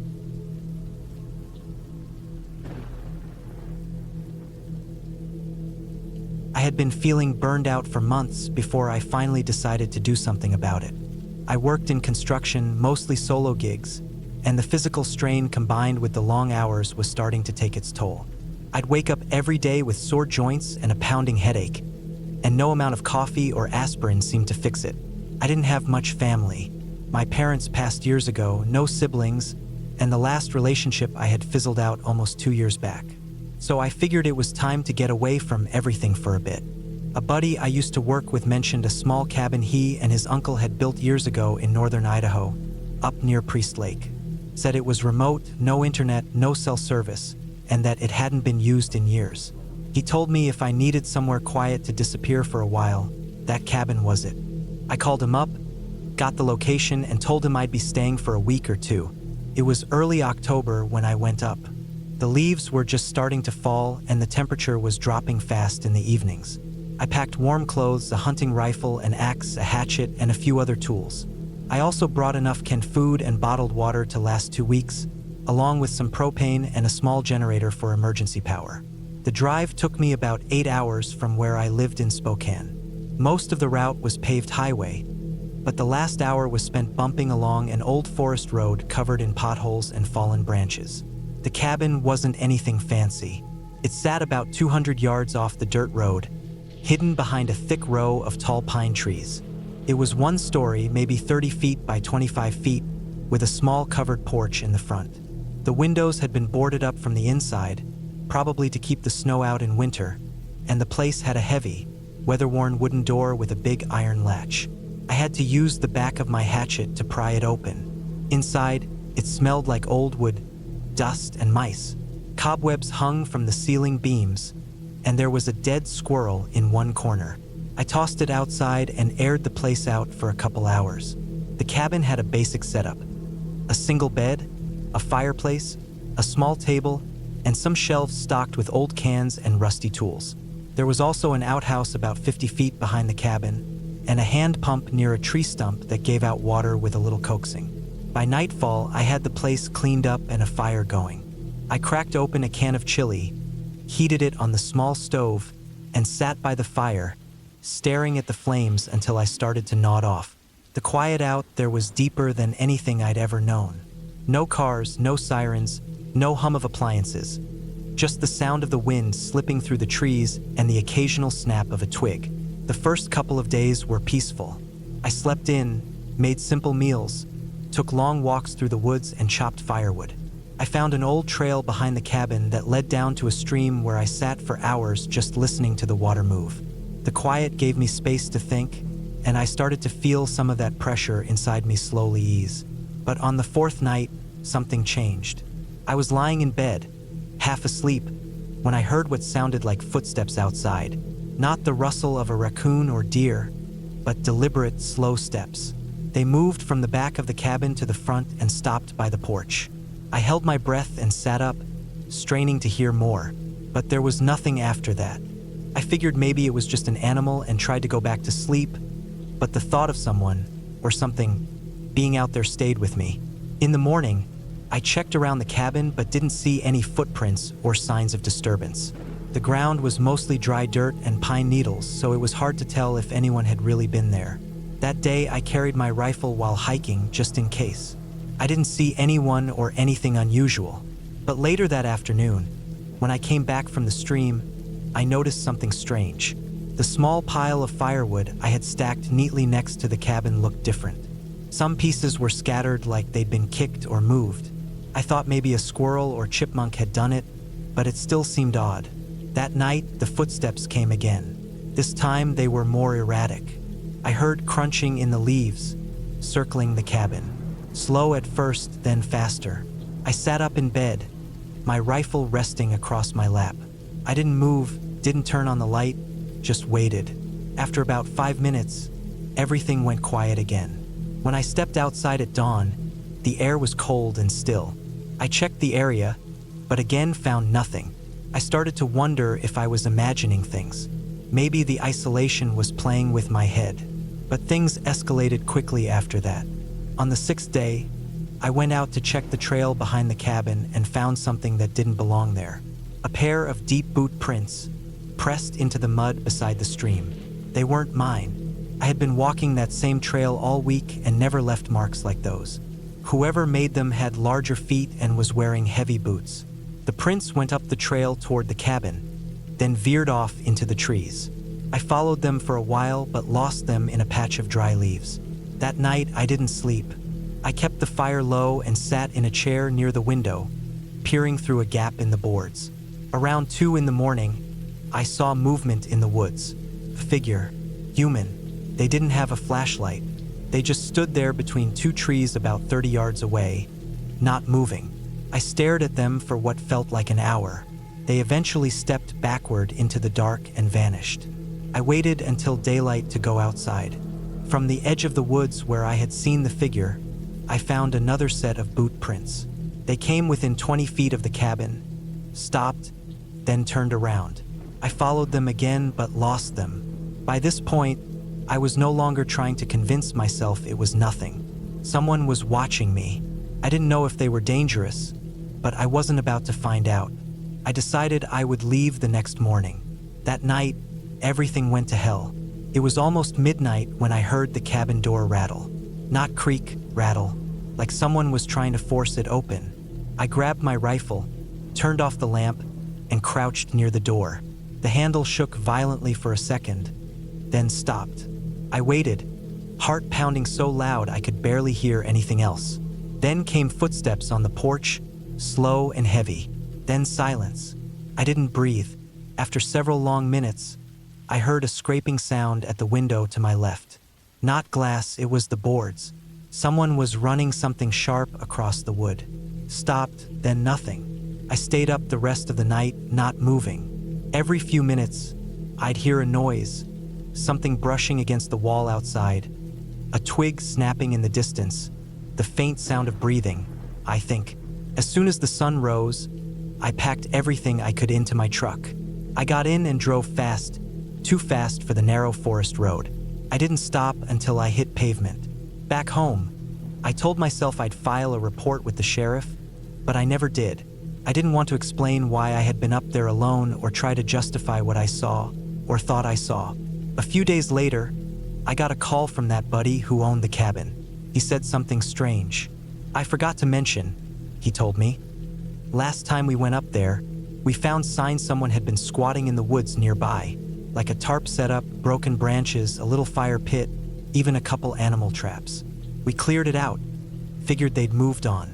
They hadn't. I never went back. I sold my truck, moved out of Spokane, and haven't spent a night alone in the woods since. Sometimes I wonder what would have happened if I'd stayed one more night. Sometimes I wonder how many nights that person had been out there already, just watching.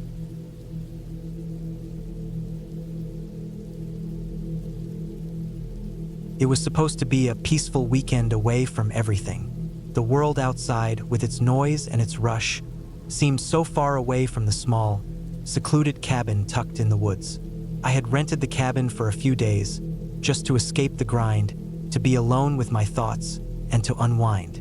It wasn't anything fancy, just a small, rustic place with a wood-burning stove, a couple of old chairs, and a bed with a thin quilt. It was exactly what I was looking for. Simple, quiet, and away from anyone else. I arrived on a Friday afternoon. The drive was long, the kind where you feel the distance from the city in your bones. The deeper into the forest I went, the quieter it got. The roads were narrow, winding between towering trees, their trunks so thick they seemed ancient. By the time I turned off the main road, I could barely see the next house, and there was no one else on the road. The cabin stood alone at the end of a dirt path, with no neighbors for miles. When I first stepped out of my car, the air felt different, fresher, sharper, like it had been untouched by human hands. The trees surrounded the cabin, their branches swaying gently in the breeze. It was the kind of place you might see in a postcard, but something about it, even in the quiet stillness, didn't feel entirely right. It wasn't the cabin itself, but something about the woods around it, something watchful. I shook it off as soon as I went inside. I set my bag down, started a fire in the stove, and made myself comfortable. The first night passed quietly, just me, the fire, and the silence. Felt good. I had no agenda, no expectations, just a simple weekend to recharge. As the fire flickered and crackled, I sat by it, listening to the distant sounds of the forest outside, slowly drifting into a peaceful sleep. But that peace didn't last. The next morning, I woke early. The sun hadn't fully risen, but the light was already filtering through the trees, casting long shadows on the cabin floor. I'd heard something in the night, strange noises, distant but unmistakable. It wasn't the sound of animals. It was something else, a tapping, like fingers on the wooden walls, or perhaps the creaking of the cabin's old beams. I told myself it was just the wind or the house settling. Maybe an animal had brushed against the wall during the night. But in my gut, I knew something wasn't right. I spent the day outside, walking through the woods, trying to distract myself. The trees were dense here, almost too thick, and the trails seemed to twist back on themselves, as though the forest didn't want you to leave. I had brought a map, but as I walked further, it didn't seem to help much. The path kept splitting off, and the further I went, the more I felt like I was being watched. Maybe it was just the isolation playing tricks on me, but I couldn't shake the feeling that something was lurking just out of sight. When I returned to the cabin, I noticed something strange. The door was slightly ajar. I was sure I had closed it before I left. It wasn't wide open, just a crack, but enough to make me pause. My first instinct was to check if something or someone had gotten inside, but everything seemed in place. Nothing was missing, nothing was disturbed. Still, I couldn't ignore the fact that the door had been opened while I was gone. Maybe the wind, I thought. Maybe it had blown open. That night, I couldn't sleep. Every creak, every rustle of the trees outside felt amplified. The fire in the stove had died down, leaving the cabin colder than before. I kept thinking I heard something. Footsteps outside? A whisper on the wind? But when I looked out the window, there was nothing. Just the dark, endless stretch of trees. It was a feeling I couldn't explain, but I felt it deep in my chest, like I wasn't supposed to be there. Something didn't want me there. Around midnight, I heard it again. The tapping. It was faint at first, but it grew louder, coming from the wall near the corner of the room. My heart pounded in my chest as I stared at the spot where the sound was coming from. Tap, tap. tap. I stood frozen for what felt like an eternity, my mind racing through every possible explanation. Maybe an animal was trying to get in, or perhaps the old house was just settling under the cold night air. But when I listened harder, I realized it wasn't the house settling. It was rhythmic, deliberate. I grabbed a flashlight and slowly moved toward the sound. I shone the beam on the wall, the beam of light trembling in my hand. There was nothing. I swung the light around the room, but everything seemed still, untouched. I stood there for a long time, staring at the shadows, waiting for something to move, but nothing did. I finally managed to convince myself it was nothing more than the house's natural sounds, or so I thought. I spent the next few days trying to push the anxiety aside, trying to tell myself I was imagining things. I spent time outside, taking short hikes, just walking the trails and taking in the fresh air. But no matter how far I went, I couldn't shake the feeling of being watched. The woods were deep and dense, and the quiet seemed too perfect, too still. I had no cell phone service, no neighbors, and no sign of anyone else around. It was just me, the cabin, and the trees. And every time I thought I was alone, I felt a presence, a feeling that someone was out there, keeping an eye on me. The tapping continued that night, louder than ever. But this time, it wasn't just the wall. It came from different places around the cabin. The window frames, the door, the floorboards. It seemed to be moving, like it was trying to get my attention. I didn't know what to do, where to go, or who to turn to. There was no one else here. I was completely alone. I decided to leave. I packed my things in a hurry, throwing them into my bag without much thought. But as I stepped toward the door, I stopped. There was something outside. I could feel it. There was something moving just beyond the cabin, just beyond the reach of the porch light. I couldn't bring myself to open the door. I didn't know if it was an animal or if it was something else. But whatever it was close, and I knew it was waiting for me to make a move. I didn't leave that night. Instead, I barricaded myself inside, pushing the couch against the door, closing all the windows, and locking every single latch I could find. But the fear didn't leave. In fact, it only grew stronger. I felt trapped, cornered. I couldn't even tell if the tapping had stopped or if it was just my nerves playing tricks on me. The silence felt heavier now, more suffocating, like it was pressing down on me from all sides. I spent the night with my back against the wall, listening to the sounds of the forest outside. There were no birds, no animals, no rustling of leaves. It was like the world had gone dead silent, holding its breath. When the sun finally rose the next morning, I didn't feel any safer. The tapping had stopped, but something had changed. The cabin felt emptier somehow. The air was thick with a sense of foreboding, like it was waiting for me to make the next move. I couldn't shake the feeling that I was being hunted. I packed up the last of my things, grabbing whatever I could find, and made my way to the car. I didn't even look back as I drove away. All I could think about was getting out of there, getting back to civilization, where I could feel safe again. As I drove down the dirt road, the trees seemed to close in behind me, the shadows growing longer and darker. But I kept my eyes on the road, focused on the end of the path. I wasn't looking back, and I never did. I left the cabin, the woods, and the fear behind.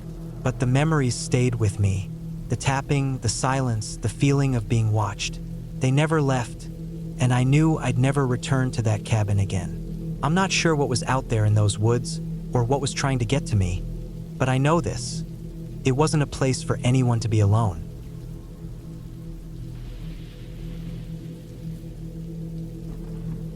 I drove up to the mountains because I needed to get away for a while. I had been working long hours in the city, barely sleeping, eating fast food every day, and staring at screens for way too long.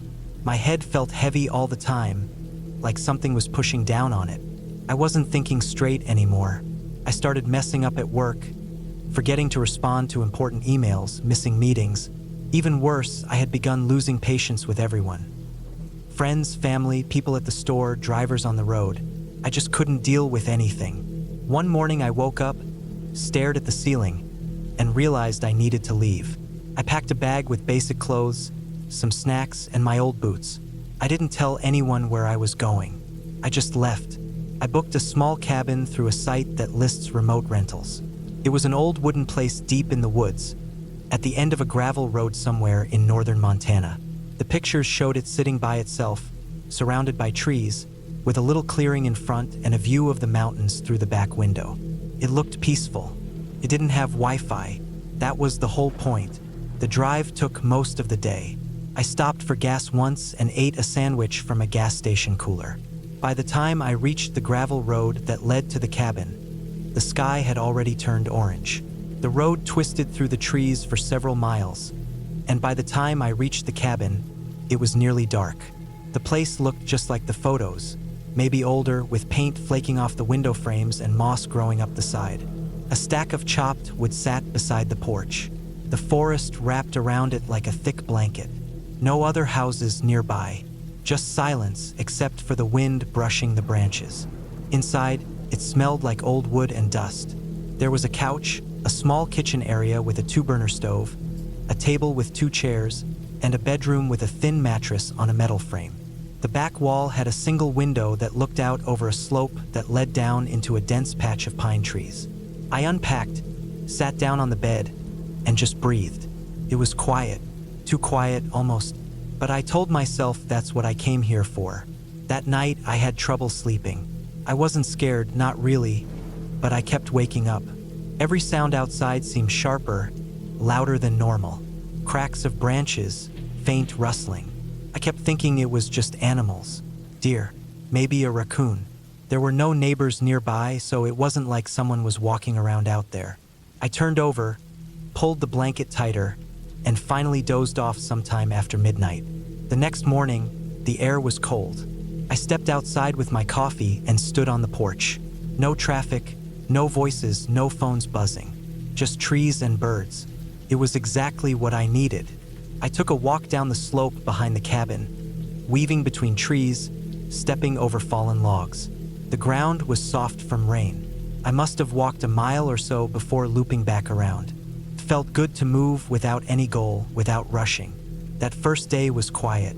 I read for a bit, cooked a simple meal, sat on the porch as the sun went down. I didn't see a single person. No cars on the road. No hikers. Nothing. But on the second night, something changed. Started around 1 or 2 in the morning. I was asleep when I heard a noise. Not like the rustling of an animal, but sharper. A thump.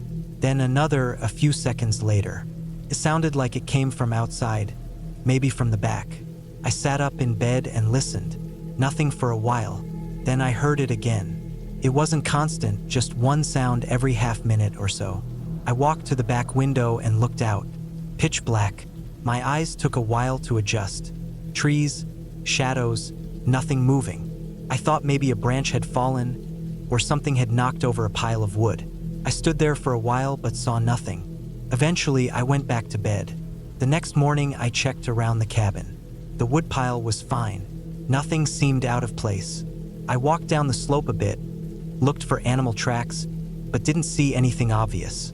The air was colder that day, and the wind had picked up. I spent most of the day indoors. Around the afternoon, I noticed something strange. A set of small scratches on the outside of the back door. Not deep, but clear. Parallel lines.